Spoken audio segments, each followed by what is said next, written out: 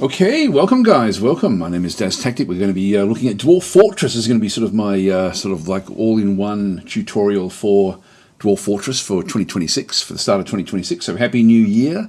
It's already 2026 where I am, but I know that for most of you that are watching this live, it's not 2026 yet, but it's one of these games where I think people probably sort of give themselves New Year's resolutions to get into it finally. I know many people actually buy the game and then just sit and watch it, or sit and look at the actual the button, and then never actually delve into the incredible game that is Dwarf Fortress. It's an amazing game, and I think there's like a lot of these sort of games that are considered to be very, very complex. There is actually a there's a degree of fear about sort of jumping into it, but this game is actually sort of almost designed to embrace the fear. And in fact, they have a thing in the game with they've got like a word "fun" with an exclamation mark at the end of it, and that essentially means losing badly. It's all about losing in the worst possible way. This is a game for masochists. Hi there, Expent, and saying, hey, hope you had a Merry Christmas. I did, thank you. And hi, Adrian. I hope everyone else did as well. So, yeah, Happy New Year and Merry Christmas, everyone. So, anyway, I hope 2026 is a good year for you. Hope 2025 was a good year for you. Anyway, let's get into this game. Now, I'm going to be sort of just going through. I'm going to try to spend my time, take a bit of time to explain certain things that will make it more enjoyable if you are new to the game, if you sort of have never really got into it. And I know that a lot of people actually have had this on their library or in their library for possibly years and just not even opened it up. But it's an amazing game. Anyway, the biggest thing that you can do to help yourself right from the very, very start is to not just have Dwarf Fortress, but also have what's called DFHack. And so you'll see that these will actually, they should correlate, like you can see version 53.08 in the bottom corner there. And then DFHack should have the same number with a revision of whatever revision it actually is. But they should correlate. If they don't, you won't get the little DFHack symbol. And DFHack is, I'll just go back out and just sort of talk about this a little bit. So this is the Dwarf Fortress page. So of course you're going to be needing to have Dwarf Fortress to actually sort of run this particular one. But if you do go back out, and you can then just go to DFHack and through this other side over through here, which is free. So you can just get this one through Steam and then just have it running. So when you do run Dwarf Fortress, also make sure that you've got DFHack there as well. If you do install it, when you run Dwarf Fortress, it will just run this automatically. What it will do is actually, when Dwarf Fortress, if you've installed DFHack, and I'll just go and click on that one, just go to the store page. It's completely free. You can see they're overwhelmingly positive in this sort of case as well. I'm surprised that so many players have got Dwarf Fortress, but only in terms of reviews, there's so much less reviews for a DFHack. It really should run together. It makes the game so much more approachable, particularly for new players. It's not a hacking. Well, it is a hacking system, but it makes your life so much easier. So we're going to definitely be looking at this tutorial through those eyes. Hi, Falcons. How you going? All right, so anyway, that's this is an incredible group of people that actually put these tools together. Usually when, and I will just talk a little bit about it, if you do install it and then you find, it's not actually working, what's going on, you will find that when Dwarf Fortress actually fires up, like if we just go back out again to Dwarf Fortress, we're going to get there. I'll just do it this way. When Dwarf Fortress updates, there's usually about a day before DFHack updates and thereabouts. It's actually usually a lot less than a day, but DFHack will then try to do it. So there can be times when you do get a mismatch between the actual between Dwarf Fortress and DFHack, and I respect DFHack so highly that I will not play until there's correlation between them. But what you can do in both Dwarf Fortress and DFHack is, and I'll just show you in DFHack, I can go into DFHack, I can right click, go to properties, and I can then go to betas, and I can then go and choose which version I want. So let's just say that let's just say that the game is updated to a new version. there'll be a I can push either the game back, which is usually what you're going to be doing. In fact, that's probably the way to do it, not do it through DFHack. I would go to Dwarf Fortress and not have it running, of course, but I would go into Properties, Betas, and I would just wind it back one version. And that way I can then just have it running with DFHack. So it's sort of one of those things. And when DFHack updates, you then sort of get rid of, you just go back to none again and just keep with the current version. So that's just one little thing, just to make sure that they are working together, because it's not the developers of Dwarf Fortress that are running DFHack, but they do work closely together. So anyway, that's the first little thing. So I definitely recommend that you have that one running. It makes your life so much easier with what's going on through there. There we go. Hi, Rogie. How you going? And so anyway, DFHack, absolutely must have that running when you're playing Dwarf Fortress. It's an absolute lifesaver. And I'll show you certain things you can do with DFHack as we sort of go through the game itself. It gives you reminders. It gives you automated settings that you don't have to then manage as you get into it. The other thing is with your settings, there's a few little things that you probably want to change in your settings, just to sort of change things up. One of the things is the game doesn't just run at a certain rate. It runs, so if I can say new game or old, I'm just going to start a new game for today and then go back to the old game again afterwards. So Dawson loves this. You must be a genius. The last time I played Dwarf Fortress was I was struggling hard. It's one of those things you've always got to embrace the struggle. So it's just going to be this is going to be a one-off game today, where we just sort of get into the game and just go through the steps of how to get established.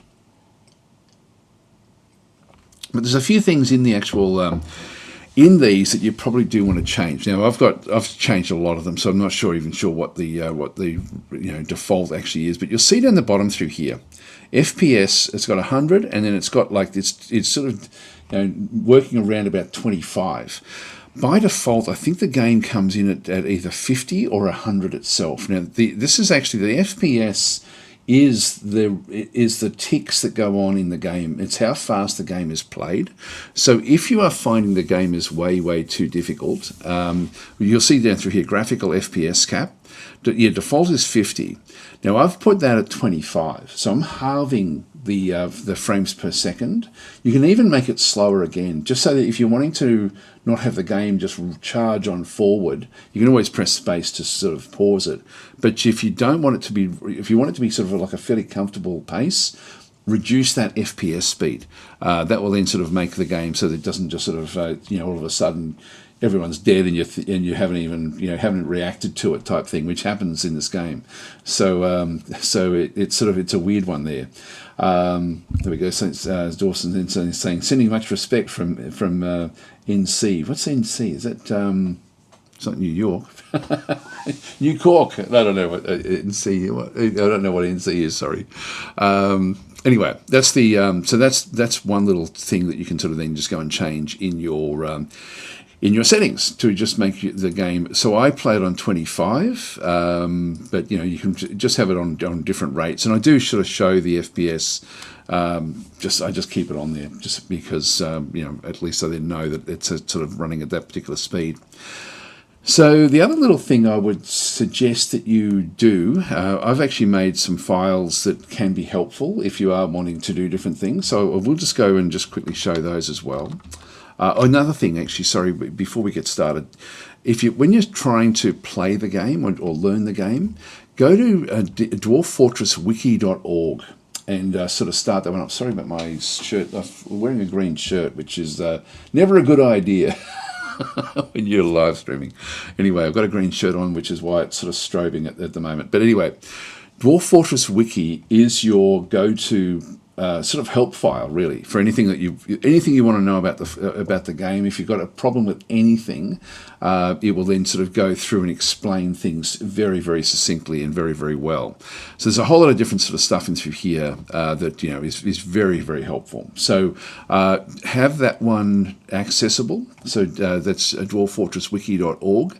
I might sort of show some things from here, but this is incredible. This resource is just amazing. It's the best wiki of any game game that I'm aware of. Like it's been like a go-to place for many years. Before the Steam version came out, this was sort of like where you went. And also, if you are wanting to pick up the files that like the mods and things that I use, that I've created, just go to ko-fi.com/DasTactic. I put all my mods in here for all my different games.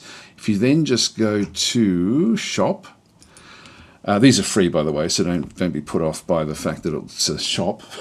But it's just so it allows me, when I do an update, at least you can then sort of grab the update.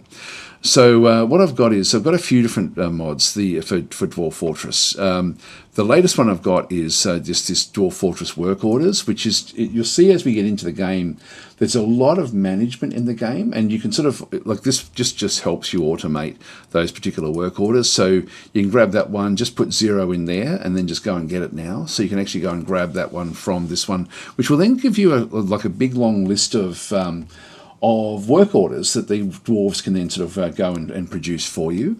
So there's that one. And also, like when I'm playing it for myself, I like to play it on super hard. So I actually have these world generation settings back and through here. So DasTactic's Dwarf Fortress world generation settings. These are these create a very evil and very dangerous world. We're not going to be playing that today. We're just going to be playing the default today. But I really do enjoy these sort of like more of a fantasy, more aggression in the actual world itself, and sort of also the haunted biomes and stuff like that. I really quite enjoy. But I know that's, if you're new to the game, you're not going to be wanting to do that. Also, I will just point out though that it's not, Dwarf Fortress is not a game you have to min-max. You can just you can have fun anywhere. We're not going to be min-maxing our start. So they're the resources. Dwarf Fortress Wiki, absolutely have that one sort of running. If you do want the work orders or even the game settings that I've got, then you can just go and change those. We're just going to play default though. So we're going to start. We're going to create a new world. So this is where they're going to then be sort of starting. Now, when you have got some vanilla mods have been updated, please recreate your preset with mods you currently have installed. Okay, so sorry, there are vanilla mods that have been updated. Now, what this one is I've actually, I'm going to press, I should actually play without mods actually. I've got some very minimal mods. I'm just going to click on OK. I'm just going to go back out into mods, and we've got them installed. It's these here, vanilla languages, which I want to get rid of. I'm not sure what they, yeah, actually they're already out, so that's okay. No, that's fine. Anyway, forget that.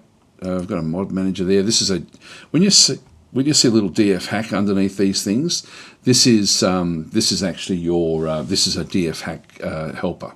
So the helpers are sort of all over the place. So just right click to get rid of anything like that. Just go back to the create world again. Actually, sorry, it's just gone and done it there. I'll just quit out. And if I was pre-recording this one, I'd be cutting all this bit of it out because I've just made a mistake, and I don't want to be doing this one. I'm just going to pause and just go back and just talk about what's going on here. Back to the main menu, create new world. Okay, so just go and click on OK. All right, so we'll just leave that one there. Now, this is the default setup. The way it sort of works is your world size, like when you're first playing it, just play the default. Like, it really is not going to matter that much. Like, there's certain things that you may want to change just to sort of make life, you know, a little bit better for yourself in different ways. And I'll talk about it very, very briefly. This is sort of like the overall world size, not your fortress size. This will actually indicate the different civilizations that will be around you, the different characters. So the bigger, you know, the more diverse you're going to then sort of find different things happening. The history length, 100 years, I find is really, really too short. What actually happens over the course of the history of the game, and I'll keep it on 100 years, but because for your first fortress it's not going to matter that much, but the more time you give it to percolate along, the more sort of things will happen in the world around you, which will then come and impact your game. So if you play for a very, very long period of time, There's going to be more time for vampires to develop and were creatures and stuff like this. So you're going to end up with more criminals the longer that civilization gets to run. We'll just play it on 100 years for now. Number of civilizations, medium is fine. Number of sites, these are sort of like monster sites. Just keep that on medium as well. Number of beasts, this is like the forgotten beasts or the titans, the big beasts, so keep them on medium as well. Natural savagery, this is actually the world will then generate into a 3x3 matrix, which I'll show you when we get into the game. This is just going to keep everything sort of like fairly balanced. And then minerals occurrence. Now, if you've got it everywhere, it just means you're never going to run out of minerals, or you won't have a scarcity in your fortress, no matter where you sort of start. So I would suggest that you turn these back. You're not going to notice it at the start of the game, but you will sort of as you get into the game. I'm just going to put it on sparse for now, but that's really up to you. If you do want to have it everywhere, it just means you can build anything you like out of minerals. It certainly makes the game easier. If I was actually doing it from this default, and I actually do it from my own settings, but if I would be playing on medium, I'd be going 250 years. I think I might do it this way. I'll just show you what I would then do. Keep all those and just do sparse. That's how I would set up a fairly average game of Dwarf Fortress. So let's go and create the world. Oh, we've got detailed mode as well. I'm not going to go into that, but that's the mode that I then have with my stuff loaded in. But anyway, we'll just actually, if you do go and grab the world creation, I will just quickly go and show that one. This is where you then go through, you load in the world, like the world parameters, and then you've got the actual settings that for example, I would use back in through there. But we'll just go back to the basic options and we'll just keep those where they are. So this is just going to be using the defaults for the game. So we'll just go back in and the default settings. And we'll just go and create the world. So it's now going to load in all the files that it's going to then be using for world creation. And then it's going to start to generate the world. Now, we'll pause this at different times just so you can sort of see what's going on. Now, and I'll just explain why this game is just so special. So what you've actually got through here is it's rejected 6 worlds already before it got started. It's now found a world that it thinks it can then work with. We've got preparing elevation, so it actually prepares the it's in a 3-dimensional it actually goes through depth as well. It's not just a surface treatment, which so many games actually are. This is the deepest world generation of pretty much any game. Maybe Shadow Empire is up there with it as well, with its planet generation, but really no other game comes close to what this game actually does with its world creation. It then sort of works out what temperatures you're going to get, and you can see down through here we've got like snow in the bottom, and if I go and if I use the WASD keys, I can sort of hover around a little bit. So we've got a cold location down through here with ice, and we've got ice on both poles. So in this case, and it can actually be different, like it can be one where you've only got one pole, which means that the hottest area is going to be through the middle of the map. And in fact, you can sort of see down through here, it looks like we've got like tropical grasslands. So we do have a tropics on this particular map as well. We're seeing mountains, etc., etc. Once it's figured out the heights for the mountains and all this sort of stuff, it will then figure out what the rainfall would be from different locations. And so we're going to then find rivers, and you'll end up with sort of like major rivers running through here, sort of more minor rivers running down towards, a way out, with trying to sort of find its way back out to the sea. And so the rivers will then sort of run, and then it will form lakes and minerals as well, based on the sediments that then drop. So it's actually building up the world as it goes. Let's just continue generating. Now it's now placing the mega beasts, so you can sort of see down through there. It placed the large creatures. It also then started to place different. You'll notice that there's little sort of things in through here. This is a mysterious dungeon called Heartglow. And so we've got a dungeon that has been created in through there, just sort of randomly at the start. Back over through here, we have a tomb. So that, again, just a location that can be sort of searched on the world. We should start to see civilizations sort of cropping up. Here is actually a dwarf fortress. So we've got a dwarf fortress called Prince's Right back in through here. And these are all just random. Down through here, we've actually got like Dwarven Hillocks. So within the first couple of years, we're at year 18 now, where I've got it paused. There's been 1,576 historical figures created on our map already.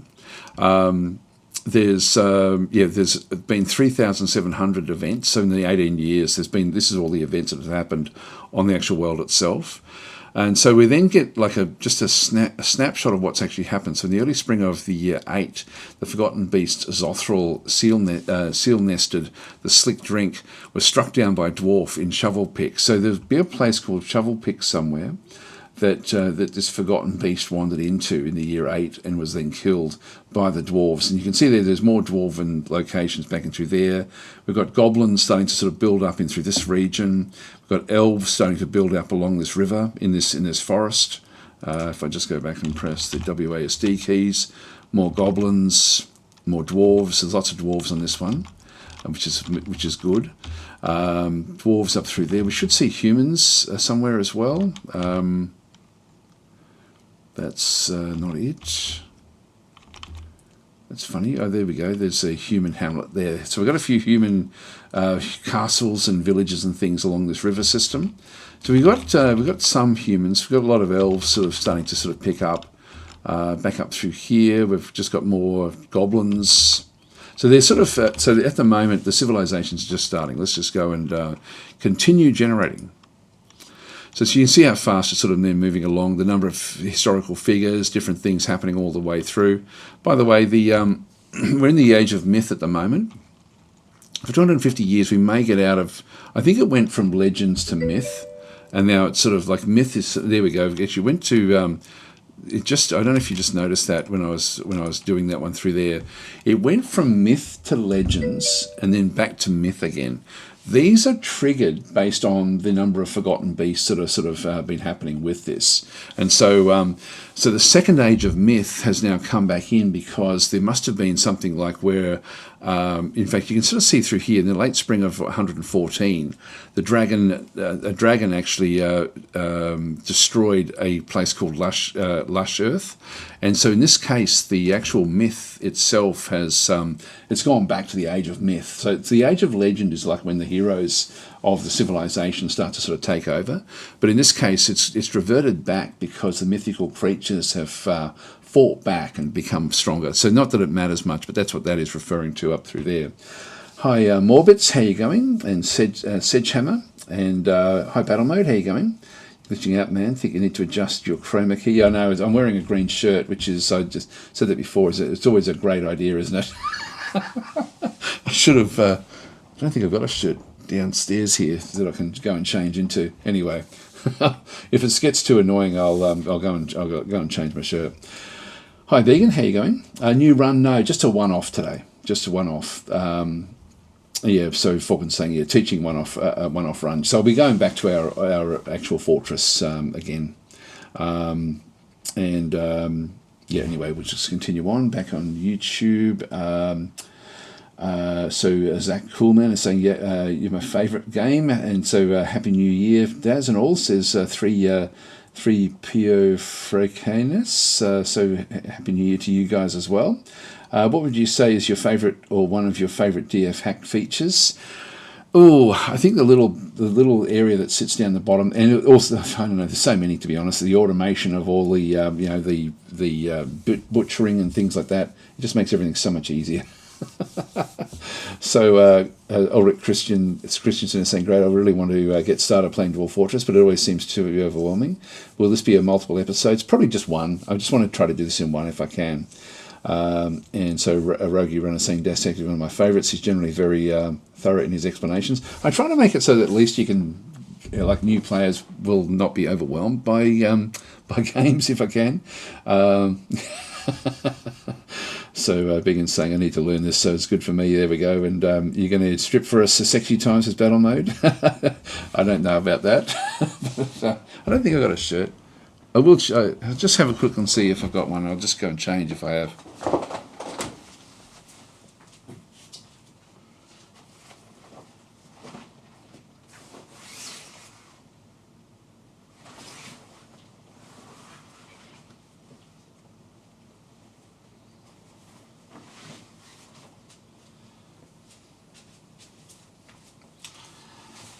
No, I've only got my life-saving stuff downstairs here, so it's either bright yellow or bright orange in that case, which may be worse.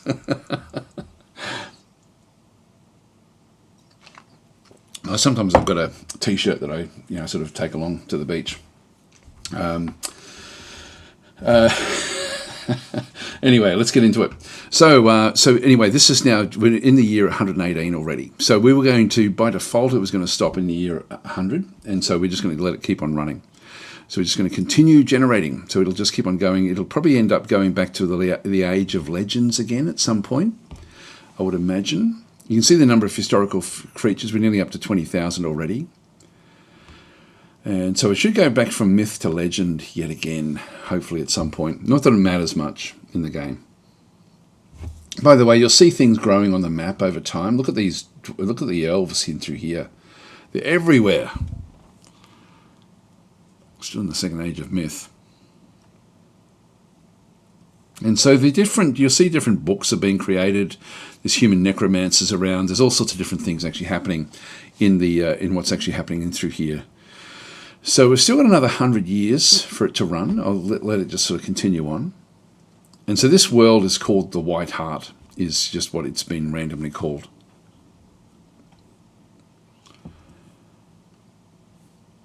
And we're getting close now. You can pause and start at any point if you're wanting to.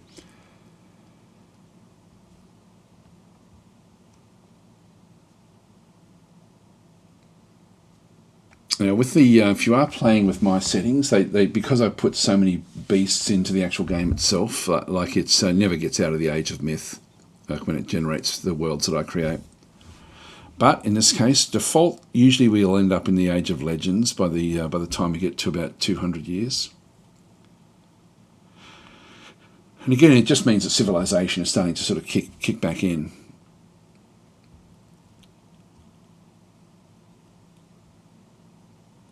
Still hasn't though. It's funny, I thought it would have by now.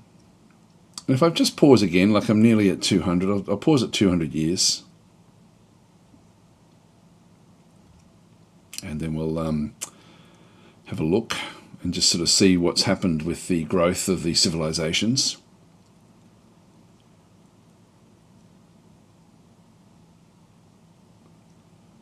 There we go, 200 years. Okay, so I can just sort of keep on having a bit of a look through. Look at the goblins that had started up through here. You'll see that there's now ruins around the place as well. So we're now sort of seeing that there's been wars already going on between the different groups. We're going to see, maybe I can't really zoom in on this, but this is sort of now showing that there's goblins that have now made their way towards where all of the dwarves were. These dwarven civilizations have really kicked on, and in amongst it there's monasteries and stuff like this that have actually occurred. We've got the humans have still just keeping in this one little area. They've settled out into these grasslands as well, so we do have human hamlets out here in the grasslands. Back and through here, the dwarves have really expanded very, very well. There's different dwarven fortresses. That's what these sort of like padlocky looking things actually are. They're dwarven fortresses. There should be dark pits in here somewhere. They're just the dark goblin pits. We're not sort of seeing anything that's sort of like too major. Some of the goblin pits will then sort of be massively large and sort of will have been formed by demons. So we end up with sort of like demonic forces on the map as well that come in. These are all elves in through here, goblins in through this other side. Lots and lots of elves over this way. The elves are quite big in this world. There's nothing much down this way, so there's hardly anything sort of showing up over that side. Now, some things, when you're actually looking at stuff, you'll sort of see like there's different coloured biomes already, and some of them will be like this brown colour. When you see a brown colour, this is like, it means it's evil, and so quite often you'll see things will then start to sort of grow with evil. Now, there's evil in through this other side, like, and you can see over on the right-hand side, it's saying it's all haunted, and in the middle there is a necromancer tower. So there's a dwarven necromancer in our game that is operating from here. There's another tower that's just started off with a little bit of evil around it, so it's actually now haunted area. It's haunting the area around it. There's another necromancer tower down through here as well, and so these become sort of like your the enemy that you're going to have to fight. But we've still got 50 years, so that they may destroy these towers. The towers may get stronger. In fact, let's just have a bit of a look. I'll just put that so that we can look at this tower, and this tower. And and there's another tower there, and another tower. There's lots and lots of, actually there's another one. So we've got a heap of necromancer towers in this region. Let's just go and continue generate. I love this aspect of the game. That's become a ruin. It's just been destroyed. Oh no, it's just been resurrected again. We should start. This one's just the evilness is starting to grow. But did you notice that it was destroyed and then came back? There's another one growing. This is the evil is growing into here. Sometimes it'll push back against, you know, when things are sort of have gone a little bit too far. There's a necromancer tower back over this way as well. So just let it keep on running. I just love how dynamic the world actually is in this game. It's just this is funny because I love this portion of the game. I just absolutely love it. Just, you know, with everything it's actually then going and doing, all the histories. It's actually everything's making sense. Even these road networks that we actually have, these are all sort of like trade networks, sort of running through the world.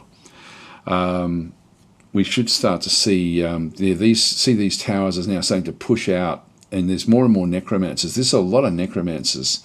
For a basic game, this is actually a hell of a lot. But this is what I mean. Like, if you let the years run forward, you end up having more of this sort of stuff happening. Like, you know, necromancers being formed. You know, they're all like there's a lot of necromancers in this world that are learning the secrets of everlasting life. And you know, we'll then sort of bring armies of undead. So we can expect to come across necromancers if we do settle into this region of the world. Anyway, we're nearly there. We've got 11 years or 10 years left to go.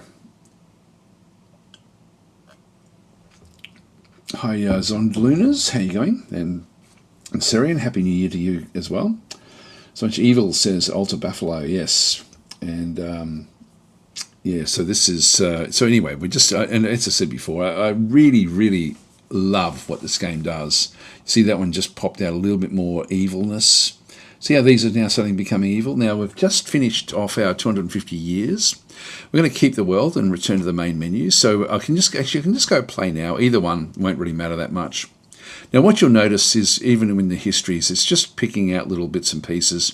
We never got out of the second age of myth, which means that we've sort of got like a lot of mythical creatures in this particular generation. If I had built another game, like we could end up in the age of legend, the age of heroes. There's all sorts of different ages that come with the actual game itself, depending on the ratios of beasts to civilizations, etc., etc. But this civilization has done fairly well in through here. Let's just go to play now. So I can keep the world and return to the main menu and then come back and play it whenever I feel like it, but I'm just going to go to play now. And so it's now saving the world and getting ready for the actual game itself. So what it does is it sort of stores all of the settings for it's very, very complex, the actual world generation itself. It's not just random stuff on top. It actually does do the whole topology of where rivers run and how things then work. And then you sort of saw there the goblins, you know, ended up, you know, extending their civilizations along the river systems. The elves were sort of expanding through forests predominantly. The dwarves, you know, around the edges of mountains, things like that. So, and then there's humans sort of like also often along rivers. And then they'll sort of build roads like the more civilized groups like the humans. So we're going to, now what type of game do we want to be playing with? If we go to adventure mode, we're playing as a single character. I don't ever tend to really play that myself, but you can play that if you're wanting to, just to play in the actual world. You've got legends mode, so you can just read the legends. Like I forget how many there were at the end of that one, but there's a lot of, that generates a lot of information. Or you can just go and play Fortress mode, which is of course what we're going to do. So we're going to go into Fortress. It will always run forward 2 weeks. Now, the way it works, like granite, slate, and felsiite is spring, hematite, malachite, and galena is summer, limestone, yeah, whatever, blah, blah, blah. They sort of like go from autumn to winter. And these will then have a bit of a bearing on what you're doing as well. So, a few little things right from your very, very start when you do sort of get into the game. The first thing I would suggest that you do is click down on this bottom right-hand corner here and go to choose your origin civilization. What you need to do is you need to find a civilization that's actually got a large population. If we go to this, there's 5 dwarven civilizations on this particular map. If I go to the top one, you can see there this population has only got, so this is the Bejeweled Land, a group of dwarves. There's only 25 of them. Don't ever choose anything that low. The reason that you want to be making sure that you play with having a lot of dwarves in your civilization is that this is the dwarves that get fed into like the migrants that come. They come from whichever civilization you choose. They also, like depending on their industry, will be what they bring to your, like when they come to trade with you. So if you choose 25, you're not going to be able to do much in the game. Let's have a quick look at some of the others. They've got 9,100 there, 85 sites. You can see there, these are actually spread all the way across the north. If I go back to this one through here, I can't even see the location. It normally will then sort of show a location somewhere in the middle through here. In fact, number of sites, 0. So there is a queen somewhere in the world. So this is a group of lost dwarves. So we've got about nearly 10,000 dwarves there. That's a good size. The Ageless Mountain, 10,000 there, about 10,000, 72 sites. They're sort of in the south. You've got the Anvil of Brass with 5,800 with 50 sites running through this other side, or the Realm of Silver, which has got 2 sites. Where are they? It says it's got 2 sites with a 99 population. Again, way too low for what we want. So, but always make sure that you are picking. There they go. There's one down there and one there. That's all that they've got. So one is inside the evil biome from this particular tower, and then they've got like something there which looks like a bit of a ruin. But if we just go back in and if I go and choose the Ageless Mountain again, I'll just go and choose that one through there. So we've got a king. The other one's got a king as well. These are all different dwarven kings that they actually have in through the actual game itself. So that's the. So always make sure that it's viable for you to then go and do. Private Joe's redeemed a character. I'm sorry, I'm going to have to wait until we go back to play our actual game, and then I'll give you one of the other ones. If I've got a funny feeling you actually already have a character. No, your character got killed in the other one. Sorry. So I'll come back to that one. Saying, damn, my PC died, so I'm not sure what is working after reinstalling. Oh, that's no good. That's no good at all. So Walter's saying, I like how much the game is generating the content fresh for each new player. Yeah, it's incredible. It's absolutely incredible. All the gods are created randomly, depending on what's actually happened in their histories. A whole lot. It's just completely random. Anyway, civilization is important. We can also, if we really wanted to, there'll be ruins on the map. And if they're dwarven ruins, we can go back and reclaim them. And so if I go and click on this one here, and this can be a fun way to play the game. And so it tells you, for example, there was so in the mid-spring of 104, the unholy hegemon defeated the cities of Thundering and pillaged Steel Scraped. So there's actually there's a ruin there that we could actually go back and start our fortress with, which gives you a head start actually when you go and do it. But it can also have monsters and things inside it, so you do have to be a little bit careful if you're going to be doing it that way. But there's a whole heap of them. I can go from ruin to ruin and just see exactly how they were destroyed in the history of the actual game itself. So I'm almost tempted to go and play one of these because it does give you a head start to in the actual game, but you just have to make sure you get the security. But I think we'll start fresh. But you can see that in this game we've actually got like a lot of ruins that we could actually then go and settle. These are all old dwarven hillocks that were destroyed by. Looks like the goblins actually destroyed most of these. Yeah, these are goblin groups. Here we go. There's a rock.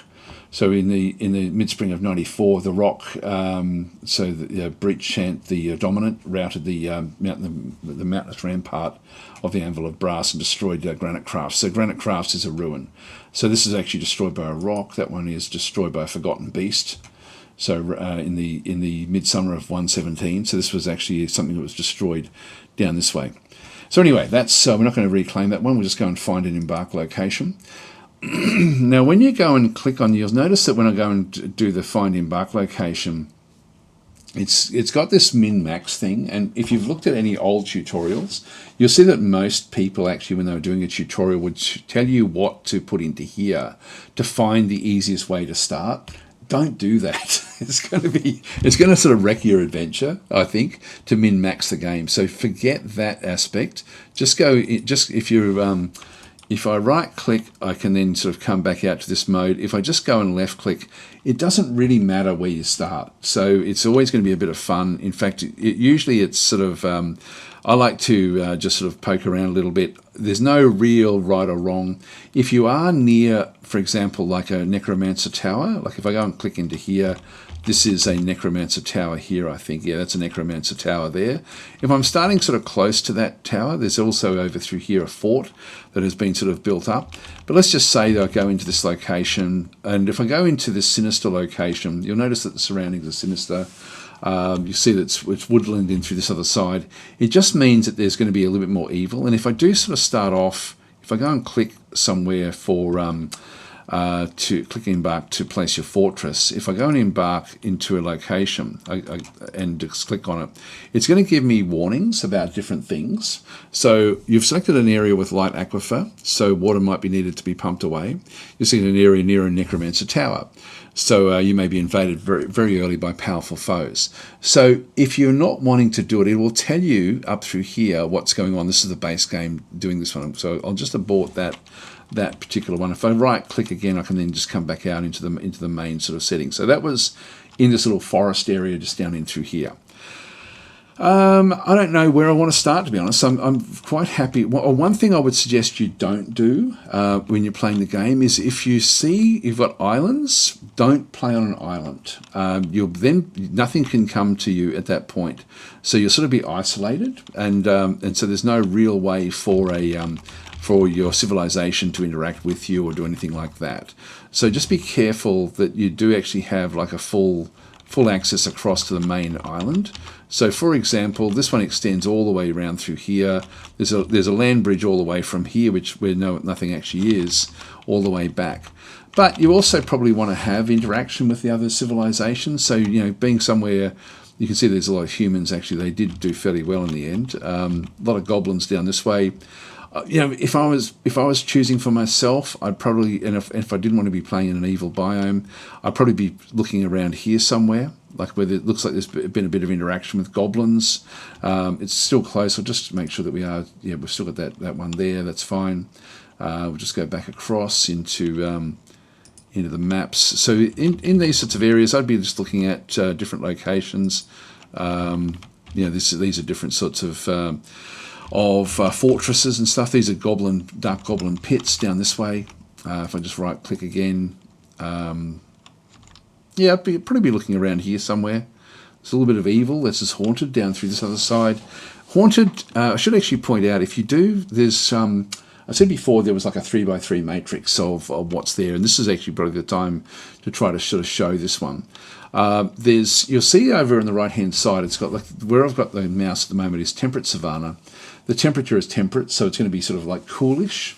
The trees are sparse. The trees are important. You are going to be needing to have some trees unless you're wanting to play a bit of a challenge for yourself. Other vegetation is moderate. That can be things like fruit trees and stuff like that. But the surroundings, it's got like wilderness. Now, as I start to sort of move around in different areas, you'll see all of this is wilderness in through here. And then it will then change as I go into different locations, I'm hoping. There we go. Over through here, we've got calm. Calm is actually something where it's actually more friendly. So it's more of a friendly style of location. And as we sort of come back up, we've got calm, we've got back to wilderness, back and through here. Untamed wilds is then high savagery. So you're going to go from things that go from, for example, calm, wilderness, and then the untamed wilds. That's your neutral area that it goes from. So calm is a neutral, friendly location. The wilderness is a neutral, just standard sort of part of the map. So you're going to find mainly wilderness when you're sort of looking around. And then untamed wilds is sort of like a neutral zone, but with giant creatures in it. So these untamed wilds, probably avoid those if you are new to the game. So untamed wilds is going to be a bit more difficult. Now, also on the other side of that, this is in neutral. You've then got evil. Now, evil is always going to be this sort of brown color, and you'll see down through here we've got haunted. Haunted is the mid-level of the so mid-level savagery, but in an evil biome. I'll see if I can find terrifying. If we can, there we go. We just clicked one. Where was it? There we go. Terrifying is the Untamed Wilds equivalent. This is actually where you're going to end up with giant creatures. I would not recommend anyone start in Terrifying, because you're going to find terrifyingly evil creatures that are giant, which makes it very, very difficult to sort of interact with. Okay, so Began saying, will the calm areas stay calm for sure, or can they become less safe as time goes on? They can change, but very, very rarely, and it would take a lot to make them change. You saw there that over the history, these things were then pushing out their haunted areas back into the wilderness, and so the wilderness was changed from wilderness to haunted in through this other side. But if you do find areas of calm, this is all haunted down through here, for example. Sinister is sort of like the more benign level of evil. So it goes from sinister to haunted to terrifying. Just avoid the terrifying. Sinister is not sort of too bad. So we go from there. This is actually right next to the sinister. We've ended up getting calm. So we've gone from a evil to neutral with calm right there. And so you can sort of end up with that one there as well. So essentially, and then you've also got like a good area. Now, they will sort of be more bluey colour, and I haven't really noticed any on this map. So a bit of a look around, see if we can find like a good area. It tends to get downplayed. You can push it so that it goes a little bit higher. There's a volcano back over there, but it's on an island. It's all wilderness. I could do a search for it, but I'm not going to worry about it. So if you're wanting to sort of play, it's not going to make a massive difference, but certainly Terrifying does. Terrifying is not where you want to be. There's calm areas back in through here near these goblins, for example. So it's not going to matter much, but again, this is desert in through this other side, like a cold desert. But we'll just go and pick any old place, I think, for our start. I will just talk a little bit about the other things we see down through here. When I do hover over these, you'll see that we've got the... if I just start from the top, it's showing the banks of fortifying will then sort of change as I go into different areas. This is the crags of lording. These are biomes, so this whole mountain range is called the crags of lording, and the weak realms is the actual, essentially the island that we're on. So if I go into here, this is the uncertain isle. So if you see the name change, this is the coast of skinning. This is actually like its own little island. So the second one that sort of is run there, the Isle of Cages, this is actually, you want to be staying on the main landmass, the weak realms is everywhere we want to be. Now this is actually the land of creations. That's technically an island, so it doesn't sort of join up with the weak realms. So anywhere we want to start, we want to be on the weak realms. So even that one is still weak realms. It just means that it's connected with all the other civilizations. I hope that makes sense. So we don't want to be going into anything that's got it's got a different name to where the civilizations all tend to be. Let's have a quick drink. So Xerox is saying, can I play with other races other than dwarf? Not default. There are ways around it, but it's but not by default. So actually, don't redeem, guys. This is a one-off. So I'm going to give all the points back to anyone who. Because we've been keeping on playing our standard game once we sort of get past this little tutorial. Anyway, that's sort of what we're looking at when we look at this world. So when you're creating your location, the next thing you'll sort of see down through here is that around this area, you're going to start to sort of see the, what's underneath your map. So it's going to have things like very deep soil, light aquifer, iron, flux-stone layer, etc., etc. So you can sort of see what is there. This is probably one of the most important things for you then to sort of make your decisions on. When you see the word aquifer, that used to be a warning to never ever start there. This is no longer the case. A light aquifer is very, very easy to manage. Like a heavy aquifer is not. So avoid the heavy aquifers, but light aquifers, just ignore them because they are so. And in fact, I'll make sure I start with a light aquifer just so to show you how to crack through them. They're very, very simple. Down through here with the neighbours, you've got elves. There's 8,000 elves nearby. This is where we are back over through here. So the neighbours down the bottom through here, as I start to hover around, we'll see different things in through there. We've got elves, humans, and goblins. So it doesn't show you the dwarves, but it does sort of have different things. So as I move towards there, I'm getting close to goblins, but they then start to move. As I move away, I'm getting less goblins sort of coming back in. It's still close enough, to be honest. If you can sort of see them, near where you are, it's not really going to be a problem. So there's, like you can see down through, if I start over through here somewhere, there's not very many humans, only dozens of them. There's 8,000 elves, and there's a heap of like 30,000 goblins nearby if we sort of started back into there. Again, when we look at this, the material, we've got sand, we've got some soil, iron, gold, and flux-stone layer. To explain what that all means, sand is going to give you glass. So if you do need it, some soil is going to give you, when it says some, it means sort of minimal. That's going to make farming underground a bit more difficult. Not that it matters that much, but just be aware of that. Iron and gold are the predominant resources that are actually there. And then a flux-stone layer means that if you've got iron and you've got flux-stone, you can create steel.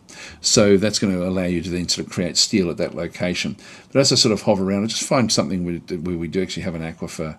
So we've got a light aquifer through there. We've got silver and copper, a flux-stone layer in this particular forest in through here. This is actually the Valley of Distractions, which is a wilderness, which is fine. That's just it's a middle of the middle in terms of it being neutral and neutral. So let's go and start off in here. And just having a quick look down at the neighbours that we've got. We've got 8,000 elves nearby. We've got dozens of humans nearby, so they will sort of come and trade potentially. And then we've got goblins as well, 30,000 of those, half a day travel to the northeast.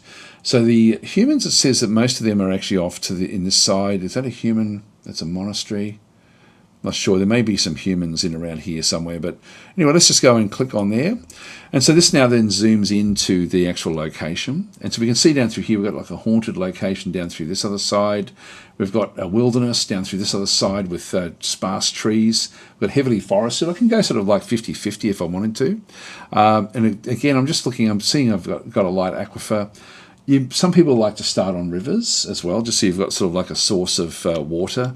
But really, if you've got light aquifer, you're not going to have any real problems. We've got very deep soil down through this other side, deep soil, silver and copper all the way through here as well.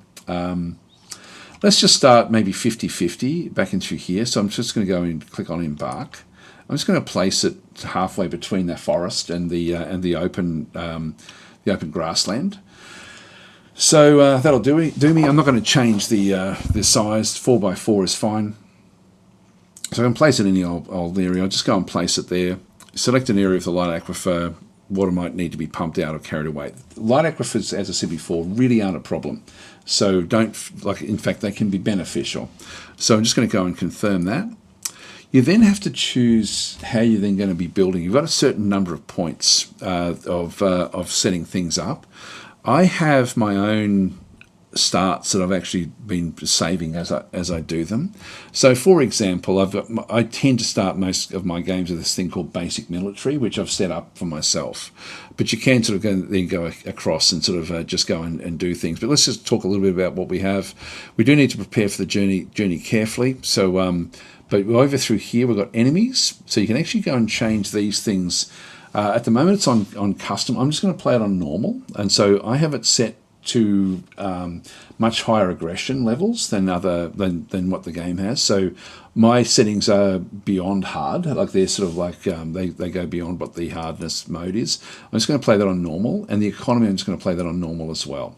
So by default they should be where they actually are, so I'm just going to leave those in through there, but you can customize those if you're wanting to. Just read a few more of the comments. So Sick is saying we can just have the 2k points. I'll just redeem it. Yeah, obsessed with being in a fort. No, this is a one-off thing. So Raving Pyro is saying the only media I've fully looked into about this game is the infamous Tale of Boat Murder. Yes, way back in the day, before they had the graphical interface and all that sort of stuff.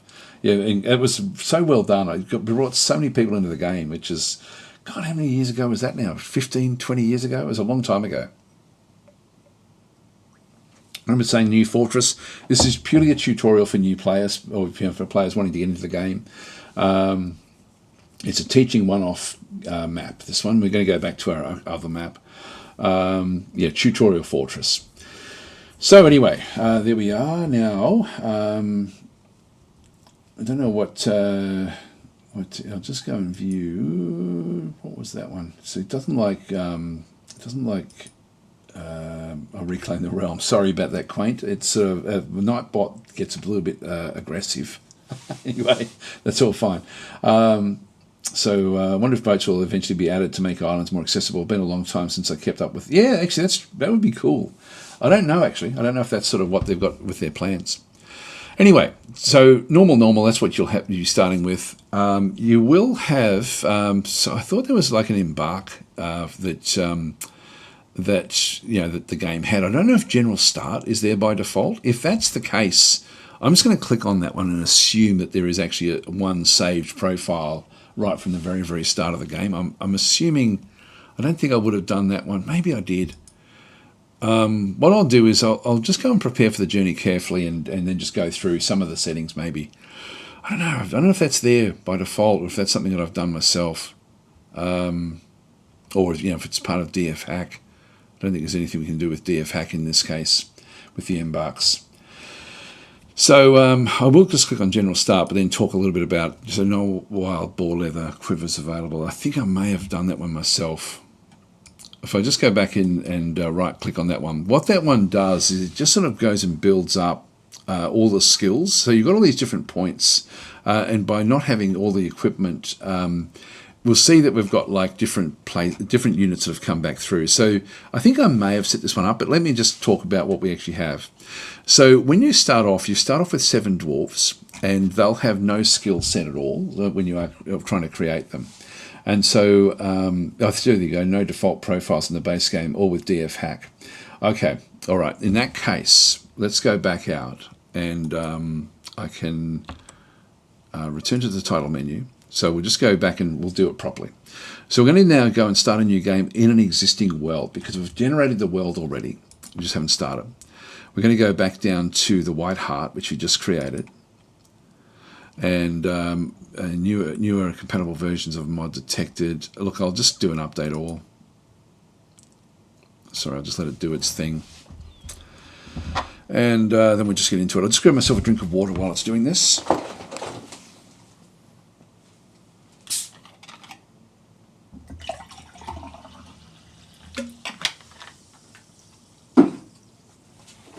The reason that the mod I've got is was one just to try to make the language a bit easier for people to sort of see when I was streaming. That's all it is. Doesn't change anything really.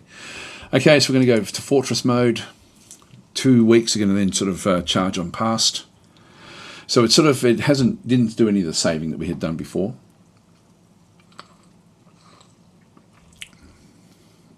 And we're just going to go down to where we set off, which was down in here.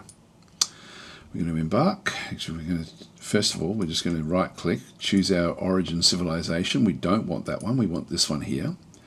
So yeah, you've got to be careful. You really need to check on that because this is quite important, that we actually go and do that one. We're now just going to go and click back into here again. We're going to go to Embark. And then just go and click into here. I won't bother with the elevation, cliffs and grades, etc., etc. Just go and click into here somewhere. Light Aquifer, confirm. So you won't have any of these. So we're going to sort of prepare for the journey carefully. It says actually start immediately with default skills, equipment, and animals. Maybe we just do that because rather than going through how everything is set up. If I just go to play now, it will then actually I'll just make sure that's on normal. I've got them preset. So let's click on play now, which sort of just gives you defaults. So if I go and click on play now, it's just going to prepare the map and it will then just go and choose the skill set available. So rather than getting bogged down in what was going on, you'll then at least just get a default start, which is sort of what we want anyway. So a Dwarven outpost, you have arrived after the journey from the mountain homes into the forbidding wilderness beyond. Your harsh trek has finally ended. Your party of 7 is to make an outpost for the glory of all Gatalonol. Now we are, this is not us, this is actually our civilization. There are almost no supplies left, but with stout labour comes sustenance, whether by bolt, plough or hook. Provide for your dwarfs. You're expecting a supply caravan just before winter entombs you, but it is spring now, enough time to delve secure lodgings ere the dingoes get hungry. Now, I don't know, like often I find Australian names in it. I don't know if the game just purposely puts in where you're from, like, animals from where you're from. So I'm not sure about that, but I get so many dingoes and emus and stuff like that. Anyway, a new chapter of Dwarven history begins here. So at this place called Cattenfeb, which is Channeled Arrow, strike the earth. There we are. So generally you would go through and you can set all these things up properly, but we'll just go straight in from there. Thank you, Began, for the gifted sub. Okay, we're just going to click on OK. Now, when I click on OK, the game is still paused, and I always get used to trying to do things while everything is paused, because I usually play in terrifying, or not terrifying, but in haunted biomes, which means I've got to act fairly quickly. So we start off into here with a broken wagon. The wagon's not going to go anywhere, and so it's full of the equipment that was then taken with us from the actual location itself. We've got our different dwarves in through here. Maybe I'll just talk a little bit about the user interface that we see here on the screen. So we've got like the 7 dwarves. You can sort of see, if I go and click on this information, they come in with a default group of skills. So if we just click on play now, these will actually have their own skills. So we actually have Almosh. She's a miner, and if we go and have a look at her details in through here, she's going off to pick up equipment, and the equipment she's trying to pick up is going to be a pickaxe. So if we go and have a look at her, so picking up equipment is what she's going to then be doing. I'll talk a little bit about how this all sort of then goes and works, but I don't want to overwhelm you at the start with all of this sort of stuff. But this is really sort of like for each character that you have in the game, they will then sort of, they'll give you information about themselves. That's just the overview that she actually has. But if we go to her skills, I'll just show you the skills that we have got. So she has come through with a proficient miner, so she's a level 5 miner, and skilled appraiser back in through here as well, which is sort of like almost like a trading type skill. So not really something that we need for a miner, but anyway, she does actually have that ability. In terms of combat, she's got no combat skills. She does actually have adequate speaker and novice judge of intent, so she's come in with some of these skills automatically chosen for her. Other skills back in through here, she's got like a whole range of different sort of stuff. Again, the game has randomly chosen this for her. And then knowledge in through here. So she's actually got like a whole lot of different things that she's aware of, like poems, etc., etc. So there's a whole lot of stuff in through there. But the labour skills are really, I guess, for us, the most important thing. But every single one of the dwarves will come in with a different set of skills. And whatever their prime skill set is will then be sort of shown at the top through here. Now when you choose this way, you don't start off with any sort of military dwarves, so we do need to get protection fairly quick into what we're going to be then doing. The woodworker is going to be picking up an axe to get ready, so Gast is going to go off and sort of pick up equipment. We've got a mason in through here as well with no job. They've got nothing to do. We've got a fisher dwarf is going to be finding some water somewhere and then go and fishing in ponds or whatever he can find. We've got a planter down through this other side and an expedition leader down through here as well. So almost like the sort of like the default mayor of the group. We've also then got pets and livestock in through here. So what have they brought through? They've brought in some dogs and some cats. They've got a reindeer bull. And you can see there it's got like things like grazer requires pasture. So these actually can't be just stored in like a stone area. They have to be stored where they can actually then go and graze.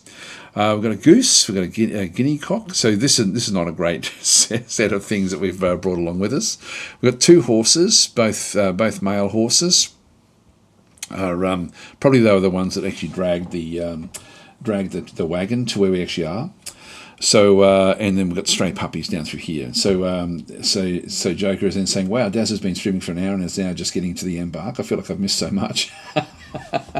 Private Joe saying, "Yeah, Dwarf Fortress watching is cool, but playing, I'm afraid it will melt my brain." Well, these are. We've got different things in through here that we can then sort of ultimately do with them. I always like to look at other, just to see if there's anything else on the map with us, and there won't be any dead or missing just yet. So anyway, that's sort of like the creatures area. What we need to do when we first get here is to actually get underground or get into an area that is fairly secure. So I'm just going to sort of use the WASD keys and have a bit of a look around. A lot of trees and things back over this side. You can see that there's different, looks like there's berry bushes, raspberries down through this other side as well. So there's actually, it's not too bad. There's a lot of trees down this way. Here's a lake, or a pond. Now, we don't actually have any cliffs that we can sort of then go and build into, so I'm just going to go and build straight down. Now, initially, for the first couple of years, you don't need to have, like in the old game, you had to always be prepared for a wagon to arrive from the mountain homes. You've got a couple of years before the wagons arrive, so don't worry about doing that until you're a couple of years into the game. So about trying to make ramps and stuff like this. But we need to get underground somewhere and start to do different things. So with the game still paused, I'm just going to start to dig.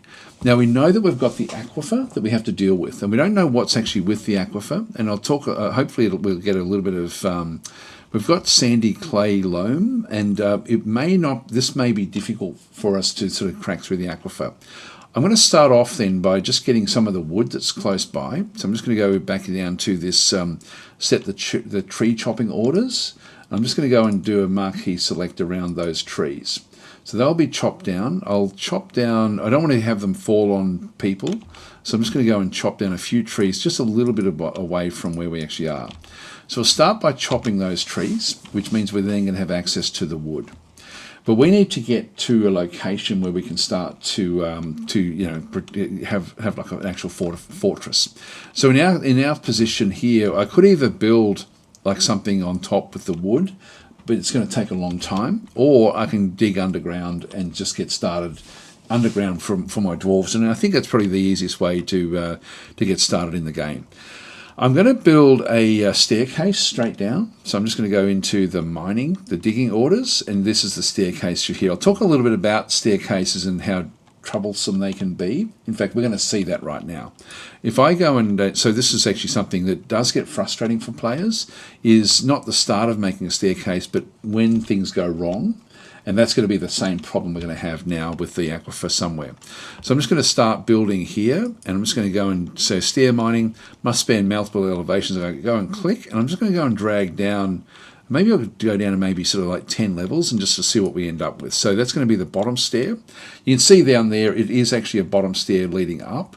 Then we've got like a stair that comes up through here. This is an up-down stair.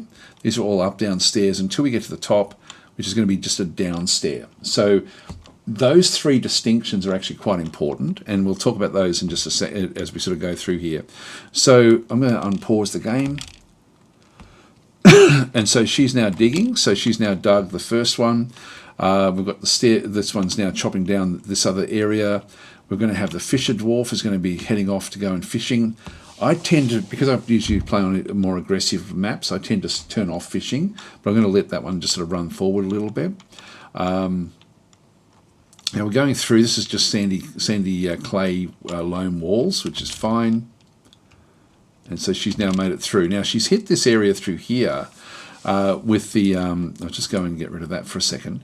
She's actually hit an area through here where there'll be a message coming up through this other side. So digging designation cancelled, damp stone located. She's actually now hit a location where below this silt wall here, she's actually now hit like the aquifer. Now, if I go and click any of the digging tools, if let's just say I did have them deselected like that one before, I can then sort of see. Now we have different designations here. Sorry about the coughing. So in through here, we've got three different designations for moisture. If it's just a single drop, it just means that the area is damp. If you've got two drops like this, it means it's a light aquifer. And if we've got three drops, it's a heavy aquifer. So this is just a light aquifer. So what I want to do is I want to keep on digging through. Now, new players are likely to go, okay, well, I want to put my stair here and just keep on digging through to the next stair. Oh, hang on, sorry, I'll just do stairs. Just do that again. And so, but you'll notice there that when I did that one, I've now got a down stair again, which is not what I want. I want an up-down stair. And similarly, when I go to here, I've got an up stair because that's where I finished it, but I've got an up-down stair there. I want to continue on through, and this may be multiple levels. So when you do this, always double check before you unpause, because that's exactly what we don't want. What this then means is we end up essentially try to imagine each layer in Dwarf Fortress as like a floor layer underneath and then an open area above.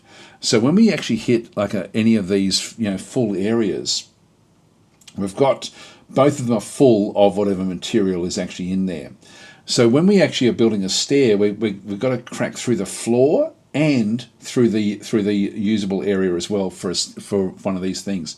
If we have an up-down stair in the area above it, it goes through the floor, and if we then dig down like a down stair there, it then means that you've got nothing in the middle here, no stairwell, and then you're going straight back down through. So an area between the stairs is actually a big problem. Thank you for those gifted subs there, Beacon. Very, very much appreciated.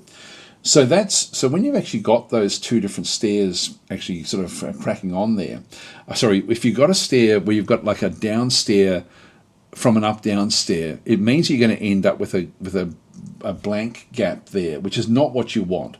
So you want to keep on building through. Now, let's just say that you do end up with that happening, which is not what you're wanting to do. And you'll find this when you're trying to get through an aquifer. You will be doing this a lot. You're going to then need to construct an up-down stair, essentially an up-down stair in that blank area, if that makes sense. So anyway, to do the stair properly, you start above where you want it to be. So you actually go into the existing stairwell, start there, then go back through the area you're wanting to build, and then just go down to the bottom of the area where you were. So that's then going to replace all of these with up-down stairs, including the area that we want to be working on. Now, we're going to have to do this for every single area of the aquifer, which is not a bad thing because it allows you then to manage each level of the aquifer. So I'm going to keep this one like this. I can override this so it doesn't come up with the warnings. So, for example, down through here, you'll see mark for uninterrupted digging through damp or warm, because you've also got lava as well. So I can go and click on this one through here, and you'll see that this is like a DFHack helper, where I can actually go and allow the damp digging to be on, which means it will just keep on digging through no matter what. But I'll keep that one off for now, so we're just going to leave that one on. There's another little handy DFHack sort of thing that actually has happened through there. So let's just go and watch what actually happens through here. So you dig, and now we've now got sand. Now, if we go back down into this bottom one, she's been able to build through here. We may just have one little layer of aquifer, which is what we have to then go and deal with. So in this instance, if that's the case, if this was something that could be smoothed, that would be the way to get through it. So for me to fix up this aquifer, if I go back down to smooth a rough wall to make it more pleasing, if I go to an aquifer, excuse me, and the only way aquifers work is that they bleed out through the cardinal areas, not diagonally. So diagonal, I don't have to worry about this diagonal one. It's not going to impact what we're doing, but it will bleed out into the stairwell from these cardinal points. If I can change the nature of that tile, it will no longer do that. So if I try to then go so I've got the smoothing on at the bottom down through there. If I go and smooth that one, see, I didn't do anything. It's because it's sand. You can't smooth sand. So in this case, we've got sand at this location, which is an aquifer, and so we've got a bit of a problem here. So if we can't smooth the aquifer, meaning if we can't change its nature, we have to replace it with something that's not aquifer. And so all I need to do here is just go back to my mining, just go to the digging. I'm just going to go and dig out that one, that one, that one, and that one. And so I'm just going to let them dig out. I'm just going to let her keep on, she can keep on digging down through here if we wanting to. Now, I'm going to let her do I want to go all the way down? I think I will, because you really don't have to rush this. So I'm just going to go and let her keep on digging down. Now we've still got the, actually, here we go. She did actually cancel. So underneath, she did this one here, which is like chert, but then she's actually hit, no, she's fine there. That's fine. Okay, so that was there from before. So she's now digging out these areas of what's actually happening through this other side before she then starts to dig down deeper into the actual into the location. By the way, DFHack is now telling me that there's some wildlife that's now wandered in, one weasel and one echidna. I don't have to worry about those. And in this now what we need to do is replace these. So I'm now going to go back to my construction menu, which is down through here. I'll talk about what all these are in a little while, but if I just go back into here, this is sort of like where you then make constructions. You've got workshops, furniture, doors and hatches, or constructions, along with a whole lot of other things. So I'm just going to go to construction. So we want a wall. So I'm just going to go and replace the wall there. And so, again, DFHack has got a planner, which is extremely useful, but we're just going to go and keep the select material after placement. I'm just going to go and click that one there once, then twice. And I've got 4 pecan logs, which I've already chopped down above. So I'm just going to go and tell it to grab one of the pecan logs there. I'm going to go back to construction again and wall. I will actually go and keep building after placement, and I'll just go and place this one here. Pecan logs. Actually, I'll just now let her dig all this out. So we can then just go back through constructions. When you're doing aquifers like this, you do need to keep an eye on what they're doing. So we're just going to go back into wall again. Pecan logs, and this one as well. Pecan logs. Now these become, let's just talk a little bit about what's happening through here. So she's actually still charging her way through. There may be a second aquifer for all we know. We don't know. So she's now hit rock though. She's now hit chert, which is a type of rock. Okay, Falcon's saying, how many levels down does Dwarf Fortress go? Yeah, long way actually. So Mortaloth is saying minus 125, I think. Yeah, we're at elevation 34, plus 34. It goes a long way down. You end up actually hitting and it does vary depending on the maps, but you end up finding like a location you just can't go through any further. If you often it's going to be lava that you get to. But there's also tunnels, which is a bit of a spoiler, but there are tunnels that go all the way through different locations in the game, and at the bottom of these tunnels are demons. So you can release demons into your map as well. So there's a lot of stuff you can build. It goes down so deep. It's unbelievable. You really don't. And there's caverns underground. There's three levels of caverns on every single map. So you will be able to find caverns, which can be another source of danger, but also source of being able to do different things down through there. Yeah, so John Mandura is saying, don't dig too deep or too greedily. Yes. Okay, so anyway, the miner is still mining. I'll talk a little bit more about what we sort of see through here with the management side of things. We've now allocated these walls to be then going and placing. If I go and click on one of these walls, we can see there that the wall is waiting for construction. I can suspend it or I can cancel it and get rid of it completely. The job has been taken by Gishud the planter, so that one of our other dwarves has now taken the job, and but it's not a top priority. So, but he is doing this one right now. So he's actually taking that one. Overall, he's been taken. This is by Ozek or Ogez. This one, nobody's taken this particular one just yet, and nobody's taken this one just yet either. So I can always make these a top priority, and quite often for aquifers you're going to want to do that. But at the moment, let's just go through. We've done the citizen information menu. The next one across is a task information menu. These are tasks. We've given different jobs to be done. So building things is a task. Mining is a task. So these are the jobs that the dwarves are taking up. And used to show you at the top of the screen how many dwarves weren't active at the point in time. You can sort of see it by seeing who's got no job. But we've got a few different things in through here. So, for example, we can see when we go to the actual characters what their job is.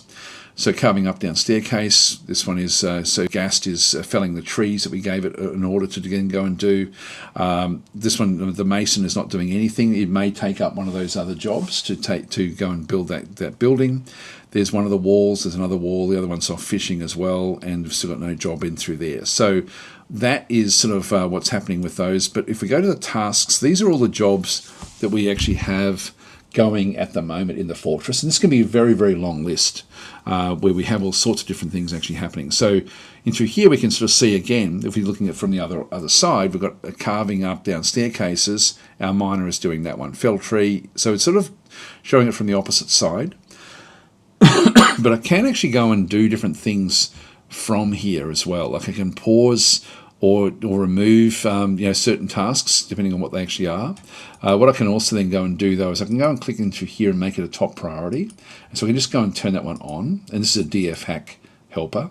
So I can just go and make them top priorities, which will then mean that they're given priorities in the task list eventually. So we'll just go and let them sort of be developed. So they're coming through. By the way, when you see, like if there's multiple dwarves in this one location, see how the second dwarf with the blue has got like a whole lot of little down arrows underneath it? That means that dwarf is crawling or sort of like prone on the ground. I don't know why, but that one is actually not standing up, whereas the other dwarf is standing up. So when you see it, quite often in combat, you'll sort of see creatures with little down arrows, and that means that they're prone on the ground. So she is on the ground for whatever reason. I don't know why. Now the first one has now been placed, so the first bit of wall has now gone into there, which has stopped the aquifer. We've still got aquifer on the diagonals, but they don't count. It's only the ones that come through. By the way, aquifers also, if you remove an area underneath an aquifer, it will leak through the floor down as well. So, there we go. So Campy is saying he's prone because there are two dwarves at the same location. One is on top of the other. There we are. There we go. So that's good. So anyway, that's a yeah. So, but by having the priorities, you can see there that the Mason has now got that one.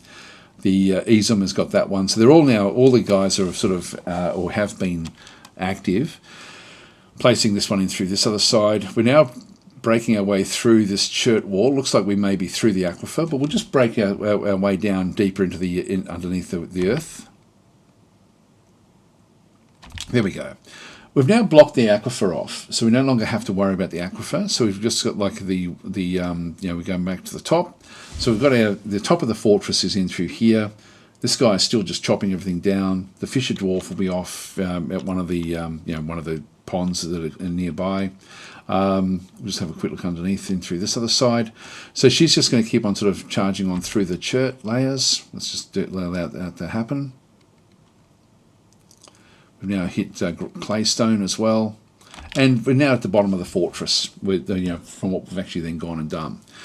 Now, usually I like to have like a fairly big staircase, so I probably will be wanting to do more than just having like a little, one wide staircase. The dwarves you saw there with those dwarves that were working on top of each other, they were actually it was a little bit of a struggle for them because they were. They do get compressed when they're in the same tile, so we want to sort of keep things a little bit more open. But I might plan for that and then come back to it. So I'm thinking I'm going to make a little 2x2 staircase ultimately, coming back up through. So we'll do it all the way maybe from the top. I'm not sure actually. I'll think about where we sort of open that one up. If I go and we know that this is an aquifer layer, like because we can sort of see the aquifer in through here. See how these are, by the way, have got just a one droplet. That means that this is a damp wall, but the aquifer itself, the light aquifer, is back out through this other side. So there's just got one layer of aquifer from where we are. This is damp because the walls they've got aquifers above them. If I go and open this one up, any of this stuff, it's going to leak from the top because there's an aquifer in those locations, and then we come all the way down to the bottom through here. But let's actually go and plan for a 2 wide staircase. So if I just go and build the staircase again from the bottom and then go back up, let's go and build it to which we do this. We know I've only got one layer there with the aquifer. I think we'll actually build it up to this location just because it is sand. And we'll sort of try to, I'm now thinking ahead a little bit as to what I need to get. I do want to have like a source of sand somewhere in the fortress, and this is it. Even though it's an aquifer, I'm going to have to do something with it. So let's actually have the 2 wide staircase, maybe finish even above that. So let's go finish there. That's going to be ultimately where we end up building the staircase. Now what I've got is, I don't want to build it yet because we've got a lot of other things we need to go and build, but I can at least say, okay, well this is what my plan is for this part of the fortress. So I've got some other things I can go and do through here. If I go and click on this arrow for the advanced options, You can then sort of see back over through here, I've got change to blueprint only mode, change from blueprint to standard, or from standard to blueprint. Now, if I go and click on that, and then go and sort of marquee select everything I've got through here at this stage, and go all the way to the bottom here, that's now changed that to blue, which means that it's actually now just a planning, this has now been planned for the future. So let's leave that one where that is, and then we'll sort of, we can see there's different things we're going to have to then go and tweak. But let's just leave that as sort of like our starting point for what we're doing. Now, usually the first thing we need to do is to get things in from the outside and have it so that we've actually then got like an area of the fortress. I always like to think ahead a little bit as to if something's attacking me, what are they going to do? They're going to come down this staircase, so I'm going to need to protect the top of the staircase somehow. They're then going to get to this location ultimately where there'll be like a more open staircase, which I'm not going to be able to do much about. It's then going to come back down through this wide staircase all the way to the bottom of the fortress. And so at that point there, we're probably going to have our fortress sort of kicking off properly at this location. So we may have to fight in this location. So I always like to sort of then make a bit of a landing at the sort of location. So I'll dig those out. And then I like to be able to lock it off. So, we need to have doors to before we go anywhere else in the fortress. It's just arbitrary which direction I take it, but I'll just leave it like a one gap location. I'll then just build a corridor that sort of runs down through the first part of the fortress. And ultimately, I'll make this one fairly long. So we'll just make a fairly long corridor. And I'll just unpause again and just let this one start to sort of dig its way through. So it's not going to hit these ones here, which we're using. Now it's saying it's... Oh, now. See how it says it's raining human blood? I must have actually ended up in the haunted biome, which is where you get these weird weather patterns. So down in here, is this haunted? It must be haunted. So we've got human blood is now falling from the sky. This will be like a weather pattern that we end up getting. It will then end up with blood all over the place outside here, which will make our dwarves unhappy. So we have to be careful. So anyway, that's because I must have started in a haunted location. I thought I chose away from the haunted, but anyway, that's what's happening. The fisher dwarf has found nothing to catch. So yeah, it looks like we've accidentally started off in a haunted biome. Not that it's going to matter that much, but we're going to start to see splatters of blood on the ground here, which means the dwarves aren't going to be all that happy. But we have to get everything inside, so we have to sort of start to to move forward here. So I'm just going to let the miner sort of start to dig areas out. They're going to be slow at the start because their skill levels are poor.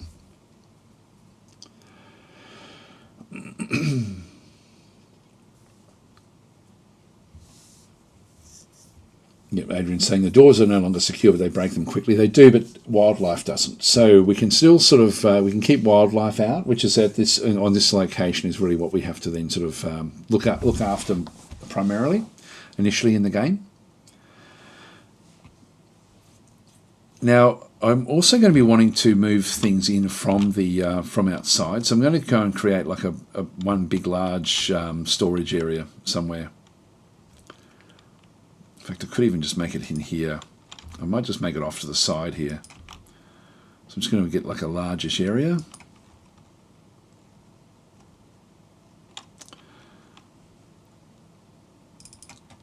So I'll just get like an entry point there. Now all of this rock will then we can then use this for other things. I'm just going to go and remove these bottom bits. That way they'll just keep on sort of digging into this big area here where we want our storage. Now what I can do, even though I'm going to end up with this being all the storage from the stuff that we've brought in, I can start that storage process in this corridor, and you can start it pretty much anywhere. So let's go and do that now. So rather than wait for this to all be dug out before I start to bring things in fact, what have we got through here? Oh yes, wanting nest boxes, that's okay. This is DFHack telling me that it wants to do something. That's okay.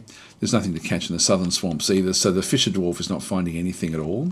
If we go back up the top again, we're not seeing much. We're not seeing the blood.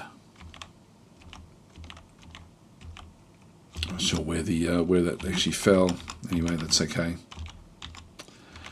By the way, there's little things like, beehives, colony of honeybees, so we could actually ultimately sort of make use of those sorts of things as well. That's another resource if we do want it. There's just so much that does go on in the game. And these clay stones and stuff that we're sort of finding, this is sort of like just sedimentary type layers. It's draining human blood again. Just seeing it up in the top of the trees, but we're not sort of seeing it anywhere else. It's okay. Just keep on moving across. Cats are going off to do different things. Let's have a look a bit now. So if I'm wanting to start to get everything from up top down into this location, so I'm going to go into into this location here, which is your stockpiles. And the stockpiles are where you can set things up for what you want your dwarves to go and do. So I'm just going to go and click on this one. So if I go into start painting a new stockpile, I can paint it in this room if I'm wanting to. So let's just go and start there. But there's hardly anything to store there. But let's just go and accept this stockpile to start with. I'll sort of work my way forward a little bit to try to explain what I'm doing with it. So in this case, it's starting off with nothing. I can go to all, and then I can change it from there. Because I want everything that's up top in here. But what I don't want is stuff that I've got access to really easily, like stone. So I'm going to go in from, once I've selected all, I'm going to go to custom and go and click on custom. And you can see by default it turns off corpses and refuse. This is a bit overwhelming when you sort of start to see it. But I'm just going to turn off the stone. So I just go and click on stone and go, I don't want any type of stone in here. I'm going to turn all that off. Even wood, I may even turn wood off, but I'll keep wood on. Actually, no, I'll get rid of wood as well.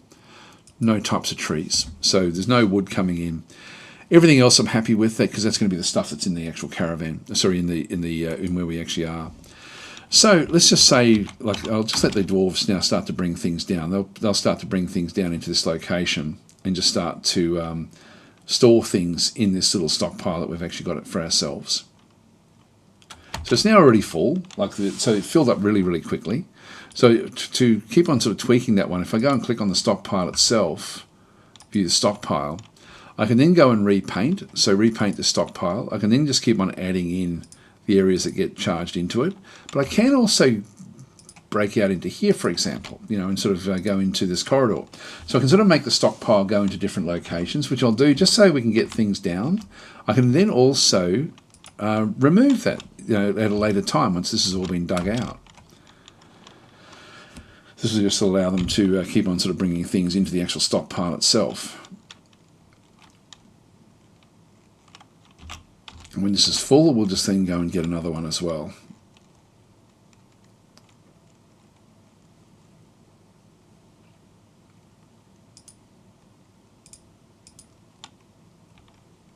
We'll just keep on painting the stockpile as we do this.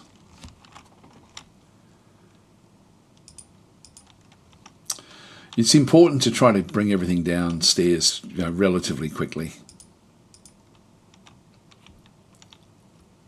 So these are all the things that were actually in the that we started off with. The reason you do that is because some of the animals will steal stuff from you, and certainly other creatures will as well. So by bringing it underneath, it just means you've got a bit more security.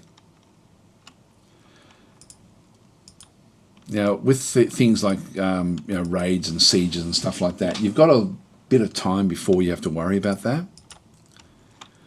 That's interesting. I've got actually extra picks. What I can do here is I'm worried about just how slow we're actually mining. We might as well get a second miner. I didn't realise we actually had picks in through here. We also brought some weapons, and we did bring another axe as well. So I'm just going to go and so we struck some jade that was actually in this location somewhere. But if we go and now that we've actually got 3 picks, I might just get a couple of the others. So if we go across, this actually allows us to then sort of talk about a few of the others as well. You can see that no one's doing anything because there's nothing left to be done. So we need to be mining out as quick as we possibly can.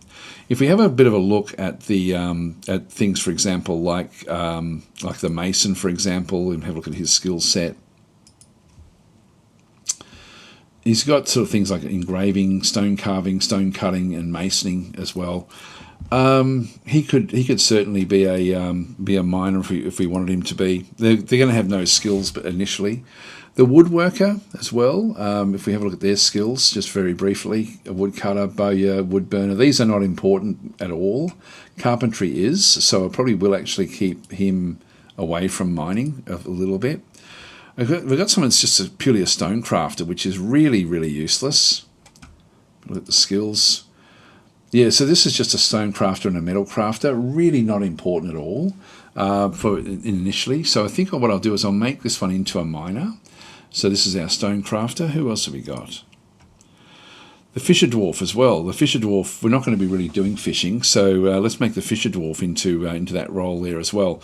So these don't actually have any mining skills, but we've got 2 more picks. So over time they'll get better and better with their skill set. And so this is another thing in the game where skills can be gained and lost actually over time if you don't use them.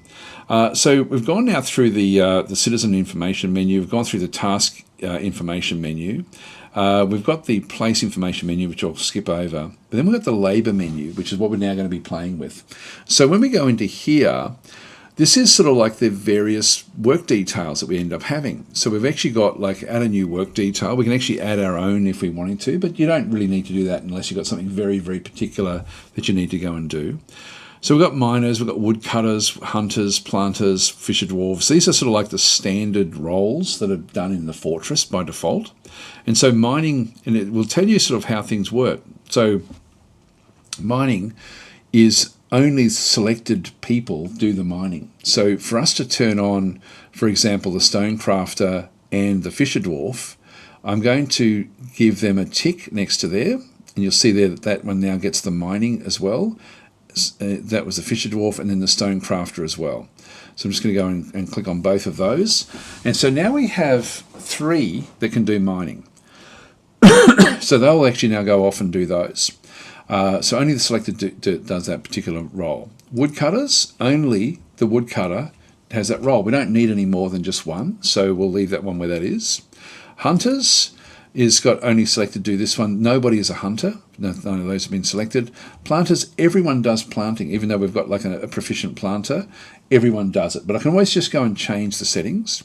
Fishing, I'm going to go nobody does this. So let's just go and let's go and unselect that fisher dwarf role. We're not going to need it. So we'll just go and we'll just get rid of fishing. Hunters as well. I'm just going to go nobody does that. It just means they wander off and use equipment and stuff, so we don't want that happening. They sort of get in your way.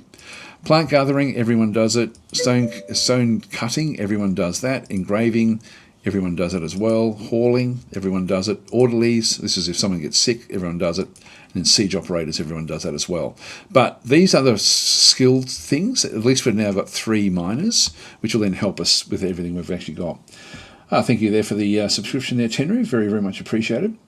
So, by the way, guys, if you do want to attract my attention, just do an @DasTactic. Particularly if you're on Twitch, it does beep at me. It doesn't beep at me on the on YouTube. But anyway, we'll see how we go. So anyway, that's the these are where we can set up the work details for our dwarves, and certain things will not work if you've set these up incorrectly. And like a bit of a gotcha, which I wasn't aware of. I think it may have only just changed recently. But if you've got somebody set to do engraving, and then you need to carve a slab because someone's died, and you need to make a tombstone, and you have only selected do engraving, but the engraver is off doing something else, that task won't be done. By default, it is done, but if you start to change these, it can change how you have to then manage your fortress. But this one is just something that can happen. Now you also then have, like for any of these, I can then go and tweak the actual settings for this. So for example, if I go and click on that one, just so you can see what's happening in through here, we've got these are all the different roles and jobs in the actual in the fortress itself. And so so for example, in fishing related, so anything to do with fishing can be turned on. But we've got fishing, cleaning, and dissection. These are all different tasks. So you can have very particular tasks that are done for each particular group. So that's sort of where we are with the tasks. So at this point in time, we're now going to have the other dwarves, once I unpause this, will actually come through. The no job for these two will then change to pick up equipment. In fact, let's just go and, I don't know if I can unpause that. No, I can't do it within that screen.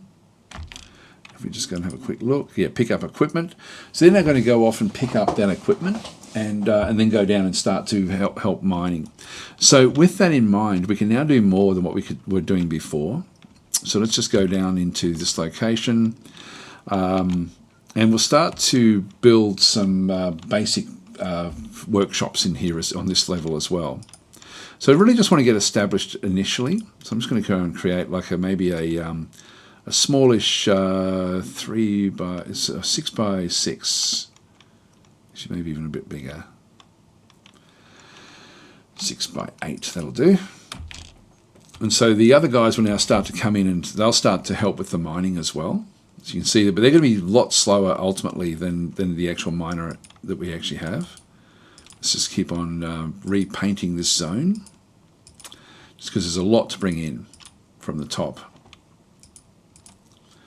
So just keep on painting this as they come through, and the others that are left up the top there will just keep on doing their stuff.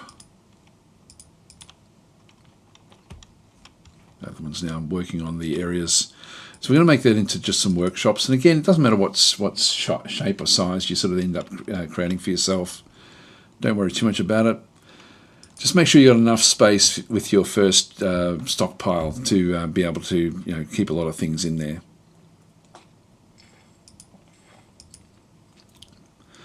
All right, now we've got all these different miners, so I don't need this stockpile out here anymore.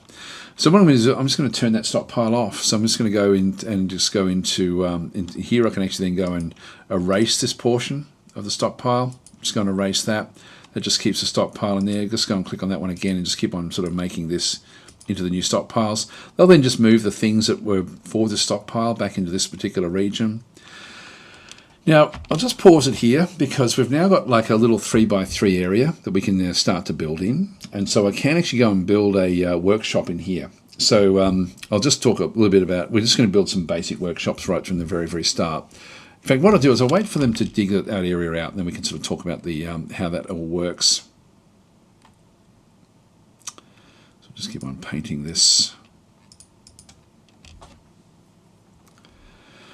And I'll go through the different types of workshops, what we need initially, what we don't need, what sort of orders we need to be giving when we've got the workshops.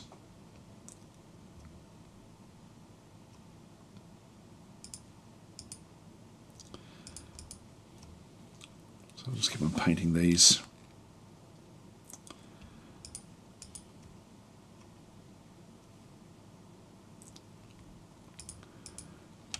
Now, when you've got miners, you want them working pretty much all the time at the start of your fortress.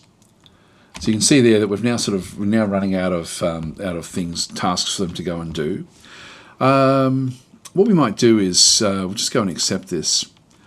By the way, you'll see that the happiness is now changing. We've gone from all 7 being neutral to 2 of them being quite happy.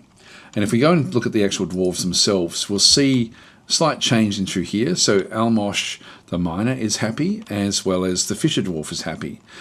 The dwarves love digging, so you can actually impact the happiness a little bit by just making miners essentially and letting them dig the earth, strike the earth. So it is something that miners in the fortress will tend to be the happiest of the dwarves usually.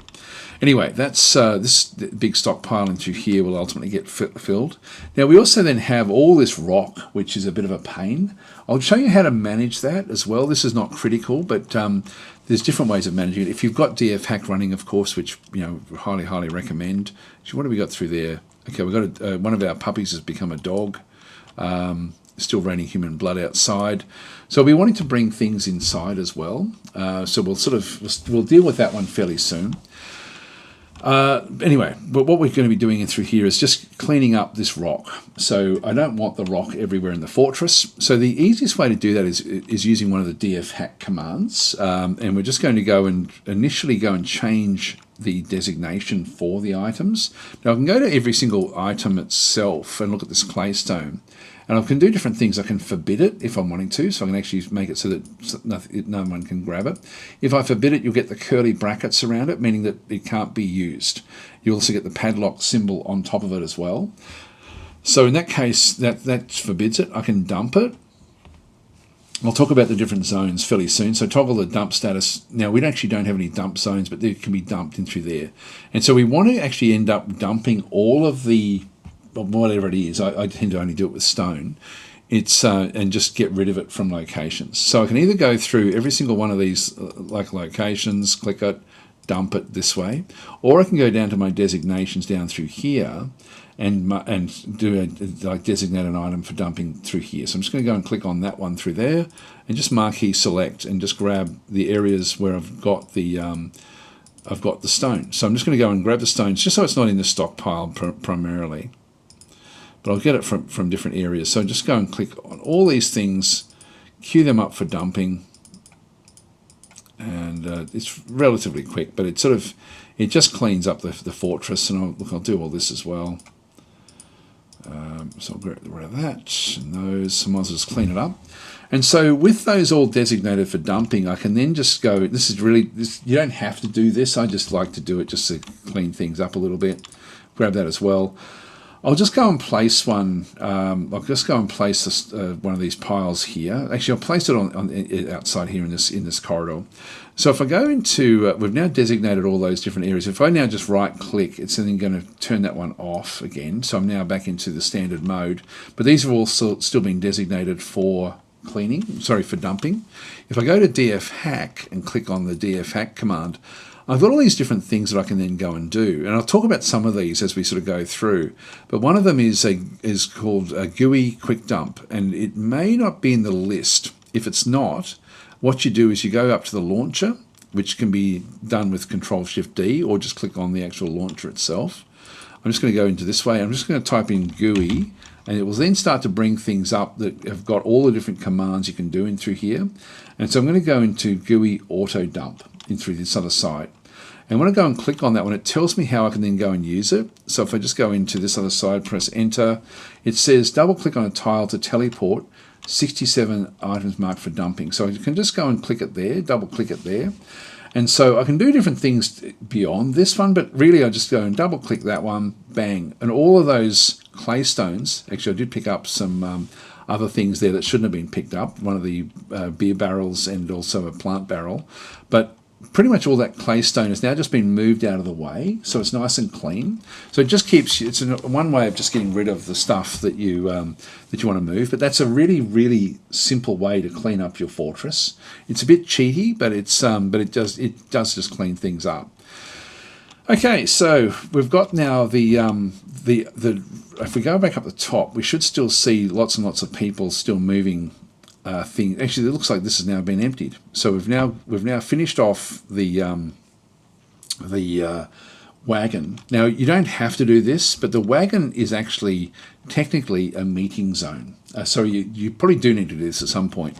The wagon is a meeting zone where the dwarves will go and congregate when they've got nothing to do, which is actually dangerous because they're outside, and it can make them unhappy because they're out, in the blood, the human blood that's raining down.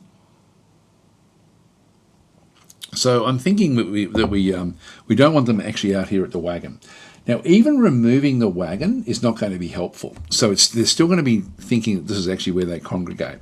So we now have to talk a little bit about zones and how zones work in the game and what you can then go and do with zones. Now, we've got a fair few different things we can do with that. What I might just do is I might just go and get the wagon and just go and remove it. So I'm just going to go and tell it to remove this building. And so someone's going to come in and actually then pull this apart. This is, if you end up in a position where you don't have any wood at all, you'll get 3 wood from the wagon. So you can then do different things with the wood from the wagon if you need to. Anyway, that's where we are. See all the animals are hovering around here as well. So this is actually, I don't think it's designated, we don't see a zone in here, like I go and click on the zones, but we need to get them so that they don't meet up, in, like congregate here. We want them, congregating down in the actual fortress itself. And I can always chop and change these. So when I come back down into the bottom of the fortress here, I can have I can set up different zones for all sorts of different things. So I'm going to set up a couple of different zones. So if we go down to the zone area, so place zones to establish meeting areas, pastures, and much more. There's heaps you can do with this. Now we're going to have to, there's a few different things we do need to establish right from the start. If I go and click on this one through here, this is actually now to create a different type of zone. So meeting areas are, you can see down through here when I hover over it. So the important zone is where your citizens will gather to socialise. Crucially, the meeting area is where locations such as taverns, temples, hospitals and the like are established. So we're going to ultimately want to be doing that one.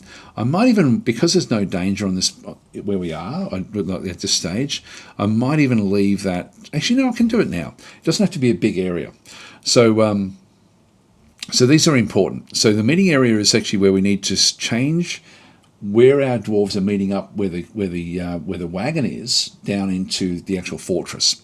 So we're going to go and establish that one to start with. So I'm just going to go and click on it. I then just create like a zone. I'll just go and create it here in this corridor. So that will be where they come and now start to meet. So it's a meeting area. It's 12. I'm just going to go and accept it. And so this is just going to be a basic meeting area. I can go and then change it. So assign a new or existing location. So I can make it into an inn or a tavern, a library, a hospital, a guild hall, or a temple. But I'm just going to make it into just a general meeting area. So that will be sort of like where they all go and meet, which is not going to be a problem. So we've now got that established. So the zone, if I go back to zones, we'll then see it there. Now we also want to have the animals. I want to get them downstairs, even though we're not really ready for them. So let's just go and build the next ones that we've got. You can see down here we've got meeting areas, we've got offices, bedrooms, dormitories, dining halls. So this is actually, we'll eat in this zone. We're not assigned to a particular citizen. Citizens without their own dining hall will eat here. So I might even make that as well. I might just go and create a little one of those just here. So I'll just go and build that one through there. Put a bit of wall there as well, but let's just make that into a simple dining hall. We can always go and ditch these afterwards if we don't like them, and we'll just go back into zones again as well, and then we've got the pen or pasture. So I'll talk more deeply about this when it's time, but let's just go and make a little pen or pasture. We'll accept that one. When we do the pen or pasture, you can sort of see down through here we've got like different DFHack commands that come in, but we also have select which animals are going to be staying in this particular pasture. And so it's important, in this case, I'm just going to go and grab everything. I'm just going to go and put them all in here for now. So there's heaps of animals now all going to be sitting down in this little location. All right, so that sort of gets through the basic zones that we sort of need to establish. Even the dining hall is not really all that critical. They'll just go and eat any old place. But look, I'll keep it in here for now, and then we'll move it off as required. You can see we've got, like, in the wildlife, there's 2 kestrels, which DFHack is telling me are on the map. So these, they may steal things, but they've now got to come underground to start to steal stuff. All right, so let's talk now about so we've got our, like, just to do a quick recap, we've gone through the aquifer, we're down fairly deep underground, we've got a corridor that we can start to sort of do other things at the end of the corridor, we've got a big storage area, and we've got an area for workshops. So really now we're just going to build some workshops. So workshops are under your construction menu, so place structures and work areas that require construction materials. So anything that requires construction materials will be built through this particular menu. So anything where your mining is through here, your wood chopping is down through this other side, plant gathering can be done up this other side, wall smoothing if you wanted to sort of smooth things out. We've got the removing stuff. The next one across here is placing the structures. We've already done the stockpiles, and we've also done there's some of the zones now as well. So placing structures, I'm just going to go into, this is then all sorts of different categories down through here as well. These are very, very useful. The workshops, again, will look a bit overwhelming when we do this one. So we've got like different workshops and even things like farming. If I click on farming, it will then open up a whole big area of workshops that can look pretty overwhelming. But initially, we only need 3 or 4 basically to get started in the fortress. And so the first ones that we need are the We need to have like the carpenter down through this other side. We need to have, sometimes a craft dwarf can be useful. That's a bit of a 50-50. We need the mechanic as well, and the mechanic's workshop. And we need the stoneworkers. So the critical one's a stoneworker. So I'll just go and place one in through here. By the way, if I put them over the top of the, blocking an entrance, it doesn't matter. The dwarves can just walk through these workshops.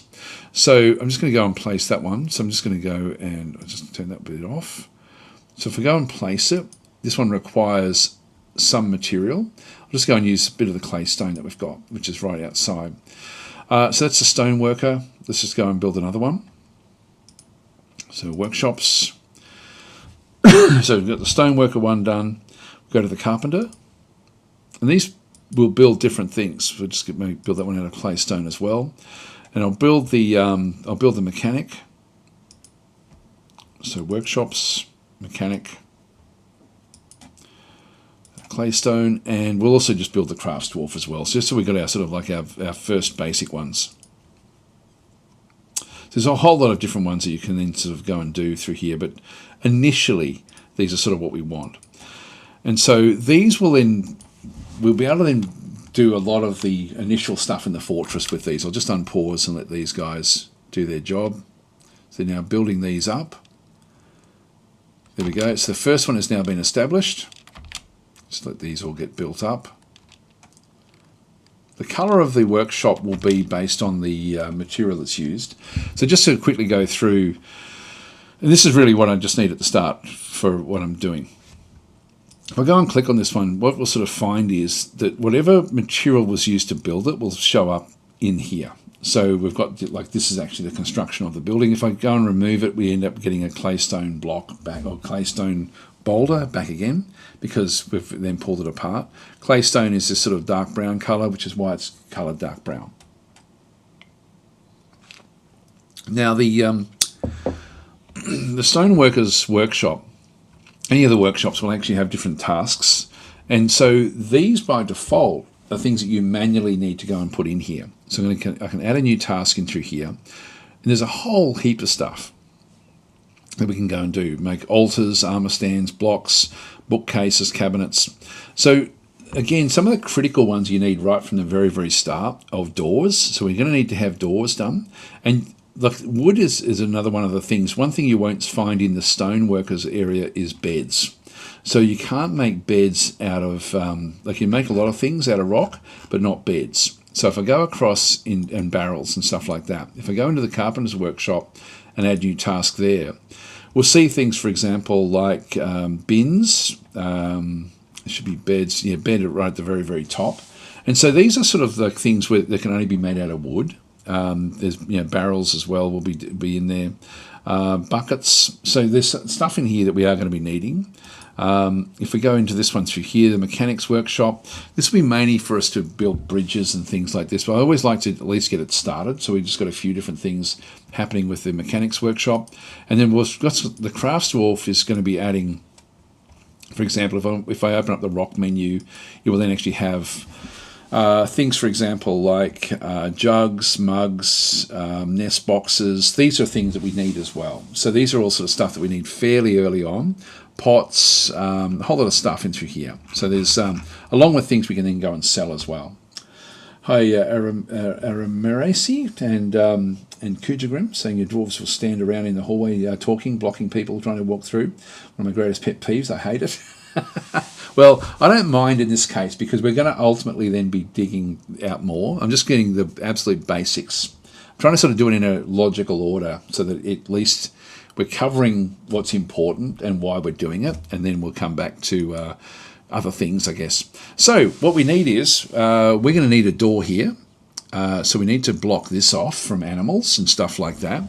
We're going to also be wanting to have another way to stop things from coming in at the top. So we need a hatch cover. You can see that we've now pulled apart the other thing, and the dwarves are no longer standing around outside. So we need to cover this to stop things from coming in, and we need to We need to put a doorway there for security, and then we'll start to build the rest of the fortress from this location, from here on down. But initially, that's what we need to go and build. So in my stoneworkers, I'm going to add 2 new tasks. I'm going to go and build a door. So we're going to make a rock door, and we're going to go and build a hatch cover. So they're the 2 things that we want to have right from the very, very start. Now I'm going to need more than that. What I can do is say, hey, this is really important, so do it now. So this is a top priority, and so I can get those things built if I'm wanting to. So I can sort of click on one of these things. It will then sort of take the top priority. But we can end up with a lot of different things that we end up building. Now we're also going to be needing pretty early on. We're going to need 1 table and 1 chair. So I'm going to add them in as well. So I'm just going to go and I'll explain what this is for. So 1 table, and so the table is there. If they're made out of rock, they're thrones. So we get a throne, which is a chair. So that's the initial things we want to be building in the stoneworkers workshop. The next thing over through here in the carpenter's workshop, if we go and add new tasks, I want to create maybe 4 beds.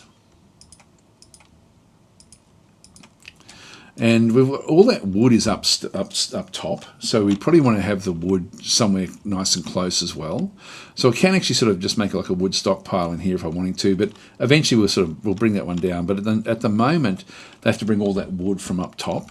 So I might even just make this area here into a wooden stockpile. So let's just go and go to stockpile, and hang on, plus, click, and just drag it in that location. Except, and this one's just going to be purely for wood. I'm not going to be designating what type. Just right click. So that's a wooden stockpile there. The guys will then bring that one down. Okay, that's that one built. Down into here in the DWARF workshop, we'll just go and add a new task. And I don't need to be doing too much in here, but I will actually just go across and build an nest box. I'll just build 1 or 2 of these rock nest boxes, because this is actually how we then get eggs. So because we've brought a couple of grazing animals, I can then sort of go and do things with those. Now, see little things, like see how there's a hamster down through here? This is a rodent, and we'll find that there's more rodents around the place. Wherever we've got food stored, we're going to start to find rodents around the place. And so the cats are great for getting rid of those. So we've got a couple of cats in through this other side. We'll talk about those in just a little while, but we've got like seed stockpiles and stuff like that, which we do want to protect. So we can sort of put the cats in with this stuff, but I think I'll just leave it for now, just where that actually is. Or we can just let the cats roam the fortress, and they'll then just go and keep the pests down a little bit. Otherwise, they'll sort of eat our stuff. Up top through here, where we've got soil, quite often you'll find grubs and stuff, which we no longer see because it's all downstairs. Anyway, that's sort of that's all going to be fine where that actually is. So we've now done all of our initial mining, and we've now established the first of these different areas. I'm just going to now start to mine the rest of the fortress out. So I've got like one location into here which comes into this corridor. Let's just dig the corridor down a little bit further, and we'll dig another doorway into here. We'll make this into another 4x4, and we'll make this into the top of the rest of the fortress. So we'll dig this area out, and then we'll dig a stairwell that goes 2x2 down. So I'm just going to start by mining the stairs, and I'm going to go down another 10, I think, and just see what we find. So let's just try that and sort of see what we end up getting. So I like to have like a central staircase. This case, anything that invades is going to have to come through this doorway along to here, another doorway down in there, which we can then do other things with, and then we've got a staircase up through here. So that's going to be sort of like what we end up doing. So people will then come and take this task in through here. You can see there, no one's doing that one just yet. We've got the wood chopper it's a woodcutter is now making this one. This is the mason is now building this one, but anyone can make these. There should be one bed that's been created. There it is, a wooden bed. It's still running blood.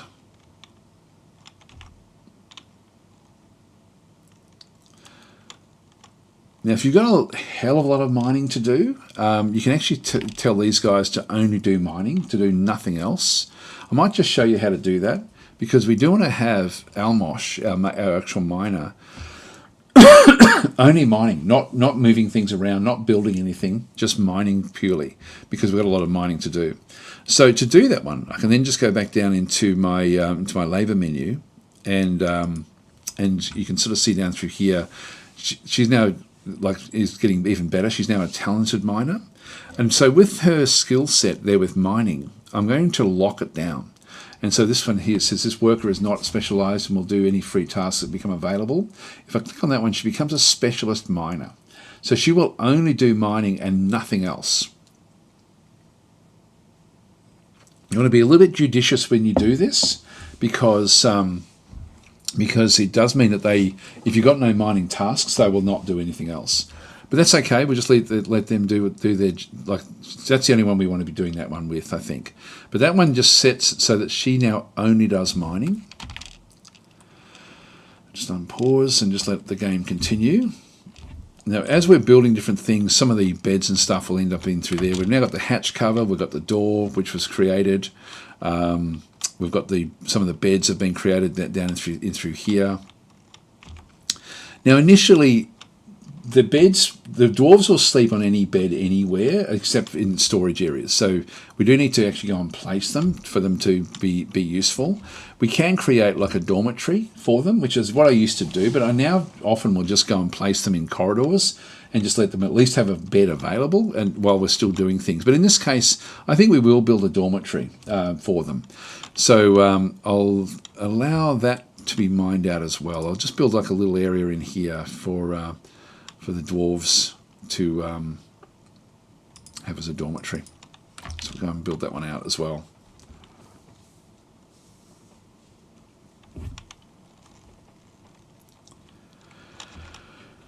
And with the hatch covers, okay, we're striking different gems as we do this. So let's go back up the top now and just go in and secure the top of the fortress. So we've still got wood up top here, but if I just now go into my, again, building, because we're now going to be building something, we're going to go into doors and hatches, and we're just going to go and place a hatch cover here. So just go and click it. We've got one claystone hatch cover. Just go and select that one through there. As we come back down at the bottom of the fortress, we've then got a door here. So I'm just going to go and place another door or hatch there. Door. Bang, we've got one claystone door there. So they'll then just go and build these ones up, which we can then lock, which will then stop the, so we've now got a door that in that side, going up to the hatch cover at the top. Yep, so they're still going off and getting wood, which is fine. And so we've got, like, the wood is now close enough to there for that to operate properly.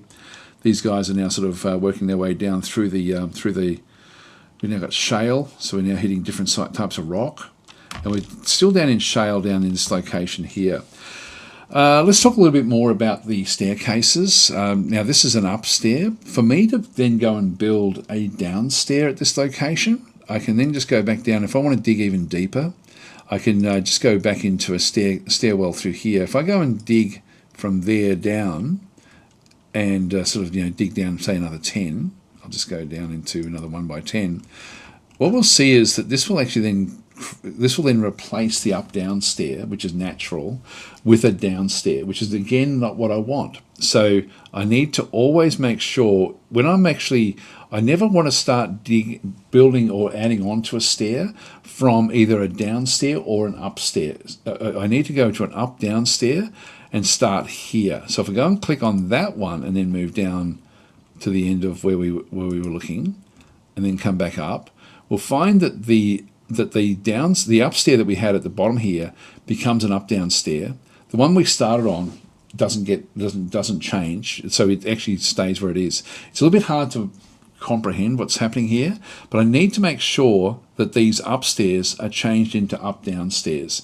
Let's just keep on, because we're now trying to find the cavern layers. So I'm going to go and just go and keep on digging down a little bit, just one wide at that location, to see what we can then sort of go and discover. What I will do is I'll let them dig out this area. See how they're sleeping on the ground? This is what I want to sort of try to avoid a little bit. I'm thinking all 3 miners will be the ones that are happy. Yeah, so these are sleeping on the floor, but they are in the meeting area.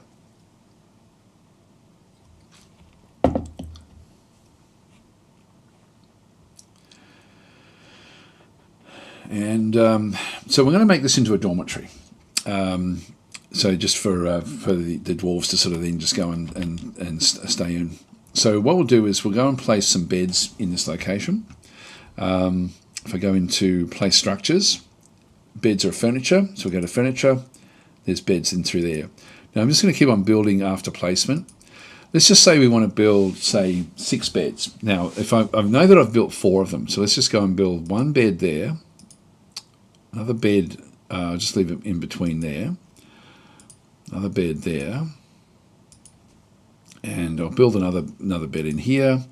Now I've run out of beds. If I go and click on another bed in through this other side, it's now going to give me an error message saying these beds, make it a workshop first, no access to beds. But what I can do is I can still keep on doing this using one of the DFHack commands, which is very, very useful for things like bedrooms and stuff, is to click on the show planner. And so if I click on show planner, it will then just keep on adding in planned beds. So I can actually then just go and click on bed and then bed. And so these 2 beds in here are going to be, when they become available, will then be added to that location. This is another reason why you want to be using DFHack. So that's now been sort of automated. So that's, if all I need to do go back into here is just go and add a couple more beds. And so that will then, they'll end up being filled with those orders. And so they're coming sort of like a bit earlier than what we sort of saw through there as well. Now, the other thing we now can sort of see through here is we actually now have a table and chair, which have been positioned out through this other side. The reason we want a table and chair right from the very, very start is because I don't want to be going in and adding in, you know, like I know I'm going to need more doors. I'm going to be needing more hatch covers as well. I don't want to be going in and doing all that and telling the dwarves, do this stuff for me. What I want to do is I want to have one of the dwarves telling all the other dwarves to go and do it. So I'm going to set up a manager's area. So I'm going to go and build an office. And so what we do is we go back into the zones. Now we've used up all of the areas in through here pretty much, but I have got an area down the bottom here.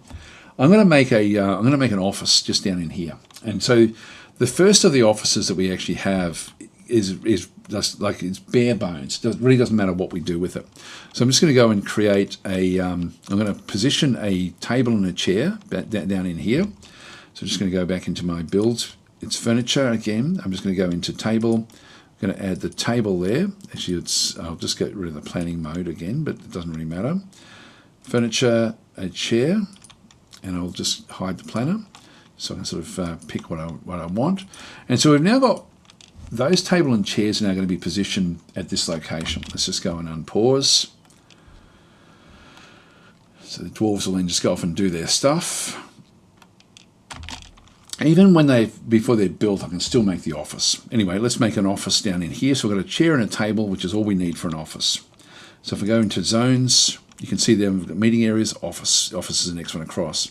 So an office or study is required for certain official tasks, such as approving work orders and bookkeeping. So we're going to go and grab that little area there as an office. Just those 2 little spots there. Click, accept. And so in this case, now we have an unnamed office, which is just, and no one's using it. It hasn't been allocated to anyone. I can actually assign it to somebody, but I don't actually. I'll come back to this in just a minute as to how DFHack is going to help us manage this office. But we now have office space in this corridor near where everyone's walking past. So it's the reason that I'm putting this out in the open like this is just so that whoever's in this office can talk to other dwarves, which does make them happier. So we've got to always manage the happiness. But in this case, that office is going to be for one of the nobles in our fortress. Now the nobles are not like, as you sort of like, they can be kings and queens and stuff like that, but essentially they're office holders of the fortress. So whenever we click on this next tab across, so we've done we haven't done work orders yet. We're going to be talking about them in just a minute. But if I click on work orders now, because this is what we're going to be now establishing. If I click on work orders, And so you can see down through here, I've got a little error message. A manager is required to coordinate work orders. They can't be put in here. So we can't actually give the dwarves automated orders to build things. This is going to probably feel a little bit confusing, but essentially what we're doing at the moment is we keep on going up into here and giving specific work orders for the workshops, which is a pain in the bum. It means we have to do a lot of micromanagement to get things to be built. In fact, what I need to do for here, for example, is I do need to go and get some mechanisms down through here as well. I'm just going to add a few of those. We're going to need them for traps and stuff like that, and for bridges. So I can do them manually if I want to, but I don't need to, because I can actually have a manager do all that for me and just automate the whole fortress. So the way that one works, this is going to be a little bit confusing talking about the way this one does actually operate, but this little office is going to be for the manager. So when we go into work orders, a manager is required to coordinate work orders. So we need to find somebody to do this job. Now, the next tab across from work orders is nobles and administrators menu. So if we go and click on that one through there, and we can see that the only noble in the actual fortress or administrator is our expedition leader. So ease them in through this other side. Now, when I select any of these new ones, they're all vacant roles that we actually have. When I click on someone, it will give me a list of people who actually have got skills that will be relevant to that role. And so, for example, we've got a militia commander, we've got a sheriff, a hammerer, a manager, the chief medical dwarf, the broker, the bookkeeper, and the messenger. So some of these are not important, but some of them actually, a lot of these actually are really quite important that we get them established. I'll maybe talk a little about each one of these just off the bat. You always have to have an expedition leader, always. So there's one way or another. It's going to be either the mayor or it could be a baron, but somebody's always going to be in charge. Now, over time, there'll be more and more things that we get added into this list. Like if we do become a barony, if we end up with over 50 population, then we can end up essentially being given nobility status, in which case we have a mayor and a baron. The expedition leader will be gone by that stage. So, but initially this is the only one that we actually have as the expedition leader. So militia commander is going to be the start of our military, which we'll hopefully get to in this session. Maybe not, but it's this militia commander is essentially the first of your military commanders. Because we didn't start off with any military, we probably may not get there in this stage. But that's fairly important. You get them on fairly early. The sheriff and the hammerer. The sheriff is sort of like your police chief, and the hammerer is your executioner. Essentially, he's not actually an executioner, but he sort of like dishes out the punishment. And so these work together. These are more late game, so you don't need them initially, the sheriff and the hammerer. But these actually, if things start to get stolen by people or anything like that, they'll actually look into crimes and they'll sort of punish things. So we don't need to worry with those. Manager we need right away. So the manager is actually one of the most important ones in the early part of the game. So we do end up getting that one through there. So we've got manager in there. Chief medical dwarf, we're going to need that as well fairly early on. Even though we don't have a hospital, like getting a chief medical dwarf, at least I've then got it established. So, but we might wait until we get the hospital done before we actually talk about the chief medical dwarf. The broker is actually the person who is going to be dealing with the trade caravans. Again, going to be fairly important. And then the bookkeeper is somebody who is going to be essentially looking at the stocks. Like, in fact, I'll show you that now. If I go click on stocks, I've got like a vague idea. So how many barrels have we got? We've got around about 20. We don't really know. We need a bookkeeper to actually find out exactly what we do actually have. So when we've got big numbers of things like boulders, we do get numbers in through here, but it's like our first things in through here are not very accurate because we don't have anyone doing stock takes. The bookkeeper will do the stock takes for us. So we've got all these different roles in this nobility screen for us. Messenger is actually only if we're really, really large. So this is actually very, very late game to worry about having a messenger, which allows you to communicate with the mountain homes. So that's really sort of what that one is there for. We'll start off with manager. So we'll go and click on the plus. We're going to add somebody into this role. In fact, I'll do that one now. Yeah, so this is actually what we have. Now, it just so happens that our expedition leader is an adequate organiser, which means that they can do management tasks fairly well. Nobody else has got any relevant skills, so that's the logical person to put into that particular role. I'll just right-click and we'll have a look at bookkeeper as well. This is our planter is actually a proficient record keeper. So we've got different roles there for those different things. If I go and click on Geishud, the planter, as an example, in through that other side, we'll see that there's actually some things that are required. Now, we're getting, our expedition leader doesn't need anything, but Geishud, the bookkeeper, does actually require a meagre study. And so if we go back into the manager role and put the expedition leader back into that role, we'll see that this one also has the need now, and in fact the same person now has a need for a meagre study. Now there's different things, for example, different classifications required for different nobility, but in this case they both need a meagre study. And in fact I'm going to change the this one here back to our expedition leader, so she can do both, because if we have one study for her as a manager, it can work just as well as a study for her as a bookkeeper. So it's not critical that we put the right person in that role. I don't want to put the minor in that role, but this one it's just important we now actually go and organise a meagre study. If we don't get the meagre study, they're not going to be able to be as effective, and it's also going to make them a little bit more unhappy. So Bing is saying, do dwarves do multiple roles, or do you wait for new dwarves to fill the extra roles? I tend to, particularly early on, I just like Easem, the manager role is important, the bookkeeper role is not important. So even though she's got no skills in bookkeeping, I just want to have the one study. So I'm going to put that into that role for her, so she can do both those roles and also be in charge of the fortress. So and then we also then have another one we might as well put somebody in charge of dealing with trade caravans when they arrive. We might as well do that one right now as well.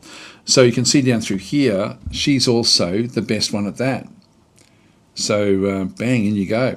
So she's now got that. Now brokers don't require anything. They don't require an office, but she requires the office in both of these roles. So with that one done, we now just need to allocate who's going to have the office.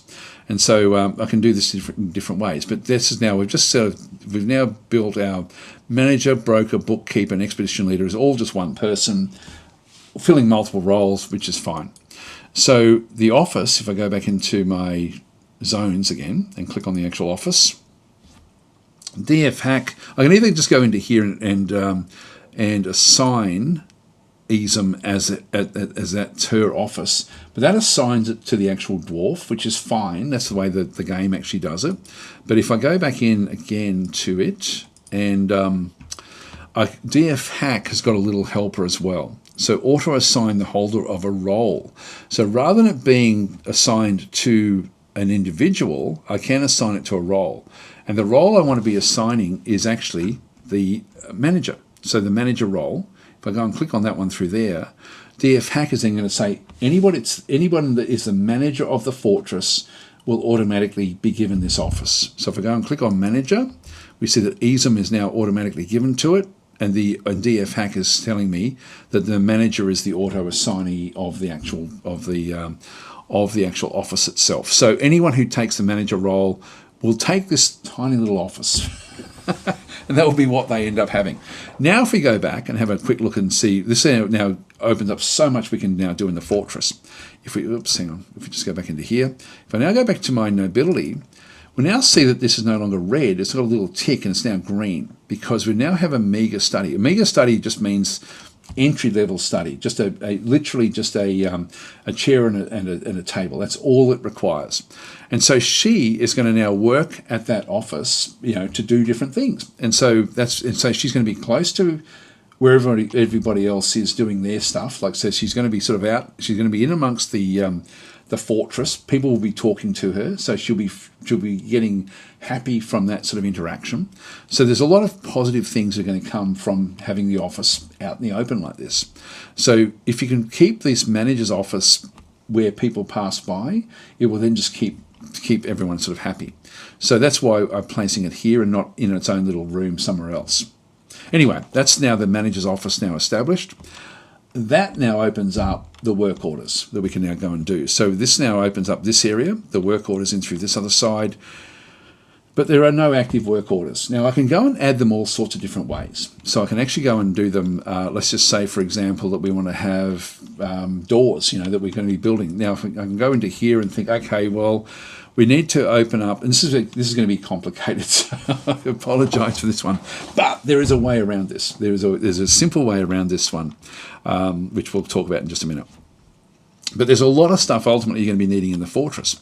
So, for example, in the kitchen, we're going to need to ultimately be having food made, but we don't have a kitchen yet. So we can prepare easy meals, and then we can sort of establish, exactly how they're going to be sort of constructed. So it says, this one says, this work order. We'll talk a little bit about what this is doing, because it's important to actually at least understand the basics of what work orders are. So when you see something like this, this is telling you that it says this work order is ready to activate, but it's a one-off work order. So prepare easy meals, prepare 10 easy meals is what the work order is. So the manager is telling the fortress to go and prepare this one. So Falcons has got little up arrows. I'm not sure what you mean there, sorry. I did answer Began's question about multiple roles. So yes, I do fill the multiple roles. But in this case, sorry, I'll just talk about this one. This one is a bit complicated to understand. So this one here, any kitchen can be used. We don't have any kitchens just yet. So we actually have that one through there. This is all to do with the workshops. I'm not going to worry about talking about that one. You can ignore that. Back over through here, we then have the actual number. This is changed the number of times a task will be performed. So in this case, we've got 10. If I go and click on that number, let's just say we want to make 2 meals. So if I just go and click on 2, it will now try to make 2 meals, 2 easy meals. I can go and change that one. I can add it so it goes 3, or I can reduce it. So that's the actual number that is actually in there. But then we can also then have it so that if there's criteria, it will then sort of activate this one over time, which is back in through here. Now, generally with things like meals, if I go and click on it, these are the things that it requires to make a meal. We need to have then, what is the current number of meals in the fortress, amount of unrotten cookable solid items, ready for cooking, and other cookable items there as well. So we can sort of add in requirements for the role, and it then changes. If I just go and click on the plus in through there, it changes this one here now to a constant work order. So we don't have to think about it. When whatever it is that we've got in through here is satisfied, it will then just go and do it. So this is actually what the work orders are. You ultimately, if you're doing it manually, you will end up with a lot of just going and adding in heaps and heaps and heaps of them. So there's a lot of them that can be done. But I've made that task a little bit easier for you. If you want, you can actually go to my coffee.com page, and so it's just ko-fi.com/DasTactic, and then just /shop, or just go to the shop, and then you've got this Dwarf Fortress work orders in through here, which is free. So you can just go into this one through this other side. And these are just some scripts that I've sort of got, which you can then just go and load in. Essentially, it tells you where to place them. It's very, very simple to go and do this one.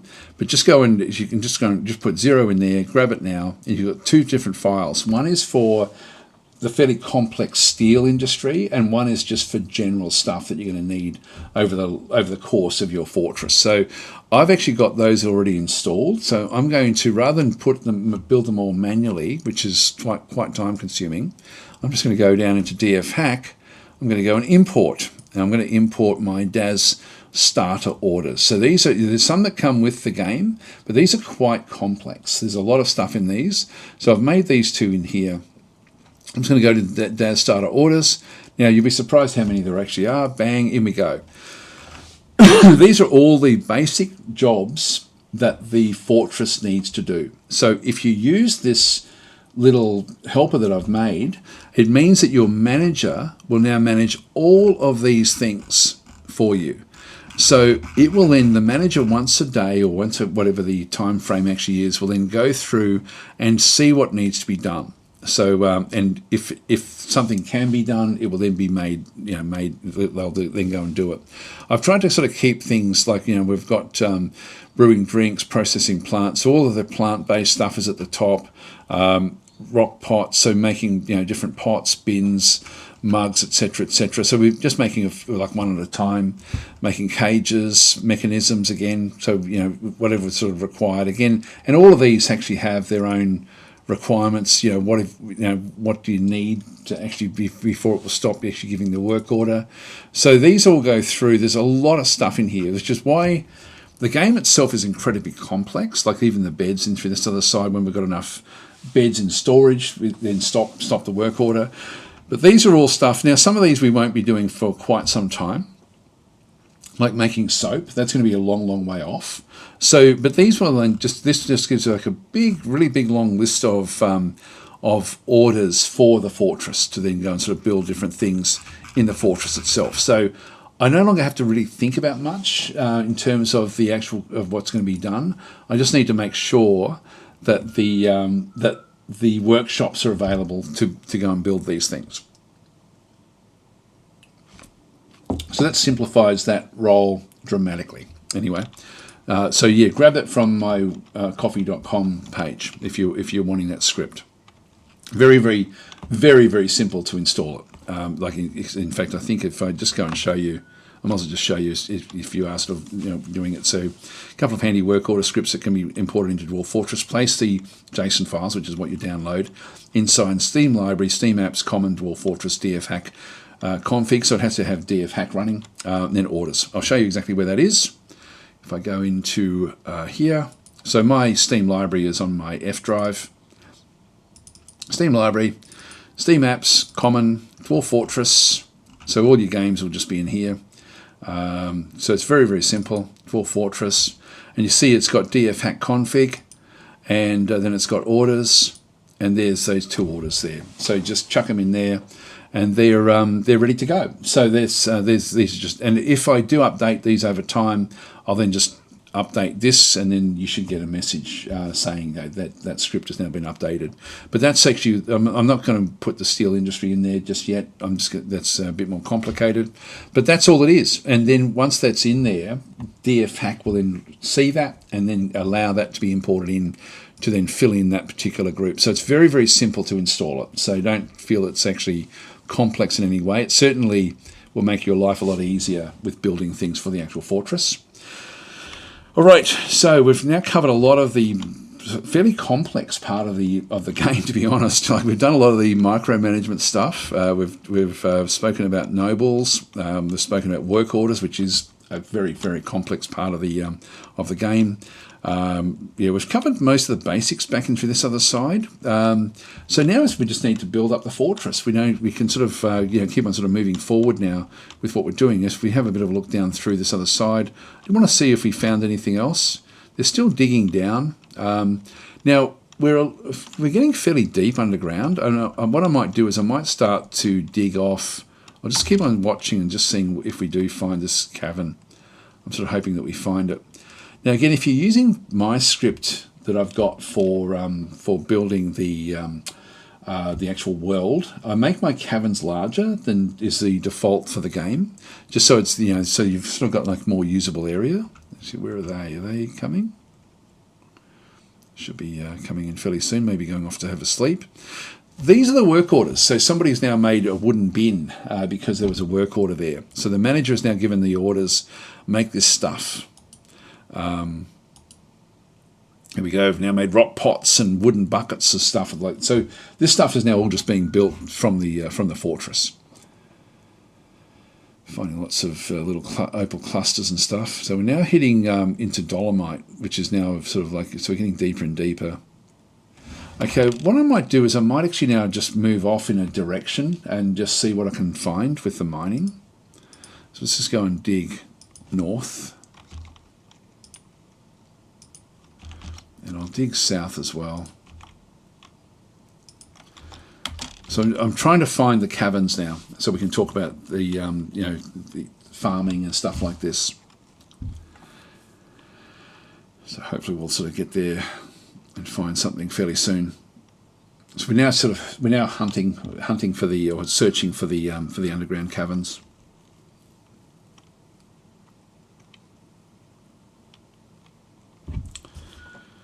Okay, we've got got schist wall in through here now, dolomite, talc. Now, actually, this maybe I'll talk a little bit about this while they're doing this mining. Is the see how this is actually a different size, a different shaped rock than what this is. This is just a standard boulder, but this means it's a special economic stone. So the economic stones look like this. Metallic. We haven't found any metals actually in this particular fortress, so we haven't come across any just yet. I don't think. Let's have a quick look up and see. But a lot of these are just going to be boulders that we sort of then find around the place. These are all just boulders in through here. We do have some gems and things like these are gems, but we haven't found any metal rock, which we will be wanting to sort of find at some point. But there, this so dolomite. Now we've also got things like talc, like rough-hewn talc wall in through here as well. So we've got talc, dolomite. Now, if you're wanting to find out what you can do with the different types of stone, because they've all got different properties, and this is one of the incredible things about this game, is what they all do and what they all mean. So if we go back and I'll just pause this while we talk about this one through here. See how the stocks now, because we've now got a bookkeeper, the stocks are now accurate. We now know exactly what we've got with our stocks. So that's now been made accurate because of the bookkeeper. And if I click on stocks, we're no longer going to get rough numbers. We're just going to get actual numbers showing up in this other side. The work orders, we'll see that there's a lot that have now been said, yep, go and do this one, this one, this one. So some of them we can't do just yet. Some of them we can't make. They've either satisfied their requirement, or they've or they don't need to do it, but they need to make more wooden buckets, for example. So there's a lot of stuff in here now being sort of designated for building. So the dwarves will just skip on building, but the stocks itself. Sorry, I meant to show this one to you here. Is it up in here? No, it's not the stocks there. Where is it? Funny, I thought it was under stocks. Here we go. When I click on the actual tasks again, so the work details, we've then got things, for example, like standing orders, which is sort of like the orders that you give generally to your fortress. I'm not going to worry about talking about those, but you can do different things to sort of change what your fortress does for sort of global things. For example, like refuse and dumping. Workers will gather refuse. Workers ignore outdoor refuse, so they don't do anything there. They save corpses, they save skulls. We can click on these things to change it. I won't talk about those so much. Kitchen is actually how we then go and like what we're willing to use for cooking and what we're not willing to use. So, for example, our seeds we're not going to be using at all. Like for cooking, we're going to be using them for planting. So we don't want to be doing anything with those. The stone use, back and through here as well, this is actually the one I wanted to talk about, is we end up with these different types of stones. And so we've got like alabaster, we can make plaster powder in through here for special use. If they're magma safe, it'll have a tick in through here, meaning that we can build things that work with magma with certain rocks. So dolomite down through here, this is a flux stone. So make steel bars, make pig iron bars. So this is actually a flux stone that we actually have in our fortress. And but we've got a lot of it, so we don't need to sort of protect it. The metals will actually show in through here, the different ores that are available in the game. The coal is different again. This is going to be making coke from bituminous coal, but we can get around that by burning wood if we needed to. So we can sort of get around some of these things that are required for high-end items. What else have we got through here? We've got clay in some maps. Lignite again is going to be a little bit more like the bituminous coal, so it's got the same shape, just different colours. Again, limestone back through here. That's a flux stone. Marble is a flux stone. Where's gypsum? Gypsum in through here is for making plaster powder, like alabaster. So these actually are for. We need this for our. For setting bones, if any of the dwarves break their bones. It's incredibly detailed. Satin spar and selenite are also for making plaster powder. So these are sort of like the basic sort of rocks. We have the economic stones, and then we have the other stones. So the basic stuff we've sort of been finding is in through here. Some of these will be magma safe, some of them won't be, which means we can, some of them we can work around with magma, but they're just the basic rocks. There's a lot of stones and stuff in the actual game itself. Again, the modelling is unbelievable with what it does do. Hi, Marasi, and I'm sorry if I've sort of missed anyone's comments there. If I do miss comments, please just sing out, and I'll do my best to pick them up. I'm going to go deeper again, another 10 layers, and do the same thing. I need to try to find these caverns. So I'm just going to dig again. Now I'm going to go into stairs. Now again, I don't start from here, otherwise they can't go anywhere. So I need to start above with an up-down stair. Click on that one, and then just go back down through, and I'll just go down to another 11, and we'll just let them start to keep on building. See, our work orders now, they're just working away. We don't have to do anything with that. They just keep on digging in through that other side. Still raining human blood outside. So Isam has been sort of like he's been made expedition leader again. Now we're still not finding much. We've now found granite, so we're now sort of getting down into igneous type rock. Again, if you're sort of wondering like what's going on with the actual fortress itself, I'm going to just deviate very, very slightly and talk about the layers that we're finding. So when we came through like a silty clay loam wall. So we've got sort of like, this is sediments that have been, if I just go back into here. So we're actually in a location, if I just go and center on the fort. Our fort is right in here, which is just off the side of this haunted location back into this other side. But we're very close to the sorry, I'm just back out there again.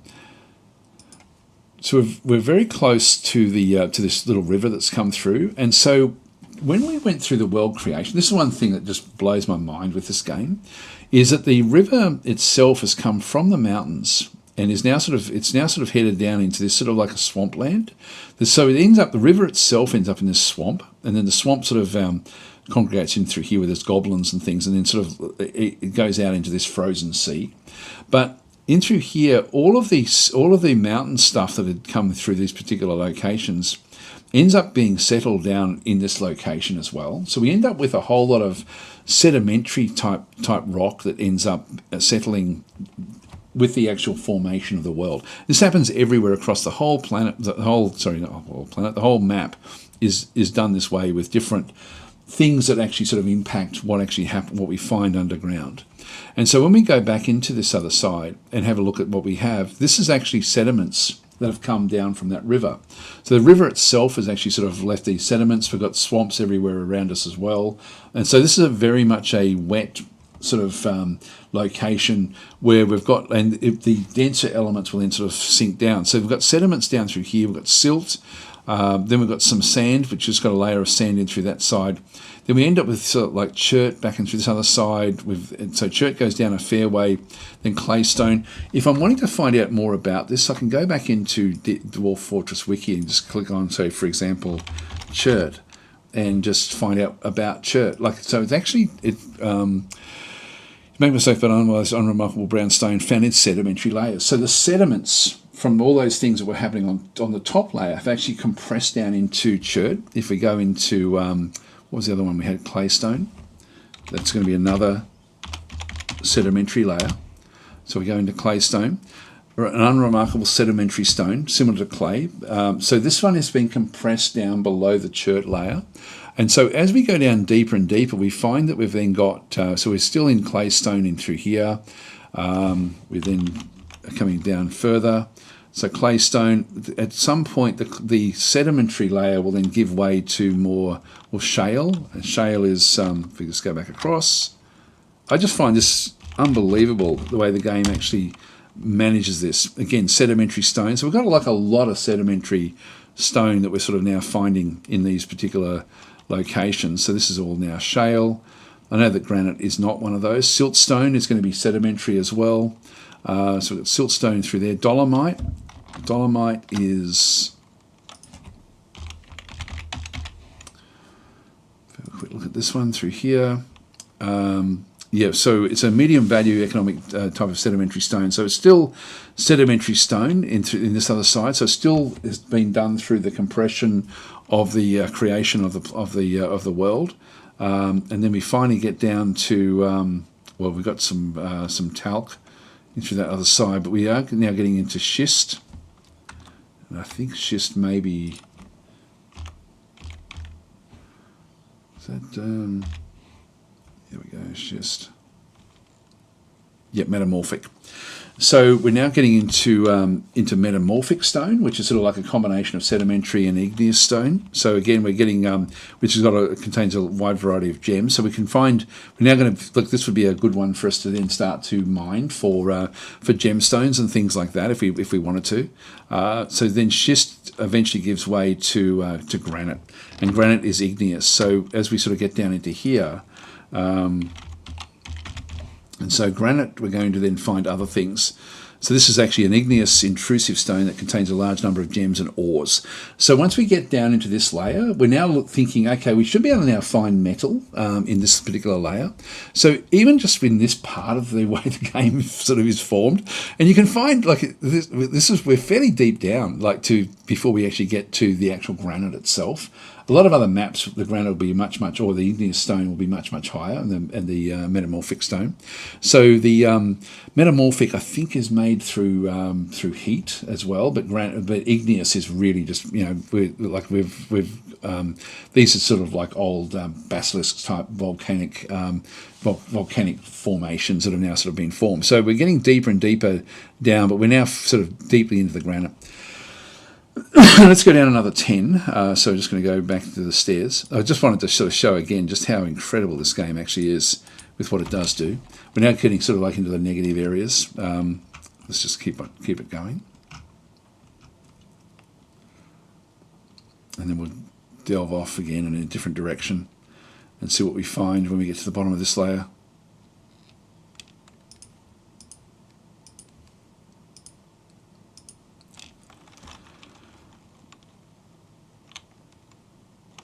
Now we've got gneiss down through here, so a different type of rock.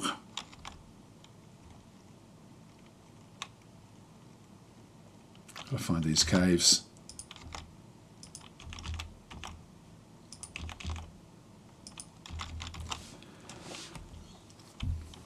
So we're now just searching really for different things. The caverns are pretty critical for us.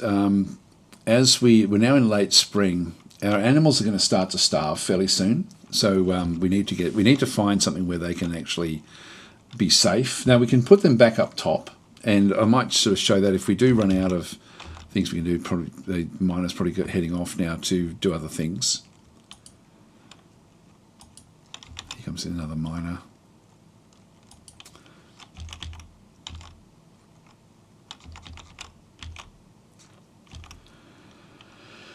Down we go again.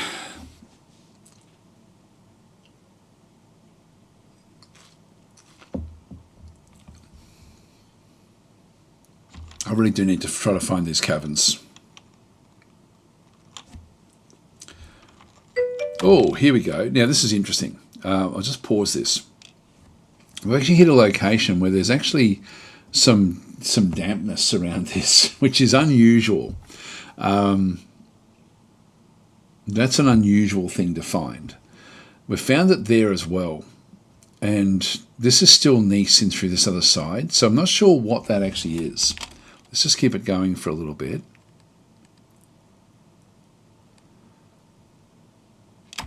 Now it's sort of, we ended up, this is like we've got damp balls in through here, which makes me think there's obviously water above this location or around this location. So something is wetting this. Falcon's saying, will you have time to show farming underground? I'll try to. I think it's important. Farming is really one of those things we have to get established fairly early on. We're still fairly early. We're only still in the first. We're still in spring. We're only 3 months into the actual game itself. This is a major clue as to what's going on. Now, there's very likely a cavern layer above us, and so what I'm going to do is I'm going to go 2 layers above this. I'm going to start to mine from here in this diorite wall. I'm just going to go and mine across and see what I can find. If I just go down, yep, that's going to take us above that layer. Let's actually forget about doing this one. So I'm just going to go into and remove all of those. So we're just searching for the actual caverns.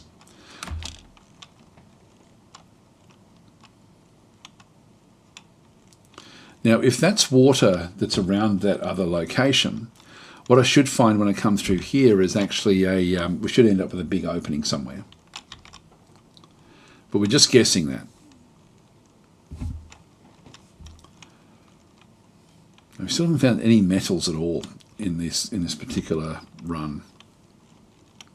Normally you'd find that it's now saving. I've got it so that it saves every season.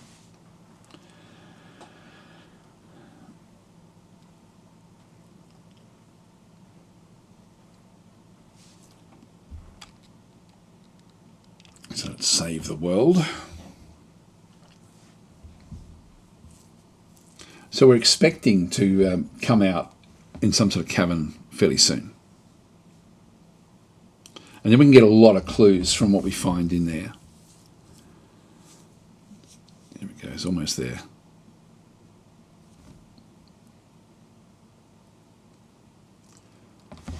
Just unpause.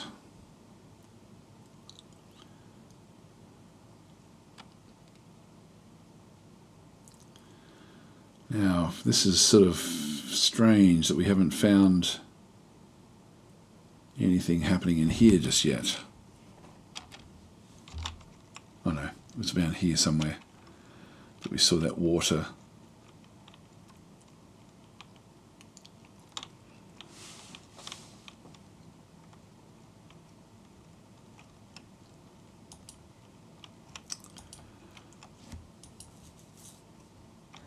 Ah, there we go. Yeah, so I'll try to explain what we saw there, what actually happened with that particular. This is deep down actually. This cavern, so you can see we've just sort of it's like an expansive cavern deep underground. We'll just go and click on OK.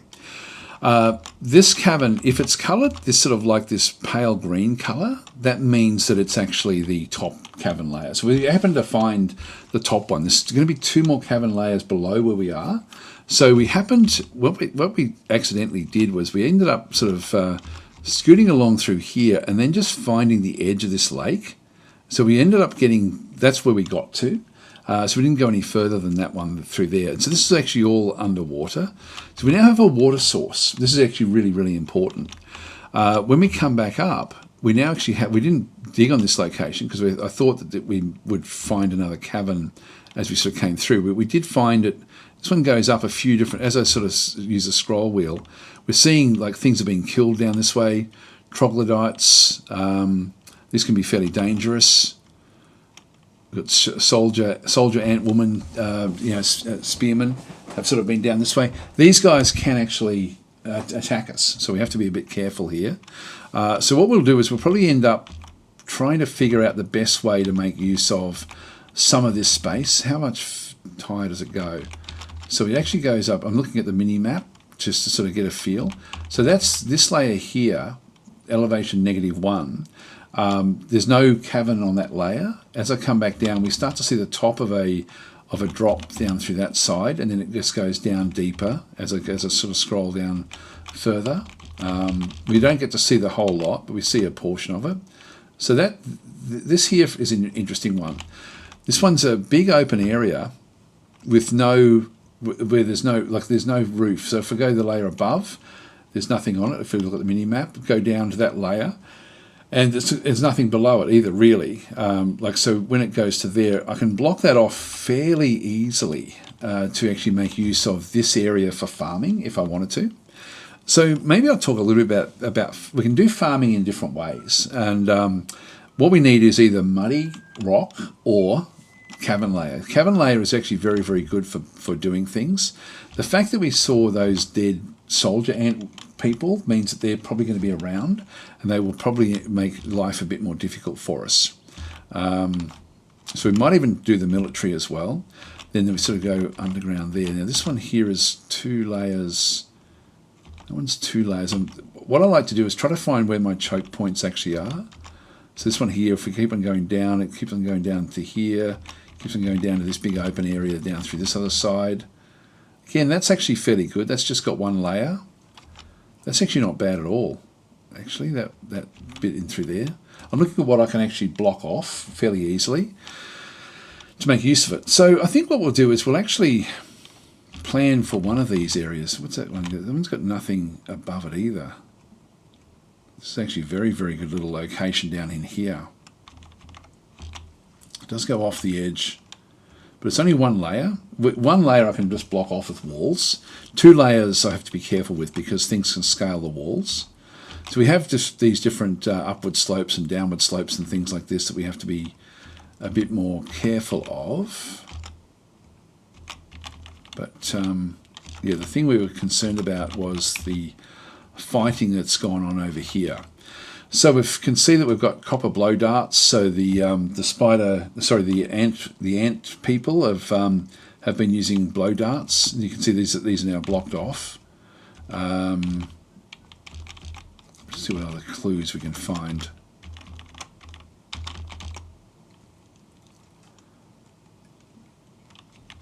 So back in, as I go down deeper and deeper, I'm just looking for clues on the ground as to what sort of danger we're likely to find.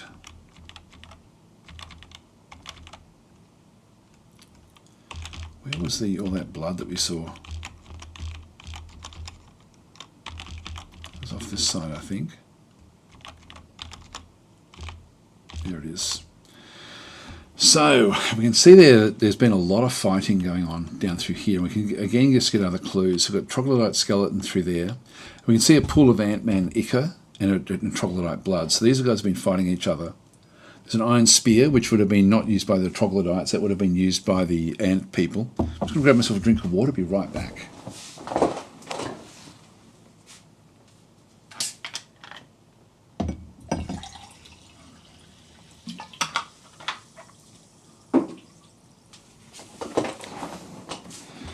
Now the ant people are like they can be a bit of a problem, like because well, there's one there, a spider ant woman spearman. That's yeah. So tackling these guys means we have to have a military to if we do meet them. They probably won't be aggressive at the start, but they could be. So we have to be a bit careful. They've been they've certainly given the troglodytes a run for their money. This is mainly all just. There's a little bit of ant-man ichor back and through here, but mainly it's all just troglodyte blood.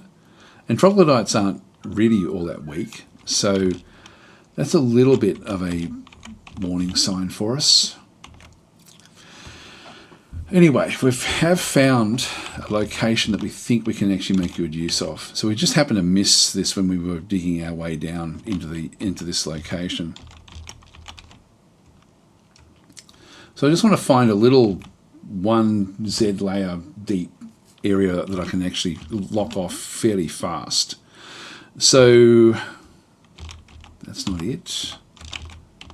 Having said that, that's yeah, no, it's going to be too difficult, that one. That there is really quite usable because there's nothing underneath it, and then we've got this above it. So we've got like a big area where it's just one little zone all the way through. I think we might make this into where we start. So let's go and make this into our farming land. And we've got the area that then comes back down through this other side. So let's just go and dig down this way. And we'll dig across to here. Now I want to have everything ready so I can very quickly build what I have to build in here. So I'm going to go and build a like an area in here, like maybe a 5 by 5. So we'll get that established. Now as we come back up, this is where we broke through, and I want to make sure that nothing can actually come through here. It's going to be hard for anything to go through there. They have to scale this wall. They have to go through the water, scale this wall, and then come in through this other side. So, but there are flying creatures and things, so I want to block this one off. So I'm just going to go and go to my constructions, walls, and just go to that location there. And gneiss is right there, so we're just going to go and grab that piece of gneiss and build that one up. Now we have wildlife. We've got musk oxen. So now that I've actually broken this one open, if if there are wildlife on the map, the DFHack will then tell me. So I've got musk oxen back out through here. These may come into the fortress, but so we again have to be a little bit careful of this. But like they shouldn't really worry us too much. So we've got them; they're all outside. That's fine. But we have to just keep a bit of an eye on this because the ant people will then sort of probably show up in that list there. They probably won't actually raid us initially. But what we'll do is let's just go and now build up the next portion of what we then need to go and do. Now, with our work orders, I'm hoping that I've got some work orders for blocks, and I'm going to be wanting to put the blocks down below to build up the wall so I can actually then make what I need to make. I might even just do what I need to do and then just see what actually happens. And like we may end up with some trouble. We'll see how we go. We can always, like again, part of the fun of the game is failing. And so what I will do is, actually, sorry, these beds in through here, I've set up like the actual, the beds themselves, which the dwarves will use, but I can designate that zone as a dormitory. So this is a dormitory, should include multiple beds. I'm just going to go and do that. So I'm just going to go and place that as a dormitory, accept. And so that's actually sort of what we've got a designated sleeping zone there for some of the dwarves. As we come back down through here again, it's a long way down before we actually end up finding this layer. But so it's fairly deep under here before we're going to then make use of that zone. I think I'm going to just dig this out and then we'll sort of make do with it.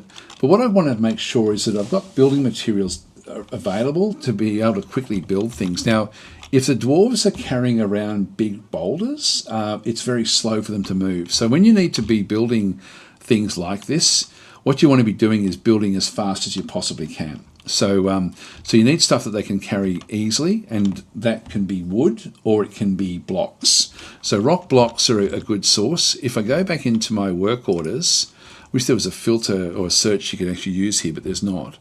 We need to find blocks.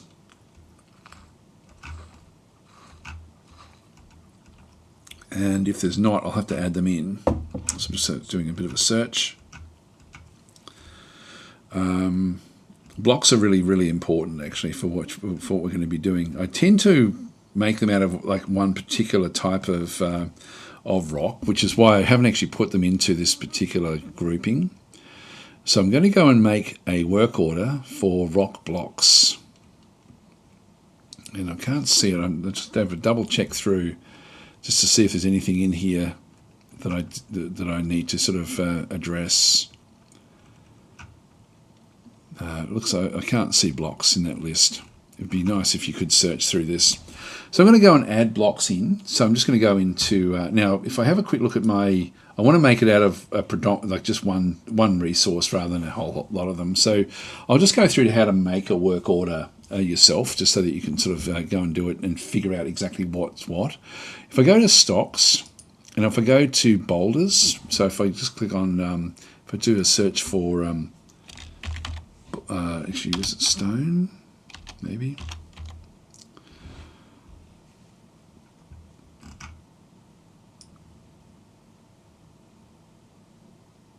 That's not there, okay. What else would it be? Rock? Nope. What is it?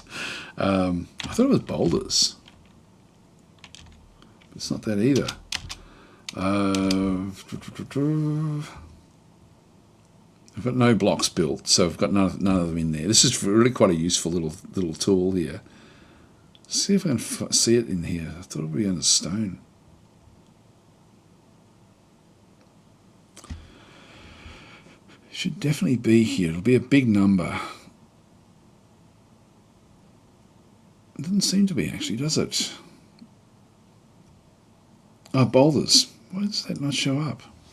Anyway, we've got 11 claystone boulders, dolomite, schist, gneiss. I might start to dig out larger areas as well, just so we can sort of start to mine things. And I think what I'm going to do is I'm going to go to my igneous layers and start to mine those out. So we've got the diorite. just come back up a layer or so. You've got diorite in through there, and then we've got granite through this other side. Let's build them out of granite. So let's just go and start to make a like an area here just for just searching for materials. So I'm just going to create like a bit of a mining area. Just go that way, and we'll just come back off this way as well. This won't be used for anything other than just looking for metals and looking for granite boulders. So I'm going to go and make the blocks out of granite. I've only got one granite boulder at this stage, but we'll end up with a lot more over time. So I'm just going to go back into my work orders, and so I want to be very specific. I don't have to be, but I can be specific. So if I just go back into the work orders themselves and go and add them in. So if I go into the stoneworkers workshop, which will then make it so that I can then go to rock blocks. So make rock blocks in through here. I then end up at the bottom of the list will then be make rock blocks, and so it's going to make 10 at a time. So, and I'm happy with that. That's fine. But I can then go and start to change a few different things with this one through here. So I can change the number of blocks that it builds at a time, or the number of processes that it does to actually go and do those. I can change the conditions, which we'll do in just a minute, or I can set the material used. So I'm going to go and click on the material, and I'm going to make these out of granite. So these are going to be granite blocks. So I'll just start that way. Granite, where are you? I can't see granite now. That's weird.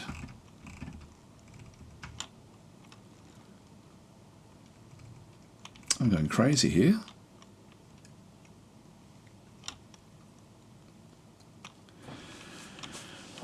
Should be in there.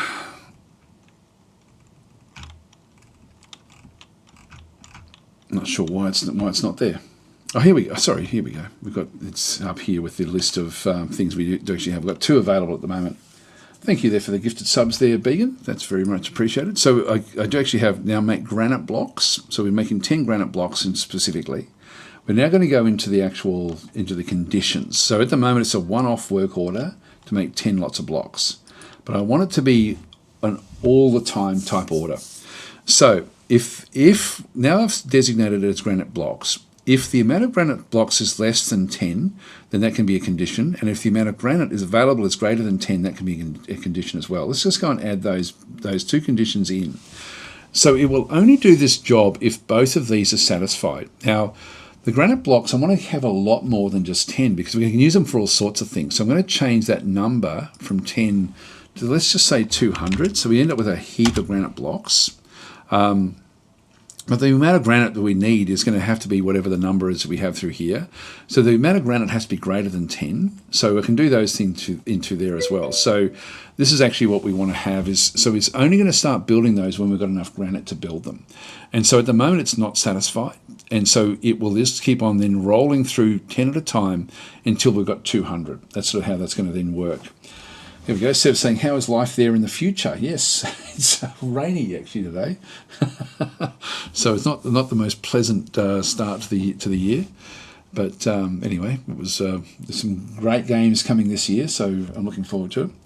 Anyway, let's a Merry Happy New Year to you too, Fjorth, and Happy New Year to everyone. Anyway, let's keep on going. So so that one is not satisfied, but as we build the granite, the manager will then just kick in and say, hey, got enough granite now, get started. So that's fine. So restarts have completed, conditions checked daily. So again, we can change it, how often they check the conditions. There's all sorts of different things we can do with these work orders. But the big one usually is going to be the number that you do or how it then does what it does do. So this is, at the moment, it's greater than 10. I can go and click on that one. Is less than 10. So there's less than 10, but we don't want that, of course. Is exactly 10. We don't want that. Is not 10, is at least 10. So at least 10 is fine as well. So that would actually work out well. So if there's at least 10 granite blocks, start working on the blocks. But I'll just go to as greater than 10. We'll just leave it back where it was. So that would be fine. Anyway, that's how you build your work orders up. And so that's now just going to be a constant work order as we build granite. So we're going to be needing to mine out the granite. So we just keep on building all these things. What I might do is once we get started in here is to then go down and do other things down below. So I think we'll just get started.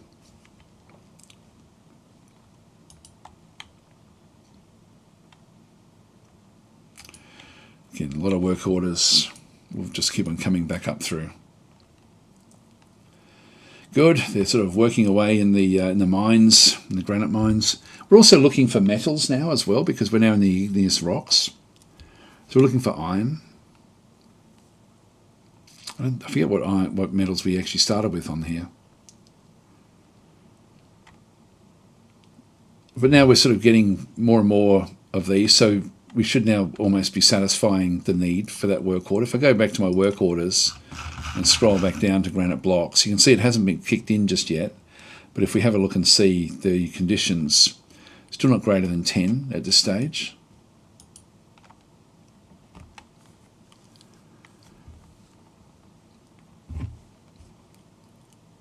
That's diorite, that's why.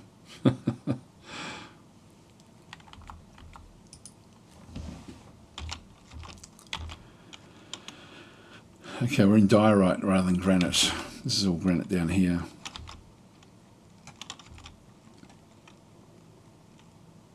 Anyway, we just keep them having a look for stuff.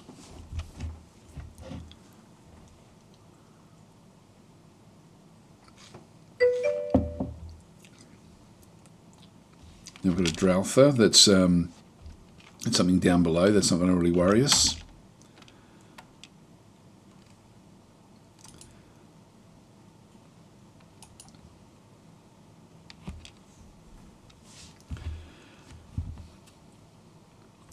While they're doing this and sort of we're getting ready for the building, I might just go through a few of the other little things that you can do in the game, which are quite useful. So one of the other things that we'll be wanting to do is as I come up, you see that I'm scrolling everywhere. We're going to need to get more than just this as well. This will become a bit of a problem. And now we're starting to see things starving. So some of these animals are actually now starting to get hungry. And so we'll start as this becomes more critical. That will then sort of kick in even more. So I'll leave that where that is at the moment. This is now filling up with stuff that we're building. So we're building more and more things in through here. But we really haven't sorted out what we're doing with our fortress. We do have the dormitory, which is enough for us to get past. I think I'll probably just focus on minimal stuff rather than making the full-on bedrooms. But I will sort of show a little bit of that as we go through as well. So I'm going to start to, from this corridor through here, start to build up stuff that we want in the fortress. Now, there's other things. We've still got this aquifer above us. We don't have a real lot of water in the middle of the fortress. So I might actually have to build the fortress itself down deeper than where we sort of really were looking. So I think I'll actually build the double corridor all the way down. So I'll just start to do even more mining. So again, I've got to be in the up-down to start with. I'm just going to go down to, where does that cavern layer start? It's going to be slightly above the cavern layer. So there, it starts on this layer here. Let's go and make that our sort of like where we stop. Now we do have a bit of a problem there, but that's okay. We'll just sort of come past all of that. Now we're getting more granite, but have we got 10 yet? Probably not.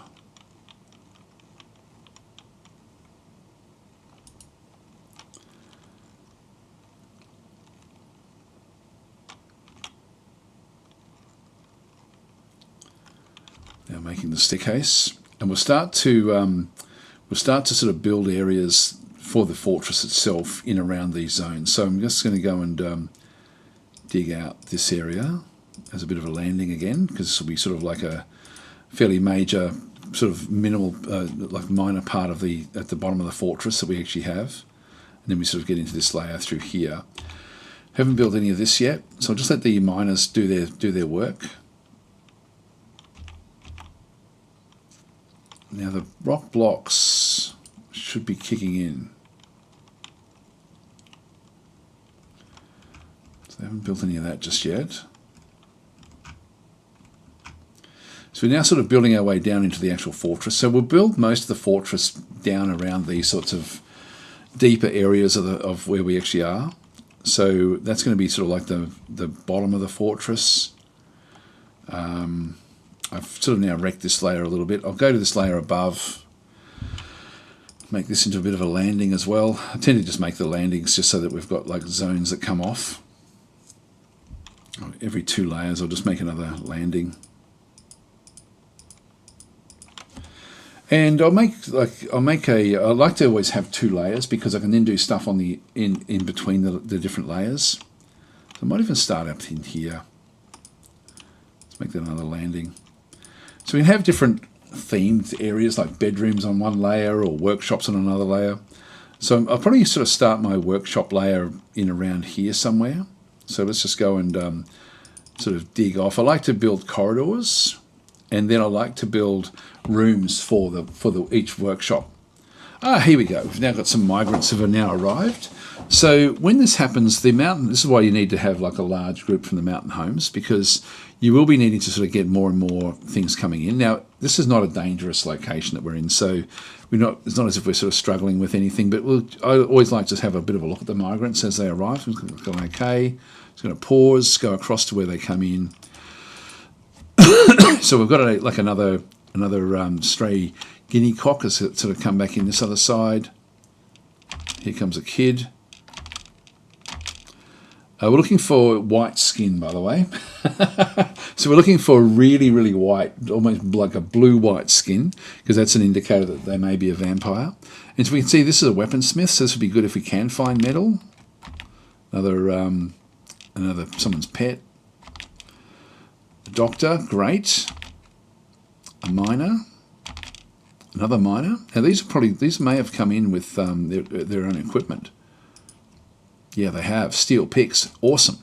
So we've got even more miners. So there's 2 more miners. There's another woodcutter. These are useful people. Another miner.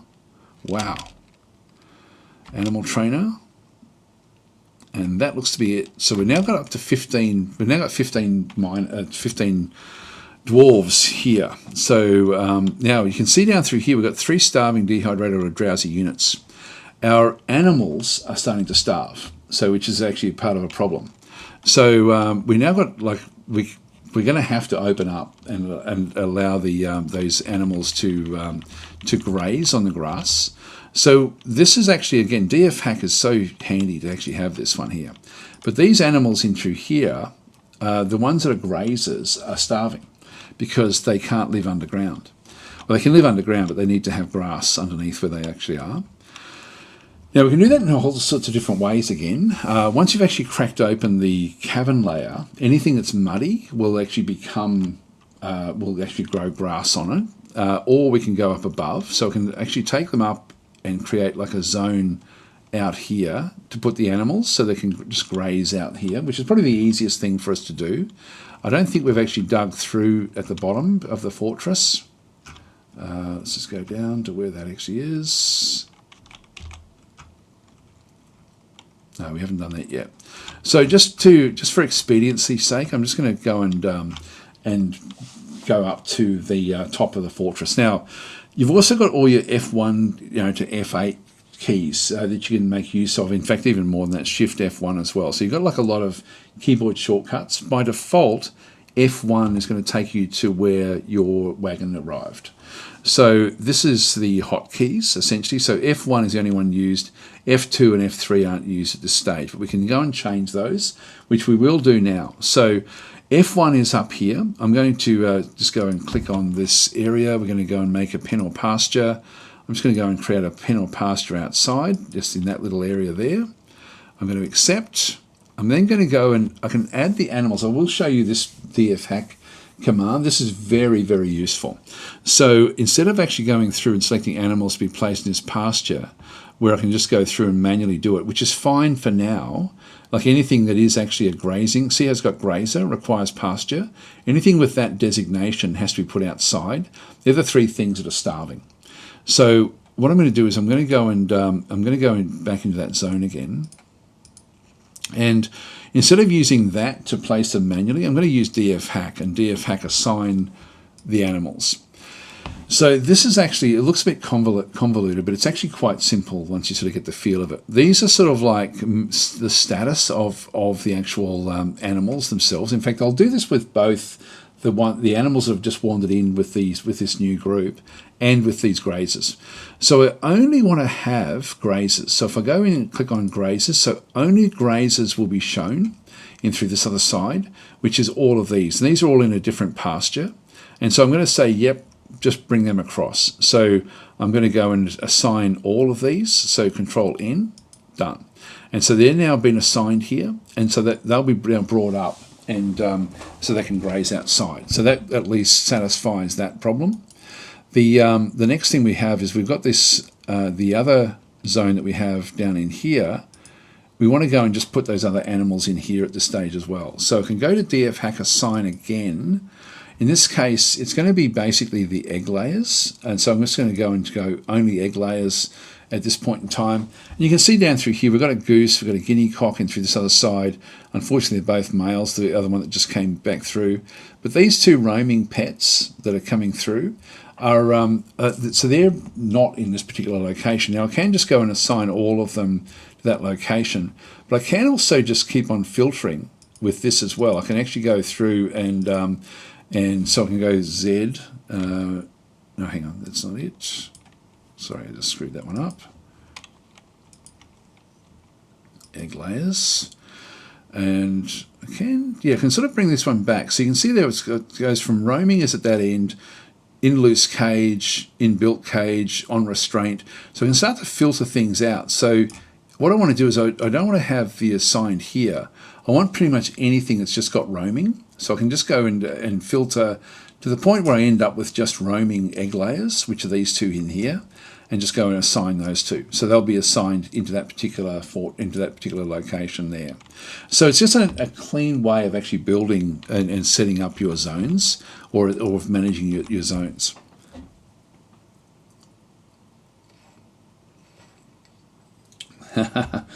So Justin Boglin saying Daz Battle Mode is trying to dethrone you as the Shadow Empire tutorial king. Well, we'll soon see about that.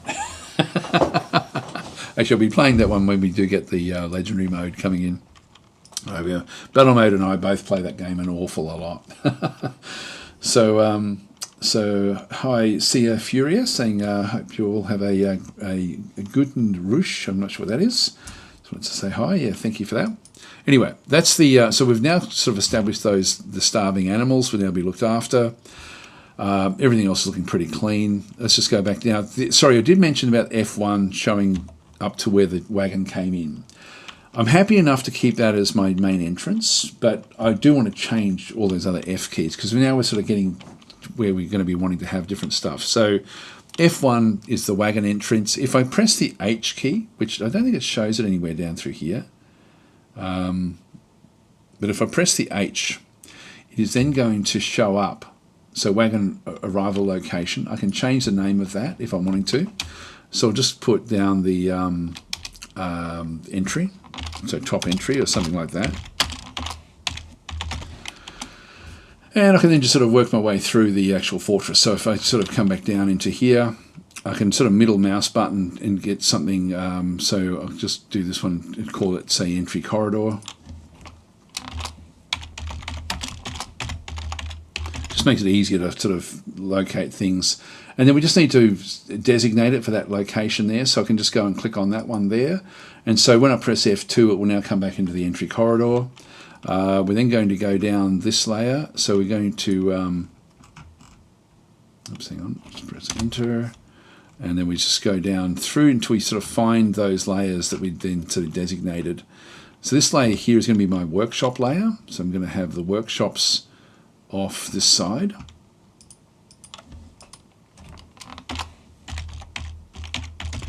Workshops, and designate that one there.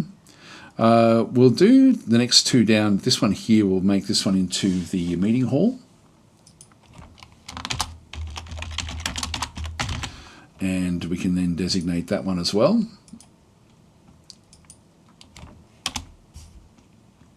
Bedrooms, maybe here. bedrooms. Okay, and got the mining area down through this other side, but we'll just keep it sort of coming down now to the to where we're going to ultimately then have our where is it? Goes further down into here. This is going to be essentially where we're going to be building our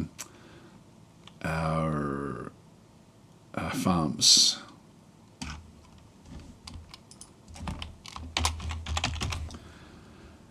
Designate that one there. So this now just means that from F1 to F6 I can just quickly go to a location ultimately. So we'll just keep them sort of going with on pause and just let the dwarves keep on mining away. And the migrants, got all that stuff done now. Let's just keep it going up. Oh, miners. Now we've only got our designated guys for mining. Actually, these guys are all miners, so they will actually automatically come in with that skill set. That's fine. They're all just adequate, which is fine. Now the others will probably all be, if I just go back up to F2 again, they may start to congregate in here just to welcome the new people in. And what I want to do is I don't want to have my blocks stored in here. I want them stored down the bottom there. So if we go and press F6, oh no, they haven't built this yet. All right, we'll just leave that one where that is, F2. So they're all having meetings and stuff. There won't be, you know, they've got no job there at this stage. They will eventually get there.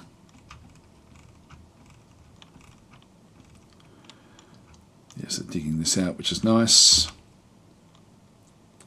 There's all granite down through here. We'll just go and we're going to need a lot of granite, so we'll just go and build big areas of granite.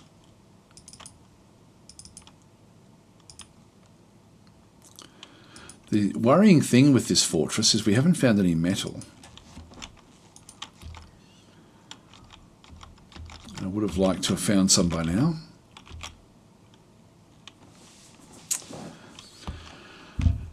Maybe show you some cheats if you if you sort of are struggling to find things like that.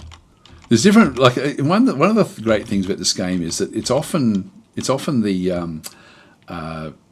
challenge is to how do you overcome things like, you know, the lack of metal or whatever it might be.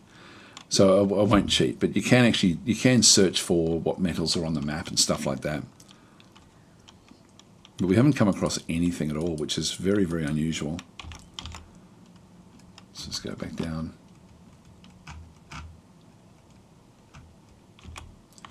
Right, so they're digging this out now. This is going to be a stockpile. I'm just going to make a bit of a stockpile at one end of this.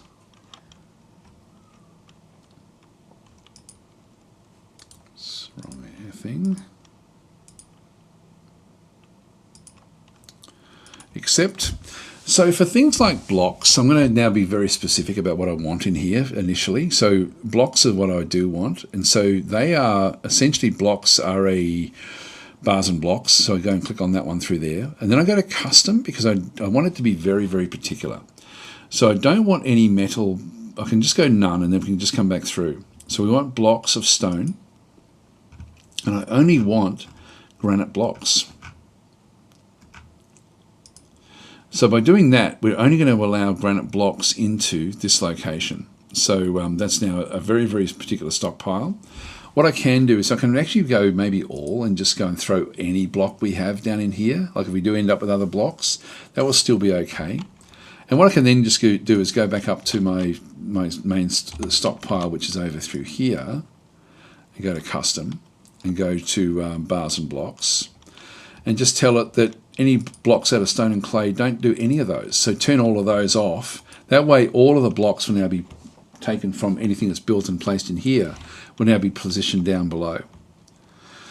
Now these guys will most likely be working away on all sorts of different stuff. So I need to now get more workshops established. So if I go to F3, which is my workshop layer, what I like to do here is actually build things that are either like 4x4 or 5x5, just for the workshops. So I'm going to be building like a series of workshops, which will become now our standard workshops for the for building all the basic stuff. Now it's midsummer, we're getting close to autumn. Now when you get to autumn, that's when the trade caravans come, so we have to now start thinking about that. If we don't actually have a trade caravan area established, we're going to lose out. So I'm going to, because I've got so many miners, I'll just go back across and build a round F2. Let's build a trade caravan off here somewhere. And what we need is just a largish room. So I'm just going to make a 7x7. And we'll just build a trade caravan, a trade depot in there, just so we've got it before autumn comes. Let's go back to F3.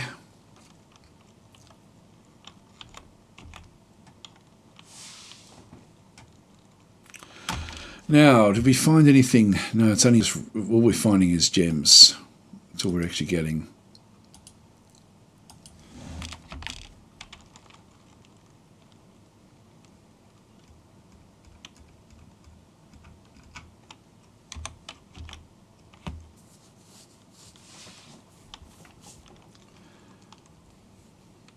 Oh, got fighting. Here we go. We've actually now got a soldier ant woman is fighting. So if we just go to where they were, here we go. We've got troglodytes being killed off down through here. So there's troglodytes wandering. This is why we have to be careful when we do go out here. So they're not actually, the 3 troglodytes are showing up. There's 1 eagle up top, and there's 5 hostiles. That raven, oh, here we go. We've actually we've actually found ourselves an animating biome, which actually makes life a lot more difficult for us. This is unusual, because I thought we had chosen not to do this. But anyway, these are the 5 hostiles we've got. These are all undead ravens that have come in. They're quite dangerous. So we're in a bit of trouble here, ultimately. So what we're going to do is we're going to go and lock down the fortress. Actually, now's a pretty good opportunity to show you or tell you about locking down a fortress, about what we then need to go and do. Now, these animals are all outside. Now, they no longer can stay outside because these ravens will now come and get them. So we need to bring them back inside. Now, they've had their chance to eat some of the grass. They're no longer starving, so down you come again. We're going to ditch this particular location that's here because this is now too dangerous. So remove that zone, yes, proceed. And we now have to shuffle back downstairs again and put them into that corridor. I'll just do it manually because we sort of know, the 3 have to be placed there. So they need to be placed there fairly urgently. So they'll be gone, and one of the dwarves will then go up and grab those. The actual fortress itself is going to have to be locked down. Now, we have a way of sort of doing things where where we can tell the dwarves where to go if there's actually a problem, and that's a thing called a burrows. So I'm going to show you that button now. So the burrows is where safe zones are. You can end up with like work areas for dwarves, all sorts of things, but the main thing is like a safe zone. So I'm just going to go and click on that one through there. We're going to add a new burrow system into the actual fortress. Now the burrow, I don't want to have it outside here at all. I'm going to keep the burrows running through from this point forward. So I'm going to add a new burrow, and we just click and paint basically with what goes on here. So I'm going to go and make this into one big zone. Now it can look really garish, it's just random when it comes in, so I'm just going to change the look of it. I always like to have like a heart or something as the symbol, so I'll just go and click on the heart. And then the colours, I'll just go to the background colour. See how it's pink? I'm just going to make that into sort of like a muted green. And then the symbol colour itself, I'll make that into a lightish green, I think. Just see what we end up getting. Maybe a bit darker. It's a bit too dark. It can be very finicky. I like to be able to see through it.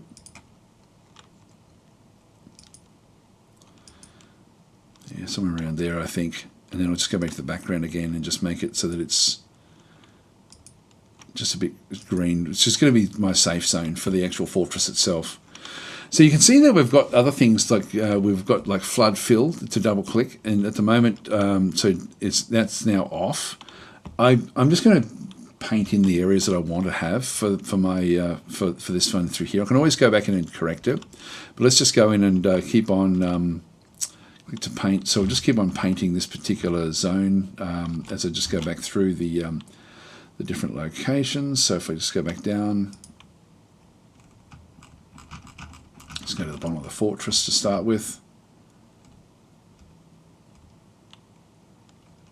I'll just go to there to start with, and as we sort of come back up the various zones again, I'll just go and sort of position these in around here. Again, anywhere we want the dwarves to have access, we just need to paint. So we'll have to sort of get other things.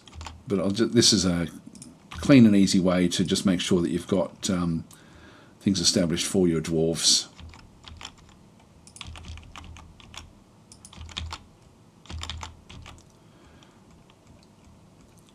That's all okay, up through there.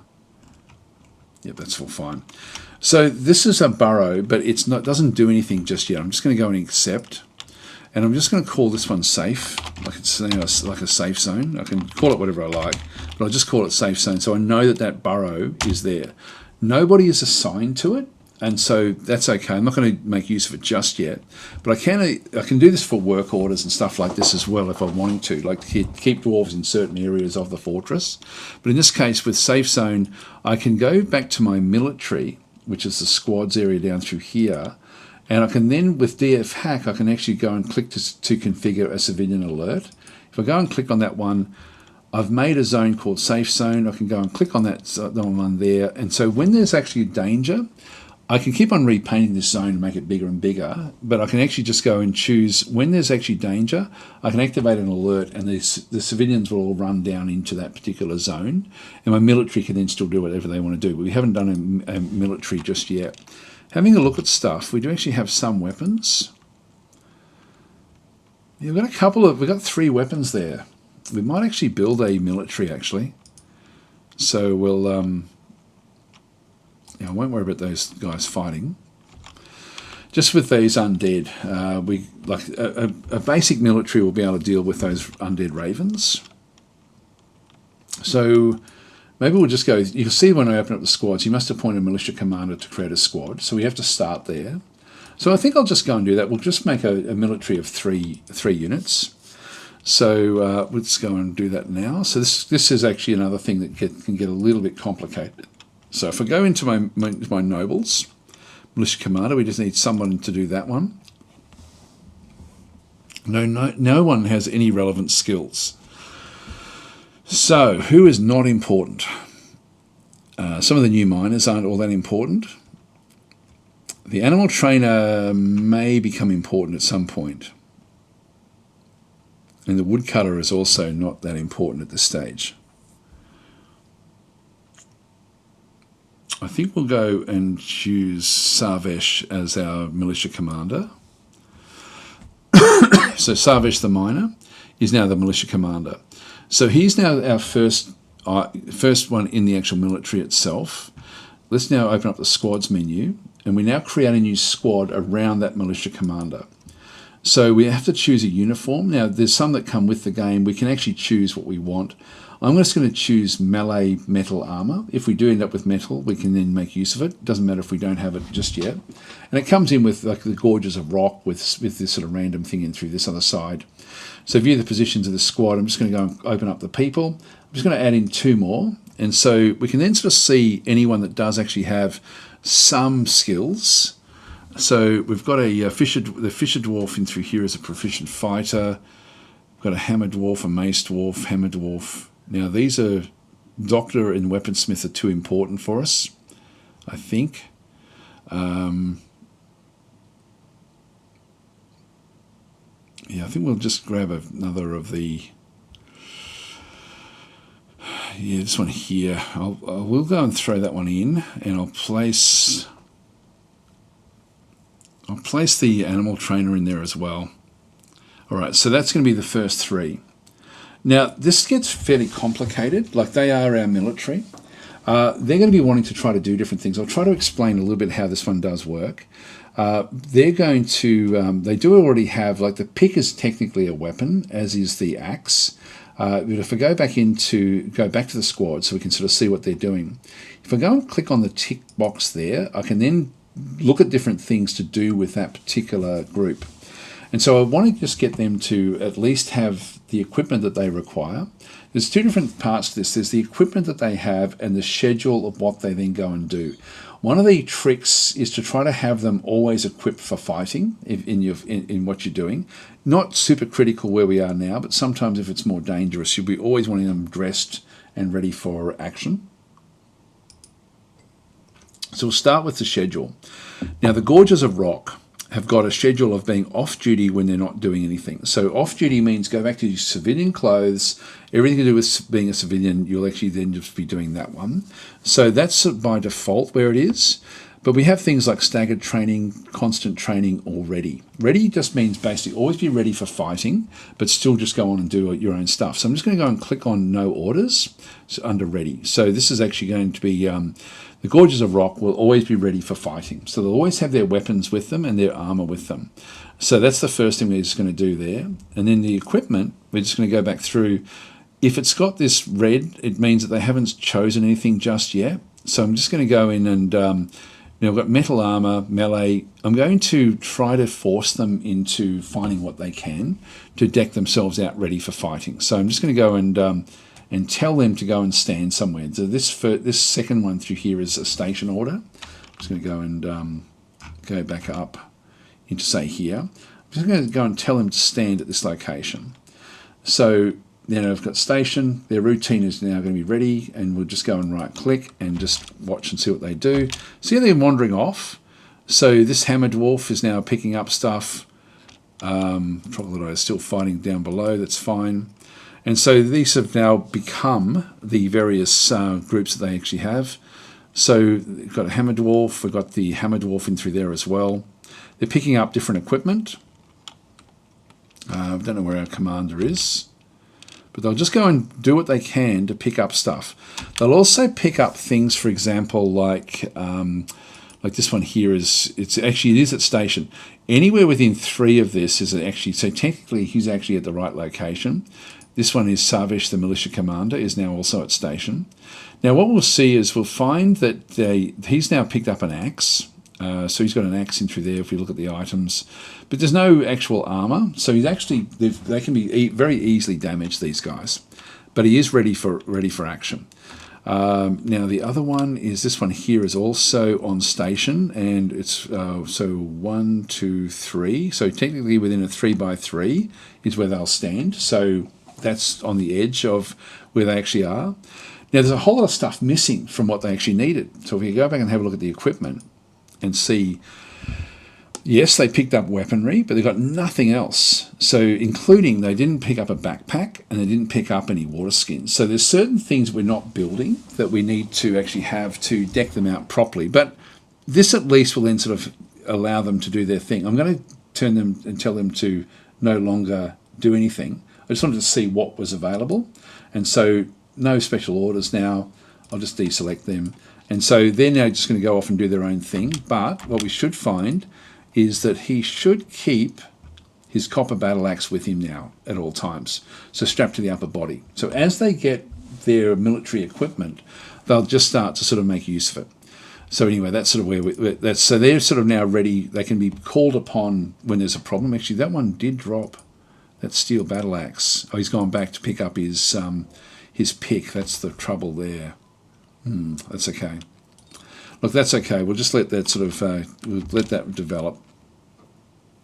The pick is a weapon, but not technically a weapon. We've still got the troglodytes fighting down below. Oh, it's vomiting. So the battle is finished. Whoops. So it's vomiting its way across the map underground. Yep, so they're back where they were. I won't spend too much time with squads, but that's sort of now, at least we've got a small squad ready to go, and I'll just turn the squads off. And we also have now a safe zone as well ready. Wow, they really smashed each other there. So we have to be careful when we do build this this next mode. Where is it? Are we building that? There it is. Actually, we're already here. So granite blocks. We've already got a few granite blocks in through here. Oh, we've actually opened this up. I didn't realise we did that. Now this is going to be a bit dangerous. So I'm going to go and place a door here. So I'm just going to go into doors. I'm going to go into planning mode because I'm not sure how many doors I've got. I'm going to place a door there. I'm going to place a door here as well. So we do actually have both of those.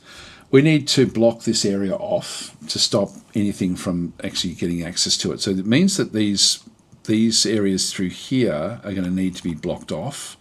So I need to start to build walls in around this area. So let's just quickly go and do that. Just go to constructions, walls.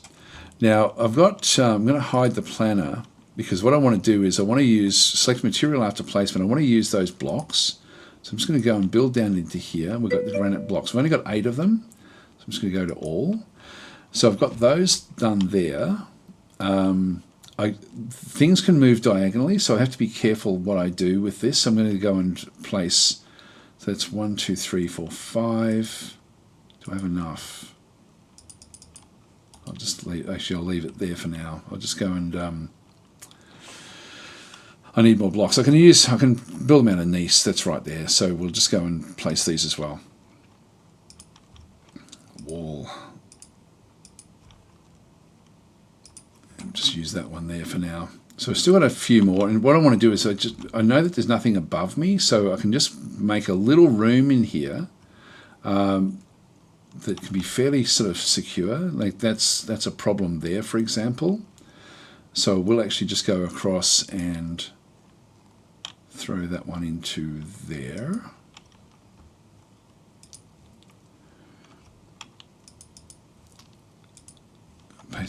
Granite block that way. Again, I just want you to block these off. And I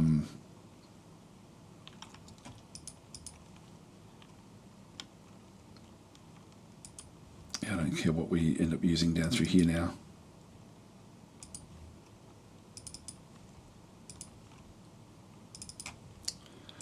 So if we can build this, we're going to be doing fairly well. So let's just see what actually happens here. We'll just watch this because now this is where we actually have certain things have actually happened. So something has actually happened here where we can't get through here. So look at this already. So the weaponsmith has cancelled constructing. A troglodyte has made its way in. So if we go and have a look at this one, so the troglodyte has actually come back up into the fortress. If you have a look at the troglodytes, they've wandered up into here already. This is a problem. So they've just beelined into our, like we've opened up the bottom and now they're actually right in here. So now we do need to deal with these guys. We can see that there's troglodyte blood. So the animals are attacking the troglodytes. We need to get our military now. So this is actually where things can just go a bit crazy. Troglodytes are not considered to be hostiles. They're considered to be wildlife. So I'm going to, now we've got all the animals in. Let's just go through a little management of now what we have to go and do. The animals are in. So let's now lock this one off. This will then stop the, animals from just make sure those hostiles are still all outside, which they are. So we've still got the wildlife down through this other side. We've got one troglodyte making his way through, and 3 more troglodytes on the inside here. These have to be killed. So, and we probably sort of see that there's troglodyte blood there, there's a pile of vomit. So there's all sorts of stuff going on here. So these can be dangerous, but we just want to get rid of them. So that means we have to kill them. So we now have a number of different things we now need to go and do. I will actually block this off. No, I'll leave the other one where it is. That's fine. I'm not going to activate the alert yet, but we'll just go back into our squad and we'll just give them attack orders to kill off individual troglodytes. So that one's now is, oops, hang on. Let's go back across, confirm that target. And so we now actually have that troglodyte there. I don't know if I can target more of them.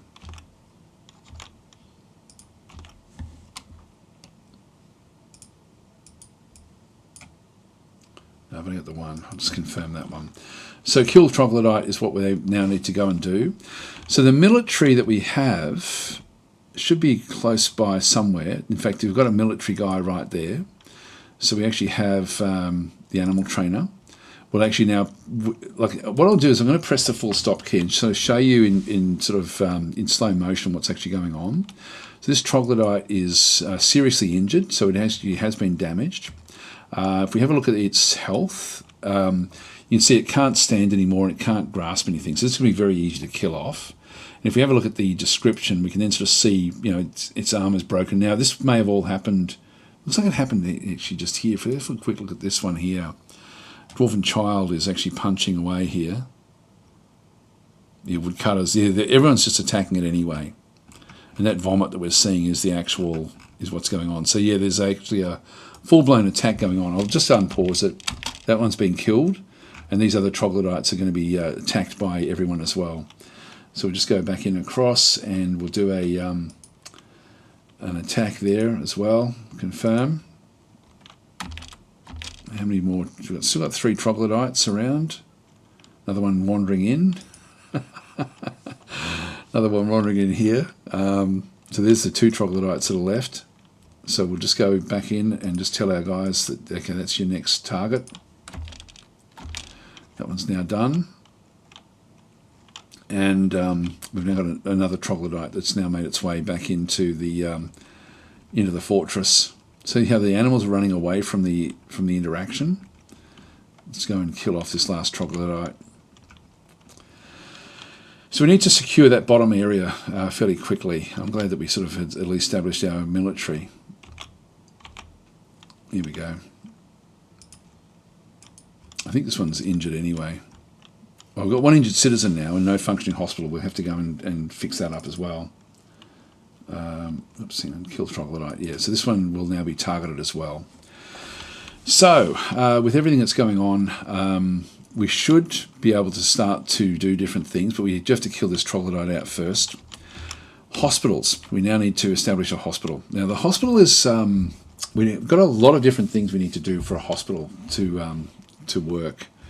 Let's see who our injured citizen is. The expedition leader, is it? No, it's Izum Hero Drinks, which is actually her. So if we have a look and see who's actually injured. Let's have a look at the health. Now, we don't know, this is misleading. There is health problems, we just don't know what they are.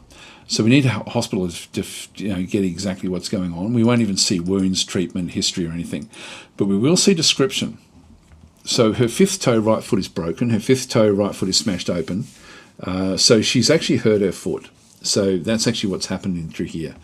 So she's quick to heal. We're just getting a bit of a description up through there. It's not critical. This is not a critical problem. So we'll just go back down to that other troglodyte and then just sort of see what actually happens in through here. Now that's interrupted. This one is actually still this doctor is still continuing on. I'm now just going to resume construction of these things because our military will be here fairly soon. This guy here, I think, is, this one is nauseous and injured. The lower body is cut open, her guts is fractured. So she's actually in trouble anyway. Our military should get here fairly soon. I might just follow her through the fortress. If we just go and click on that one, we'll then just see what actually happens. She's then going to meet our military, and our military are now attacking her, and she's now gone. So that bit of it has now been done. We just need to make sure that everything else down the bottom here is actually sort of looked after. These guys are on station order. I'm just going to go and tell them to move off. We've got 2 injured citizens now, so we've now got who else is injured? The hammer dwarf, so Kadusk. And just have a quick look and see what the right foot is cut open, right foot is bruised. So there was a bit of a problem there with that troglodyte. Anyway, that's now been sorted. But we now have another problem. The other problem is that we have, Richard, we're not actually doing any DasDemptions today because this is literally just a one-off how to get started in Dwarf Fortress. But these are the sorts of, you end up with all sorts of different problems coming up. Now we have two different problems. We are going to need to get a hospital established somewhere, and we're going to need to also deal with these dead creatures that are now sort of littering the place. The dead creatures are going to be a problem for us because they'll cause miasma, which will make everyone unhappy. And you can see there we're already getting dwarves that are getting unhappy with what's going on. So we've got some cranky dwarves. I'm not going to go into too much time with spending time with that one through there. But let's just go and set up like a zone for the troglodyte's head was chopped off. So a mutilated corpse plus the head. I think I've got to figure out where to throw them, and I think I'll just throw them outside. So I've got different ways of dealing with bodies. So one of the ways is to create like a refuse dump, like a dump pile. So I'll just go into a zone and go to a garbage dump. So items designated for dumping will be tossed into open air spaces or into an actual zone that we actually have. So the garbage dump doesn't have to be very big. I can just make it sort of like, say, in around here somewhere. Like just do it like this, accept. And so anything that's ready, that's designated for dumping will then be placed outside. The corpses are sort of different again, and I'll deal with them separately. Like you've got a different stockpile. I won't bother going through what they do, but I'm just going to go to each of these. I'm just going to go and dump them. So that one, the body as well. So all of the body parts that we sort of find through here, we're going to just need to go and, that's another head. Just go and dump it. So the, what else have we got down through there? Another troglodyte head. God, we're chopping the heads off. A troglodyte arm.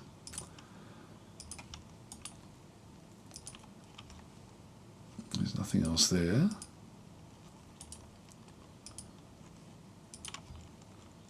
Left lower leg from a troglodyte. There we go.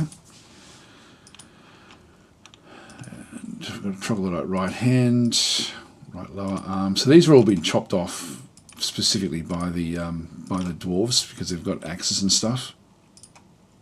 I don't think there's anything else really that we have to worry about up this way.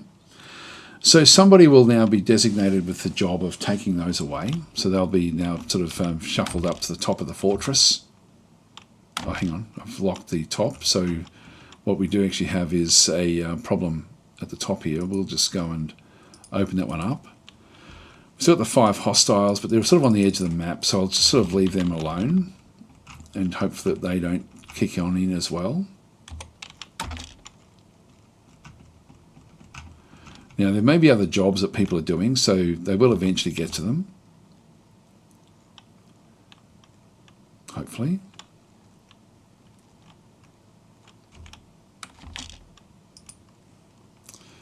Yeah, they're all, some of them are going off to clean themselves off. Yeah, some of them got blood and stuff on them.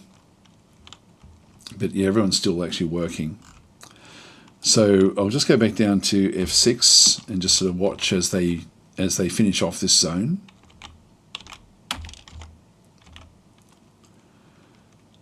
Oh, now this is a bit of a trap. When you end up with trying to build into a corner like this, you do need to make sure there's an open space. Like in this case, this was fine, so we managed to do it.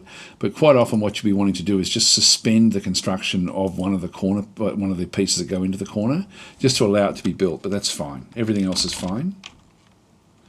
That there could be a problem, like if it wasn't sort of designated that way. And if I'm sort of concerned about things happening, I can just make them all top priorities. But we're getting there.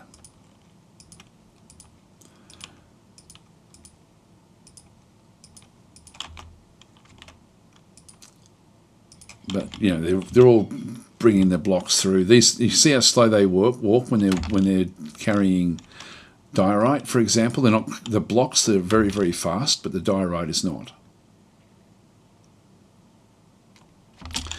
Okay, at this point, we now actually have an area that's completely blocked off. That's actually now a cavern area.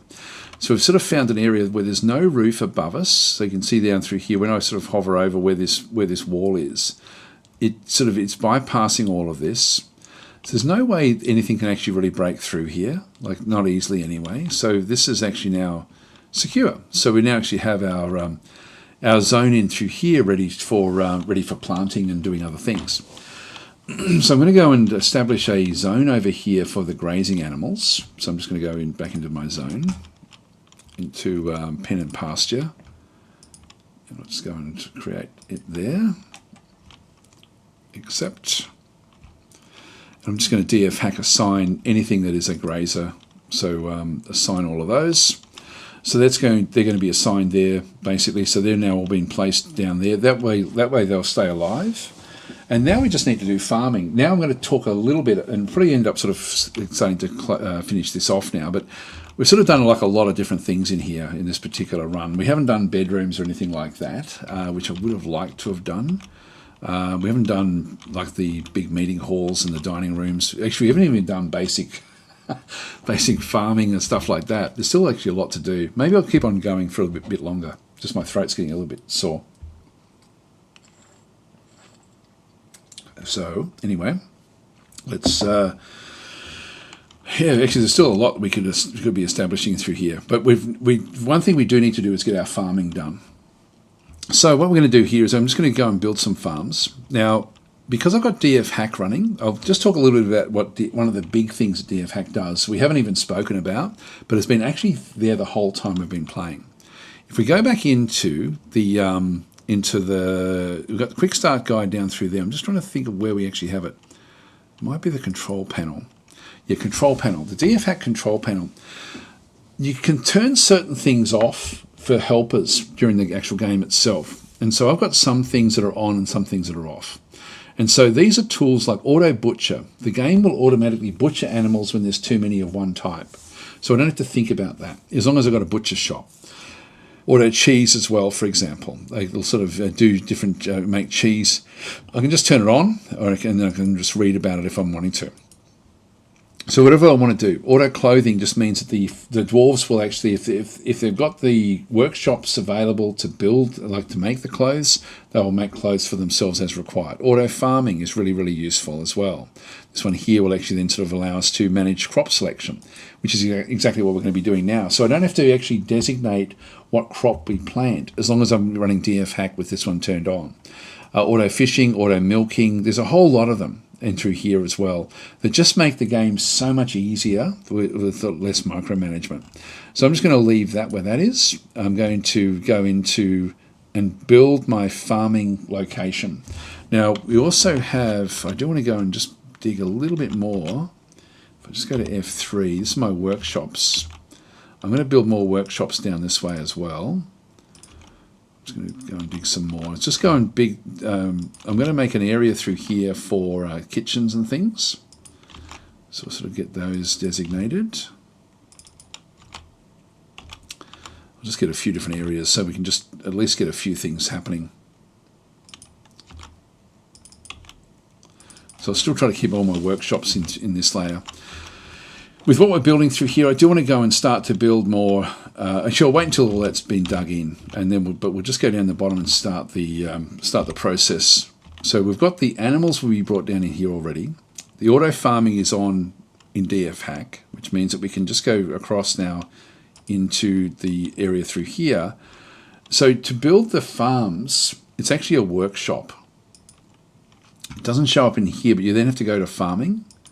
And then you've got all these different other things. I'll just get rid of the squads. So I'm covering this up a little bit, but there's a few different stuff in through here, like farm plot, still, butcher, tanner, fishery, kitchen, farmer, quern, vermin catcher's shop, nest boxes, and hives. There's a whole lot of different stuff in through here for different things. The little help keys will then tell you what's going on. But the farm plots, I don't need to make massive farm plots to feed like a fairly big fortress. So even just like making a little, like that little 2x3 area is fine. I'll just make a couple of those. So, and I'll make a couple more down this way as well.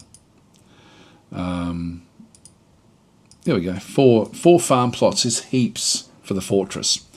Now, we're going to be wanting to have, like the seeds will have to be sort of kept, or should be kept down this way somewhere. So I'm going to, I don't need the blocks here anymore. I'll just keep that there for now, but I can also just bring down the seed stockpile. So start to sort of build in stockpiles of stuff that you require. So just make a seed stockpiling through here, just go accept. Seeds are under food, so I can just go into food and go to custom. In this case, we're going to go to nothing, and then we're just going to go to seeds and just go all. So all the seeds are going to be placed down in here, and that's it. To make it so that it's nice and clean, I then just go back up and press F2, go back to this stockpile, custom, food, seeds, none. So I've just got the opposite. So the seeds will then be taken downstairs as things are sort of then done. There may be too many guys to get rid of the troglodytes. Hopefully they will get rid of them fairly soon. Actually, there are people moving up the top, so hopefully they're doing that. Yeah, they're placing all of the troglodytes outside. So all of the stuff that was down below. Now, where are they going off to?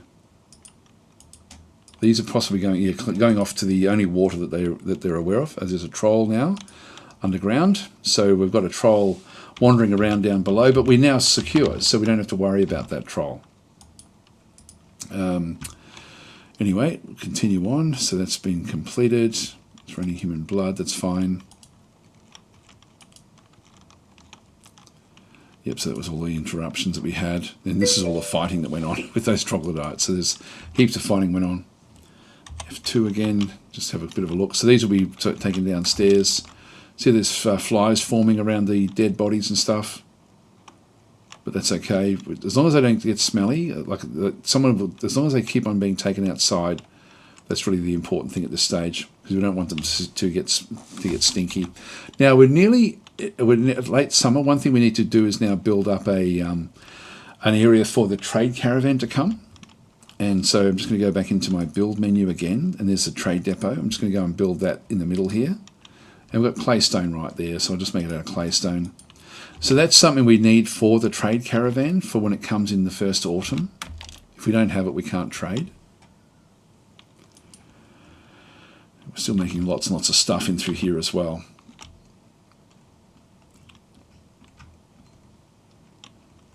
Let's go to F3. It's now been dug, and we're digging this stuff out in through here as well. Let's go down to F6. So they're now planting different dimple cups in through there. They're planting cave wheat in this one. And so by having auto farming on, it just they'll automatically do what they have to do. All the seeds are being brought down in here now, just ready for stuff. The animals that graze are down in this area of this little farming area. So that's our farming done. We don't have to think much more about that one. So that's now under control. I'll just quickly go back up to where we're digging that all those other locations, which is in here. So let them dig all this out.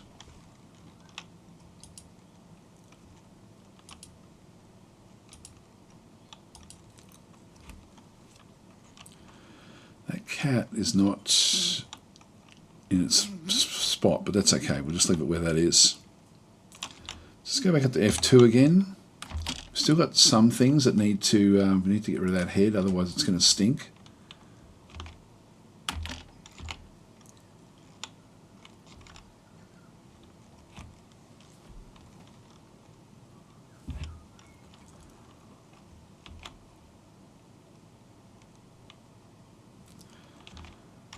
So the tasks are all coming through. If you're sort of concerned about the different tasks, you can just go into the task menu and just sort of see. You can see there that there's a kid that's actually trying to dump an item at this stage. That's the last one. So there's this kid here. The kid's going to pick this one up. In fact, was it the kid that got it? Yep, there it is there. Kid's got the stray dog around with it as well. So he's hauling a troglodyte's mangled, mutilated head, is it? Look at the items. Corpse. So it's hauling the troglodyte corpse. Still one there, the lower leg. This also shows, if you see that, it means that somebody's actually coming to grab that troglodyte leg. See that the dwarves are actually cleaning up all of the vomit and stuff as well. They do keep their areas clean.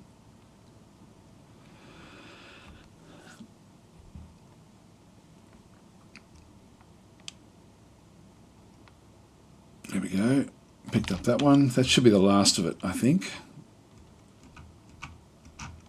Those ravens didn't attack. Now, I'm going to now lock this door.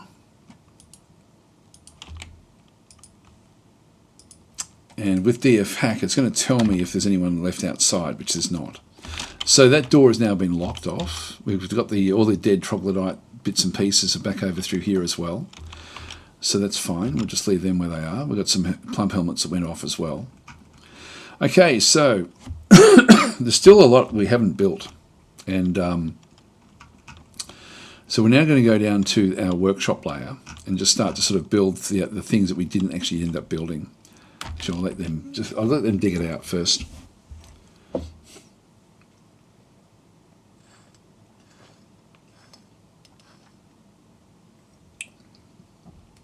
And then we'll sort of just deal with it.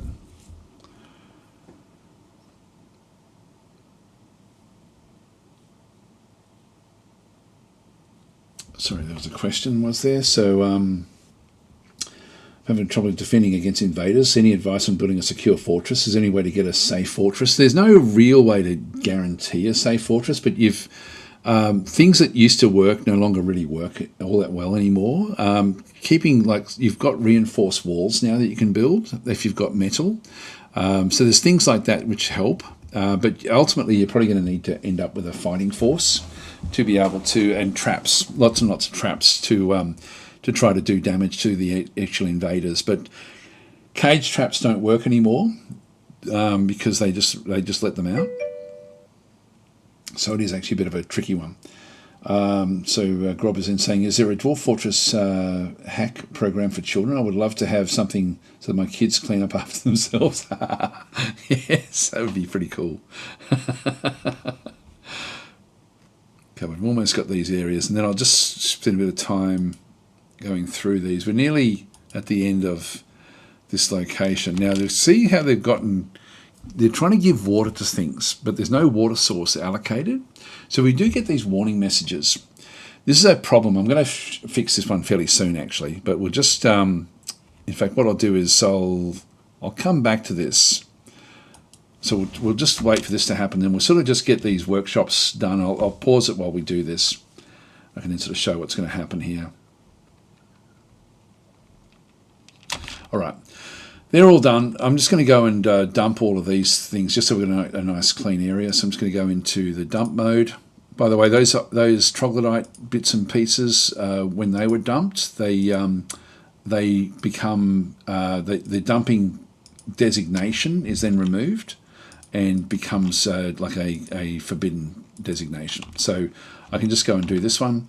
I'm just going to go and dump it, say in here somewhere. I'll just go and dump it out at this location. So I'll just go and go into DFHack, the launcher, GUI auto dump. Where is it? Auto dump there. Press enter, and then I just double click somewhere, and then it's now all been just moved to that location. Just gives me a nice clean area just to sort of build the next bits and pieces. So I'm going to be wanting to have my main workshops down the bottom here. So I'm just going to go and start to build the workshops that I now need for different industries, for the basic industries. So my workshops, I'm just going to go across. I'm going to do a couple of stone workers in through this other side. So I'll just go and place one there. Whatever's close, I'll just make use of. So I'll put those, I'll just do them on one side. Then I'm going to be wanting to, again, just pretty much do what I've done up above. So workshops, in this case, we're just going to go and get a mechanics workshop. Make that out of granite.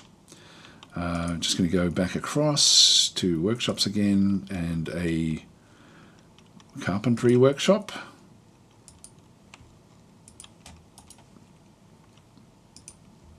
Workshops. So we've got, we're just getting all the basic things in through this other side. In terms of crafts, I'm going to be wanting that one as well.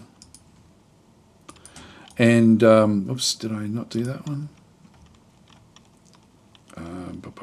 Workshops. Crafts here. granite. And then the last one that's really sort of like a more basic type workshop is, which we haven't built yet, is the jewelers.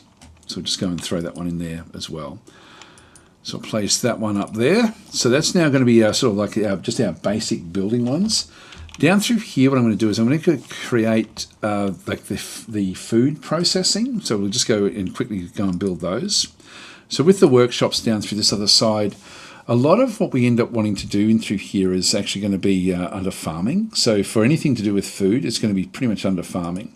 So we've got a heap of stuff in through here. Now we've done the farm plots already. My head's in the way, but you can see there I've got butcher, tanner. Now these sort of work together. Fishery I won't worry about. Kitchen we need, farmer we need. The three that we actually really need initially are still, kitchen and farmer. So I'm just going to go and place a still up through here somewhere. I'll just go and place it there.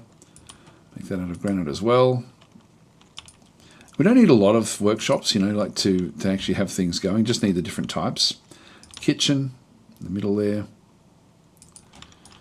Oops, keep on right clicking when I shouldn't be. So workshops, farming, kitchen. And then the last one that's fairly critical is to, it's not super critical, but it's one that is handy, is to go to workshops, farming, and then just go to the farmer workshop. Now the farmer workshop does a lot of different things. So the farming workshop, I'll wait for all these things to be built. So that's that side of things done with food. So we've now got the food through here. I'll leave these areas for stockpiles of different things. We'll start to sort of move them down. I probably won't do that in this episode, but you know, you'll be able to then sort of bring down your raw food, your prepared food, stuff like that, so that when they build, when they make things, they can actually have all the drinks end up in like a stockpile, or all of the prepared food is what that's the meals that the dwarves eat. Back on this side, let's actually make a clothing industry. Now, we do actually have the butcher and the tanner are a bit of an unusual one. Now, I'm going to build them in here, but typically you'd be wanting to keep them away from your the other locations with the door, just so that if anything goes rotten inside there, it won't stink everything else up. But I will just place them in here because it won't really matter that much. Farming. So I have a butcher. I'll just place a butcher back over in this side. Make that out of granite as well, and then also I've got another workshop in through here where we actually have farming, and then the tanner. So it creates leather, so that's going to be fairly important. Make that one out of schist. All right, so we've got those. So that is essentially all my farming workshops in this location. Leather is sort of like this is how we then end up making leather. So a lot of these will actually then end up lining up with each other to do different things. Let's over here make our clothing industry. So if you just go back across into workshops again and just go into the clothing and leather in through this other side. So we've only got 4 that we have to really worry about through here. And the dyer you don't really need to worry about. That's only if you're going to be changing the colour of clothes. So we have a loom, which it creates the cloth. So we're going to have the loom is going to be sort of like one of them. Make that one out of diorite. We'll go and make another one, another workshop. We have the leather worker as well. So I'm going to create a leather shop in there as well. And the only other one we really need to make use of is the clothier itself. So workshops, clothing, and then the clothes shop. And that's pretty much it in terms of the clothing industry that we sort of require. I might just unpause that and just let them let them all come and actually go and build it. It started raining, so not just raining blood this time. There we go, that's good. And now it's raining blood. So they're lugging around the heavy rocks.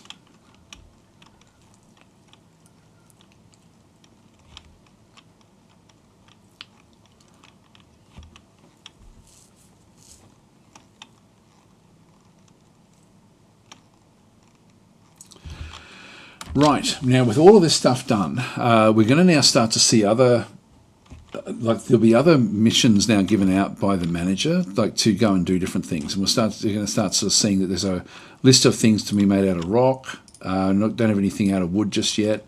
Making granite blocks is still actually happening in through there.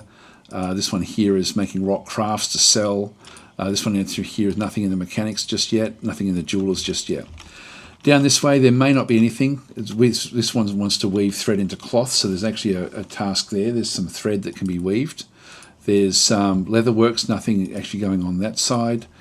Clothiers, nothing going on there just yet. The steel, that should kick in because we will be running out of drinks. You can see we've run out of drinks completely, which is actually not good at all. That's actually dangerous. We've only got 8 food left, so food is now a major problem for us. And then so none of these are actually gotten orders just yet.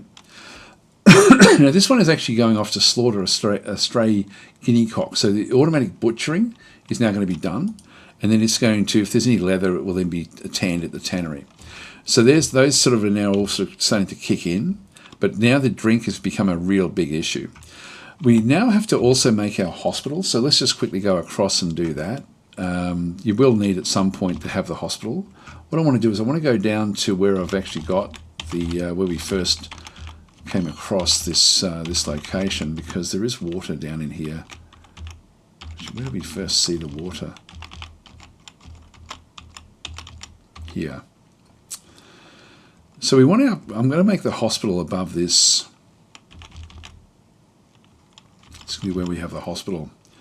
So what we need is a water source. Now, if I've got water above, that's okay, but I want to sort of close things off and have the water source from in here. So I'm going to build a well. I'm going to build the well from this location. So let's just quickly go across and sort of figure out what we want to do. So if we have a look at the, if we go one layer down below, I can build a well, for example, in here. I'll just make it a 5 by 5. So that will be the sort of the start of where we end up with the well. Let's build a corridor that runs up to that well. And so that's going to be where we have the well. Now this is also a source of danger for anything that can fly. Will actually be able to break its way in. I'm going to dig I'm going to channel down through the flooring to end up sort of creating that well. So let's just go and dig this out first. So this will be our water source, and you'll see there that there's different things dying. We've just slaughtered the stray guinea cocks. But see how these are now thirsty. I just go to F1 and unlock this, just to allow them to go out into their swamps and go and drink. So they'll just go and make use of what they can, but this will make them unhappy. So they're just drinking old, like shitty water. So F6 is there. These are now growing nicely. I should have made this water source beforehand. And then we'll make the hospital as well. There's only one hostile on the map. What's that one? That raven.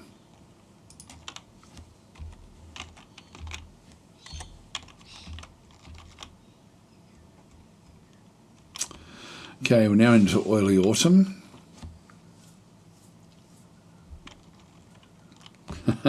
Beacon saying shitty water is even worse than dirty water. There we are.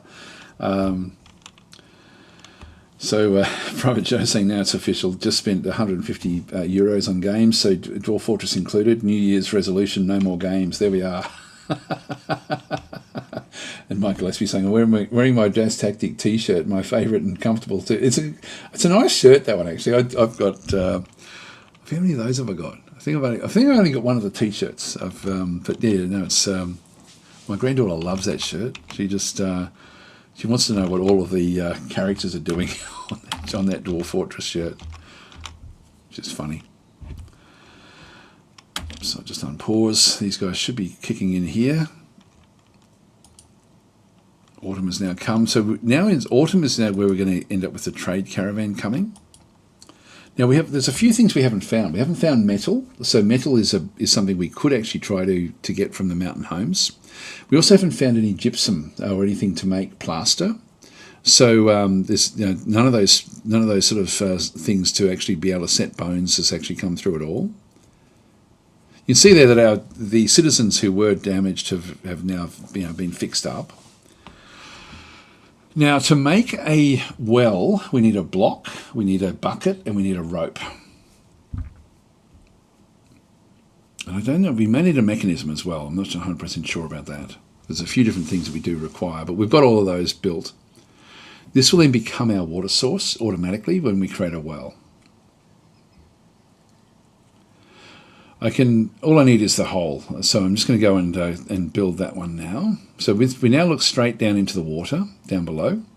So we're just going to go into the construction menu, we're going to go into machines and fluids in this case, and we've just got well. So I'm just going to go and click on well, place it over the top there.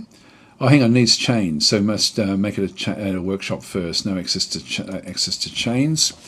That's a problem actually, because we don't have a clean way to do this. And I'm not sure how we can then go and do that one actually. If we have a look and to build a rope, we need to. So if I have a look at the stocks and just sort of see how many ropes have we got? Nothing. And ropes is what we need. It's funny because I always make sure I bring rope with me. So if we go into add new task, cloth, I don't know if rope is in here. I don't think it is.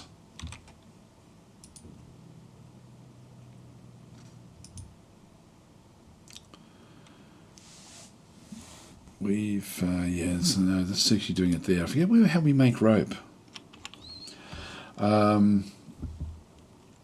Okay, so saying, how did I know that it's water below that one spot? When I was digging around trying to find the cavern layer, I ended up, in here, and I dug along, and as I dug close to here, I saw the water.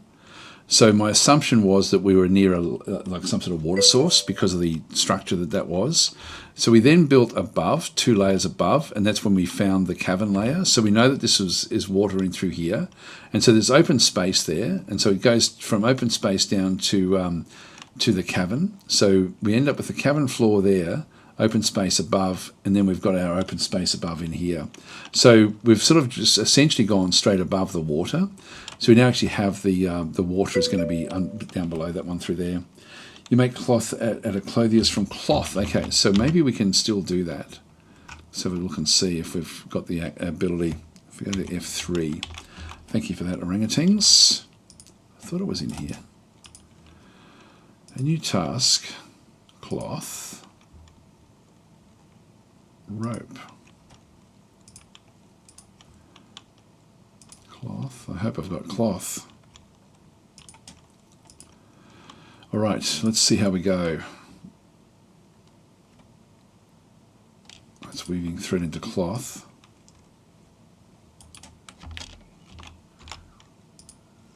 Yep, someone's coming to do the job. Good. All right, so we'll get this one done. So that means someone's actually doing the job.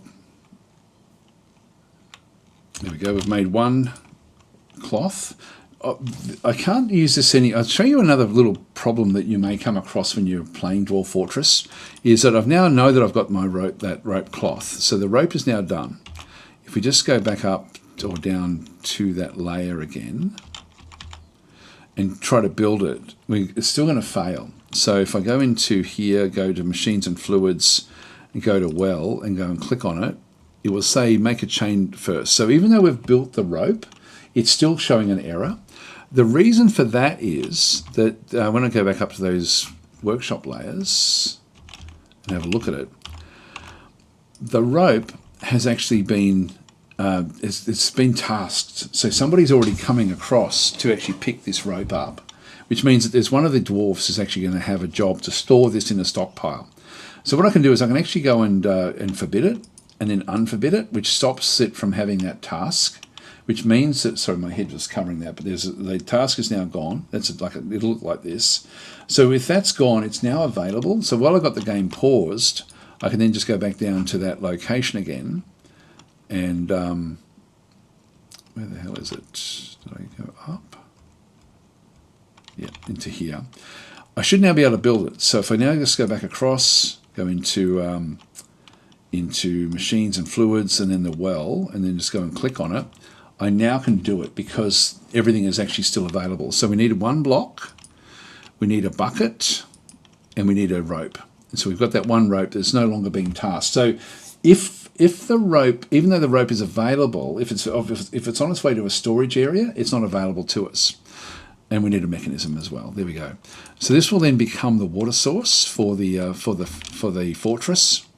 Just let that one sort of develop its way through.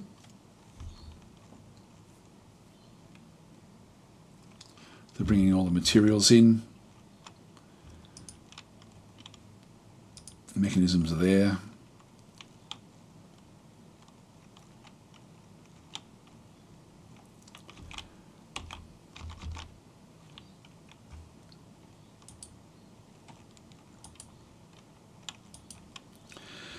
This getting a water source is incredibly important.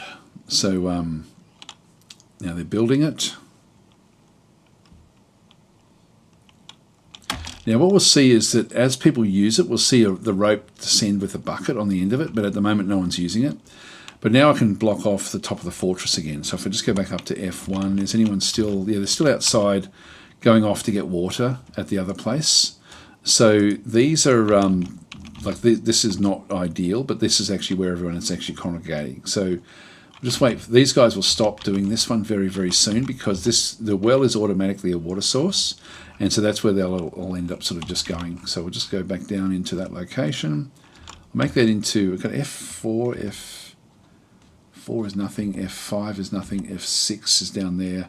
I'll just make this one into F7 for the hospital and the well. So we'll just go and press H for the hotkeys, F7, hospital zone, and that's going to be right there, enter. And so we'll end up sort of in through here, and we should start to see the dwarves will start to make use of this. So this guy is now moving across to have a drink. They don't like drinking water, which is why they're suddenly becoming angry. Oh, by the way, sorry, I forgot to show. There's the bucket, one layer down. It's being drawn back up again, I think. Yep, so he's now made use of it. Okay, here we go. So our supply caravan now has arrived from the Ageless Mountain, a welcome sight.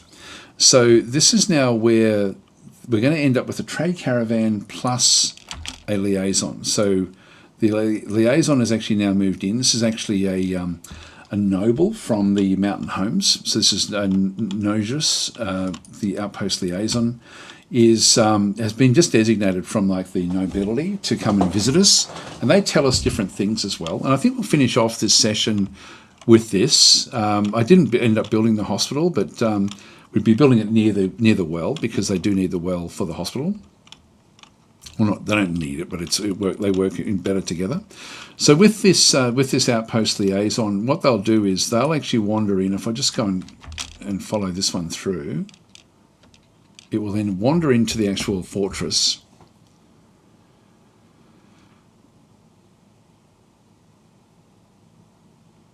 Go down and find the expedition leader. And at that point, the expedition leader was back down in through here. So they're attending a meeting. And if I just go back across to diplomacy. So I'm in a liaison from the mountain homes. Let's discuss your situation. So they've added information now to the world map. And so all that stuff that we did at the very, very start is actually now starting to sort of play out. So over the course of where we've been, we'll find that there's now going to be news and rumours, and we'll see different movement points where there's been like something has moved here down to this location. In the mid-spring of 250, a group calling itself the Fellowship of Glittering reclaimed Breath Heal on behalf of the First Kin. So it looks like this is actually an old elvish location, for example, that a ruin. And so the elves from up in here have settled that. So there's a group from up in here have actually now moved off to claim that location. We get all these different rumours coming through. A lot of movement coming in through this other side. We're seeing different things highlighted in through here. So in the late spring of 250, Nurtured Blocks was known to be an arrow keeper. I'm not sure who Nurtured Blocks actually is. What have we gone through there? The army of Solon group marched on Loyal Roads and through this other side. This is the hillocks of Loyal Roads. Early spring, Tudu Wise Tongue became mayor as well. So we've got the early autumn, which is happening right now. So there's actually an attack going in from goblins, which would be that group of goblins from in here somewhere. So there's a group of goblins that have now marched on a dwarven hillocks on that side. We can see that there's actually a group that's actually now marched off there to claim this particular village. They walked past our fortress on the way across. So you get all these different sorts of rumours and things coming from your outpost liaison. So you can sort of see the history is just so intertwined. It's unbelievable in this game. And anything with white on it is showing there's an entry. So, different mayors have been replaced. So this is all part of the history of the actual game itself. Just phenomenal what it actually does do. Anyway, that's sort of what we've got. We've got little things that here we go. So someone was kidnapped. So we've got a few different entries that have now sort of come through from the mountain homes. Just go and click on done. So that's the report. So diplomacy has now been done. So make requests for next year's caravan. So what we'll do is we'll actually go and, but you don't have any metal. We haven't found any metal where we are, which is actually, I should have really checked that properly. So we're going to need to do some things. We're going to be wanting anvils. I'm going to just get an iron anvil. I'm going to be wanting to I can either get them to build the equipment for me, or I can get them to just bring bars of metal. So I think I'll actually go and do that. Metal bars. I'll get iron, and I'll also get steel. So let's go and get both of those. They're going to charge us heaps more for it, but let's just do it anyway. So we'll get those two things. And the other thing we didn't find was we didn't find any gypsum. So we need to get plaster. So if we go down to powders, and then we go to gypsum plaster, I want that as well. So that's all I need. So I'm just going to go and click on done. So that will then bring these. It's going to cost me a heap more for this, but I want it. So that's actually okay. Now, they also ask us to do things, but I'm not going to worry about whatever they asked for. If we go and have a look at the others that have now arrived as well, if we go to other, we then actually have merchants. So if we go and see where they actually are, so they're still making their way through. Let's just follow these down. So they'll walk their way into the fortress. Now, initially they can just bring their caravan straight through, but eventually they're going to be bringing in wagons. They're now offloading into here, which is why we had to build this. And they're now offloading their goods. Now, we already set ourselves up with a broker. While they're doing that, I can now go into and click on the trade depot and start to bring things into the trade depot. So I'm going to be moving goods to and from the depot. Now, actually, I do have one iron anvil, which is fine, but the thing that I want to be bringing mainly is going to be knickknacks. So things, for example, like we've got statues. These aren't worth a real lot, but we'll still bring them in anyway. They may be too heavy for them to take with them. There is actually a weight that everything has got. Tables, thrones, tools. Got different pots and things. I won't worry about those so much. The bookcases, again, they're going to be very, very heavy. Thrones, tables, statues, slabs, mechanisms, logs. There should be just finished goods and stuff. I thought I was building them. Got coffers which we haven't used yet.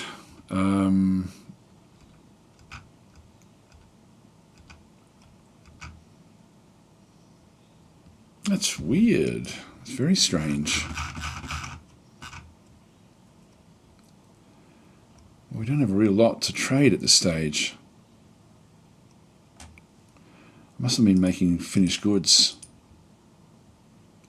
Just go and get rid of some of these things. These are all going to be very, very heavy. We'll just see what we can do.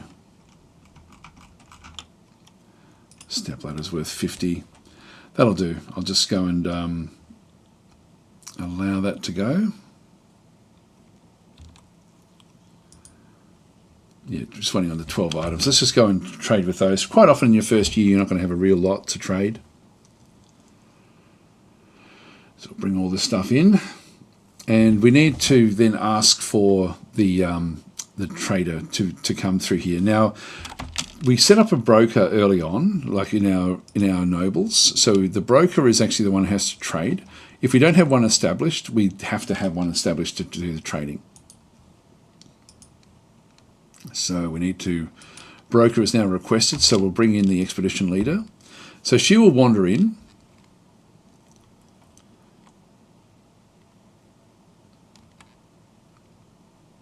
Here she comes, so she's now here. So she's now ready to trade. All of the goods have been moved in, and so we can now just start to trade. It's very, very simple. All we're just going to do is I'm just going to go and give all this stuff away, pretty much. You're better off giving more than making it difficult. We've only got 239 worth of stuff. Steel bars are worth 200, which would be nice to have. Ropes, I think we're going to need ropes more than anything, really. So let's just go and get some cheap things there. What else have we got? I won't worry about those. I can build all of that sort of stuff. Yeah, a lot of this we can just make up ourselves. Iron breastplate worth 100 would be useful. Yeah, iron shield worth 100 as well. Now we've only got 30 there at this stage. Let's go and throw an iron shield in. Now at the moment it's still saying that the trader profit of 109 is actually, they're going to accept that, it's green. But if I go and do much else, it's going to be a little bit more than what we want. Now, do we actually have, do they bring any gypsum with them? Any plaster? Looks like they didn't. The cloth is going to, I'll just keep on getting a bit more cloth. 92 profit for them. See, I went to 22, that's too much. So even 75, they may not do this. But let's just go and see what's actually going to happen through here. Now, the allowed weight is 1,896 kilograms, or whatever it might be. These are all smallish, except for the step ladder. Now, that's actually fairly high for those statues as well. These aren't too bad. So we're underweight there. Let's just go and do the trade if we can. So yes, proceed. And did they do it? No. So you'll need more goods to make this arrangement. So it's not enough. So let's just go and get rid of one of the silk cloths. That now makes it green. We'll just go and trade again. Proceed. And now it's there we go. So we've now done the trade. They've got a little bit of a profit, which they need to have. And we've now done all that. So we go back to here, and the broker is no longer needed at the depot because we've now done our trade. And so that's now done. And I think I'll leave it here, guys. I mean, it's sort of, we've covered a fair bit of ground. There's more that I would have liked to have covered bedrooms and hospitals as well. They're fairly important. So we've scratched the surface. We've had a bit of action going on as well with different things wandering in. We've secured the fortress to a large degree. With different things sort of starting to be built up, which is good. We've got the basic building blocks. So I think we've sort of covered it pretty well. Anyway, I hope that's helpful. So Mr. Sinister is saying, hello there, I have a question. How do you actually read the lore and dwarf thoughts? Since the game is always moving, do you constantly pause to catch those funny descriptions, or is there another way? Yeah, I pause a lot, like a real lot, actually, of pausing. But yes, in terms of what's going on, I'll just go back and find a character. So this one here, so Savish, if I get what you mean, like, it's sort of the important stuff, or the most recent things would sort of be showed in through here as well. So you can see there that you'll start to pick up what they're thinking about. So some of these will be fairly unhappy. There's one that's really unhappy. Let's go and see who that is. So I can sort by the happiness score. So this is the Dwarven Child. So Erlin Nirubur is actually really, really pissed off. Let's have a look and see what she's up to. She's 0 years old, so she's very, very young, but she can still work, so the dwarven kids can still actually do what they have to do. She's not a baby, though, so she's beyond baby. So there we go. Embarrassed at the lack of chairs, disgusted after drinking the nasty water outside, irritated when thirsty because she was not able to get drink because we had it locked down at one point. So she felt pleasure after a satisfying acquisition. I don't know what that actually that was. She likes working. So she experienced trauma. She was crying to someone in charge, which will be the expedition leader. Grouchy when caught in the rain, so she was outside. So these are all the things that actually have impacted her well-being, her mental well-being. Uneasy after seeing a troglodyte's dead body. So there's a whole lot of these things. But if we go into their relationship in through here, so Starvish, the militia commander, is her dad. We don't know where her mum is. Her mum may be back at the mountain homes. She's made a few little sort of friends in through here, including the expedition leader. So we start to get this connection thing happening, which we don't, unless you look for it, you don't really get to see it. The groups that she's involved in, the civilization and site government type stuff. Military, nothing there. Thoughts. So again, we're sort of seeing these same sort of thoughts in through this other side. Personality is what she's like. So if we're trying to make her happy, we can look at these things for clues as to what to then go and do. If we go back to thoughts, there's also recent thoughts, but there's also memories, and these are long-lasting scars essentially. So afraid, reliving, experiencing trauma. So the trauma that she sort of felt, she felt it there, but she got, I'm thinking it's from the horrified. So she saw a troglodyte die, and then she saw dead troglodytes, which she didn't want to be seeing. So that made her very, very scarred. She's now got this sort of mental scarring. But even with her personality, we can then sort of go back and see what she values, what her preferences actually are, what things that she might like. And so we can start to, if we could then try to start to build things for her if we needed to sort of go and do that one. It's a he, not a she. Anyway, that's sort of the that character there is. It just goes through a little bit about sort of what their thoughts and preferences and so on and so forth actually are, with different bits and pieces. But that's all of these things do play a big role into how the dwarves actually sort of go. And we've got a fair few unhappy ones. I'm thinking the water is the big one. So getting that well built is going to be very, very important. We will need to get a hospital. The hospitals like to be near a water source because they do a lot of cleaning. So that's why having a well, where were we? We're even further down, I think. Are we down this far? No, we were further up. So in this case, and through here, we'd be wanting to build a hospital in around here somewhere, just to to sort of be able to then get the water from here. So this is now our water source, so the dwarves will drink from here. But you can see we've got no drink, and so eventually there should be orders to, with all the plants we actually have with the food, we should then be sort of, actually if we go to F6, these plump helmets will then, once they become mature, like these ones here are, they will then sort of be taken upstairs and then sort of made into food and drink and stuff like that. Anyway, guys, I'm going to leave it there. So thanks for watching. It's a fairly long one. We nearly went for 5 hours. Hope you have a great New Year's, and I'll be back again tomorrow. So as I said, thanks for watching, and I'll catch you then if you're around. I wish I had been able to cover more than what we did. We covered a lot, and we got started at least. And it's fairly secure what we've actually gone and done, but it's I hope it's helpful anyway. My goal with these is always to have people actually play themselves, so that they're not just, if they're, a lot of people don't play these games but they like the idea of them, and it's nowhere near as bad as what, it's not as daunting once you actually get into it. There's just a lot that goes on. It's just got incredible depth. Anyway, guys, going to leave it there. Thanks for watching. I'll catch you around. Well, for many of you, I guess it's still 2025. So I'll see you next year. If you're here in Australia or New Zealand or somewhere, then we'll see you.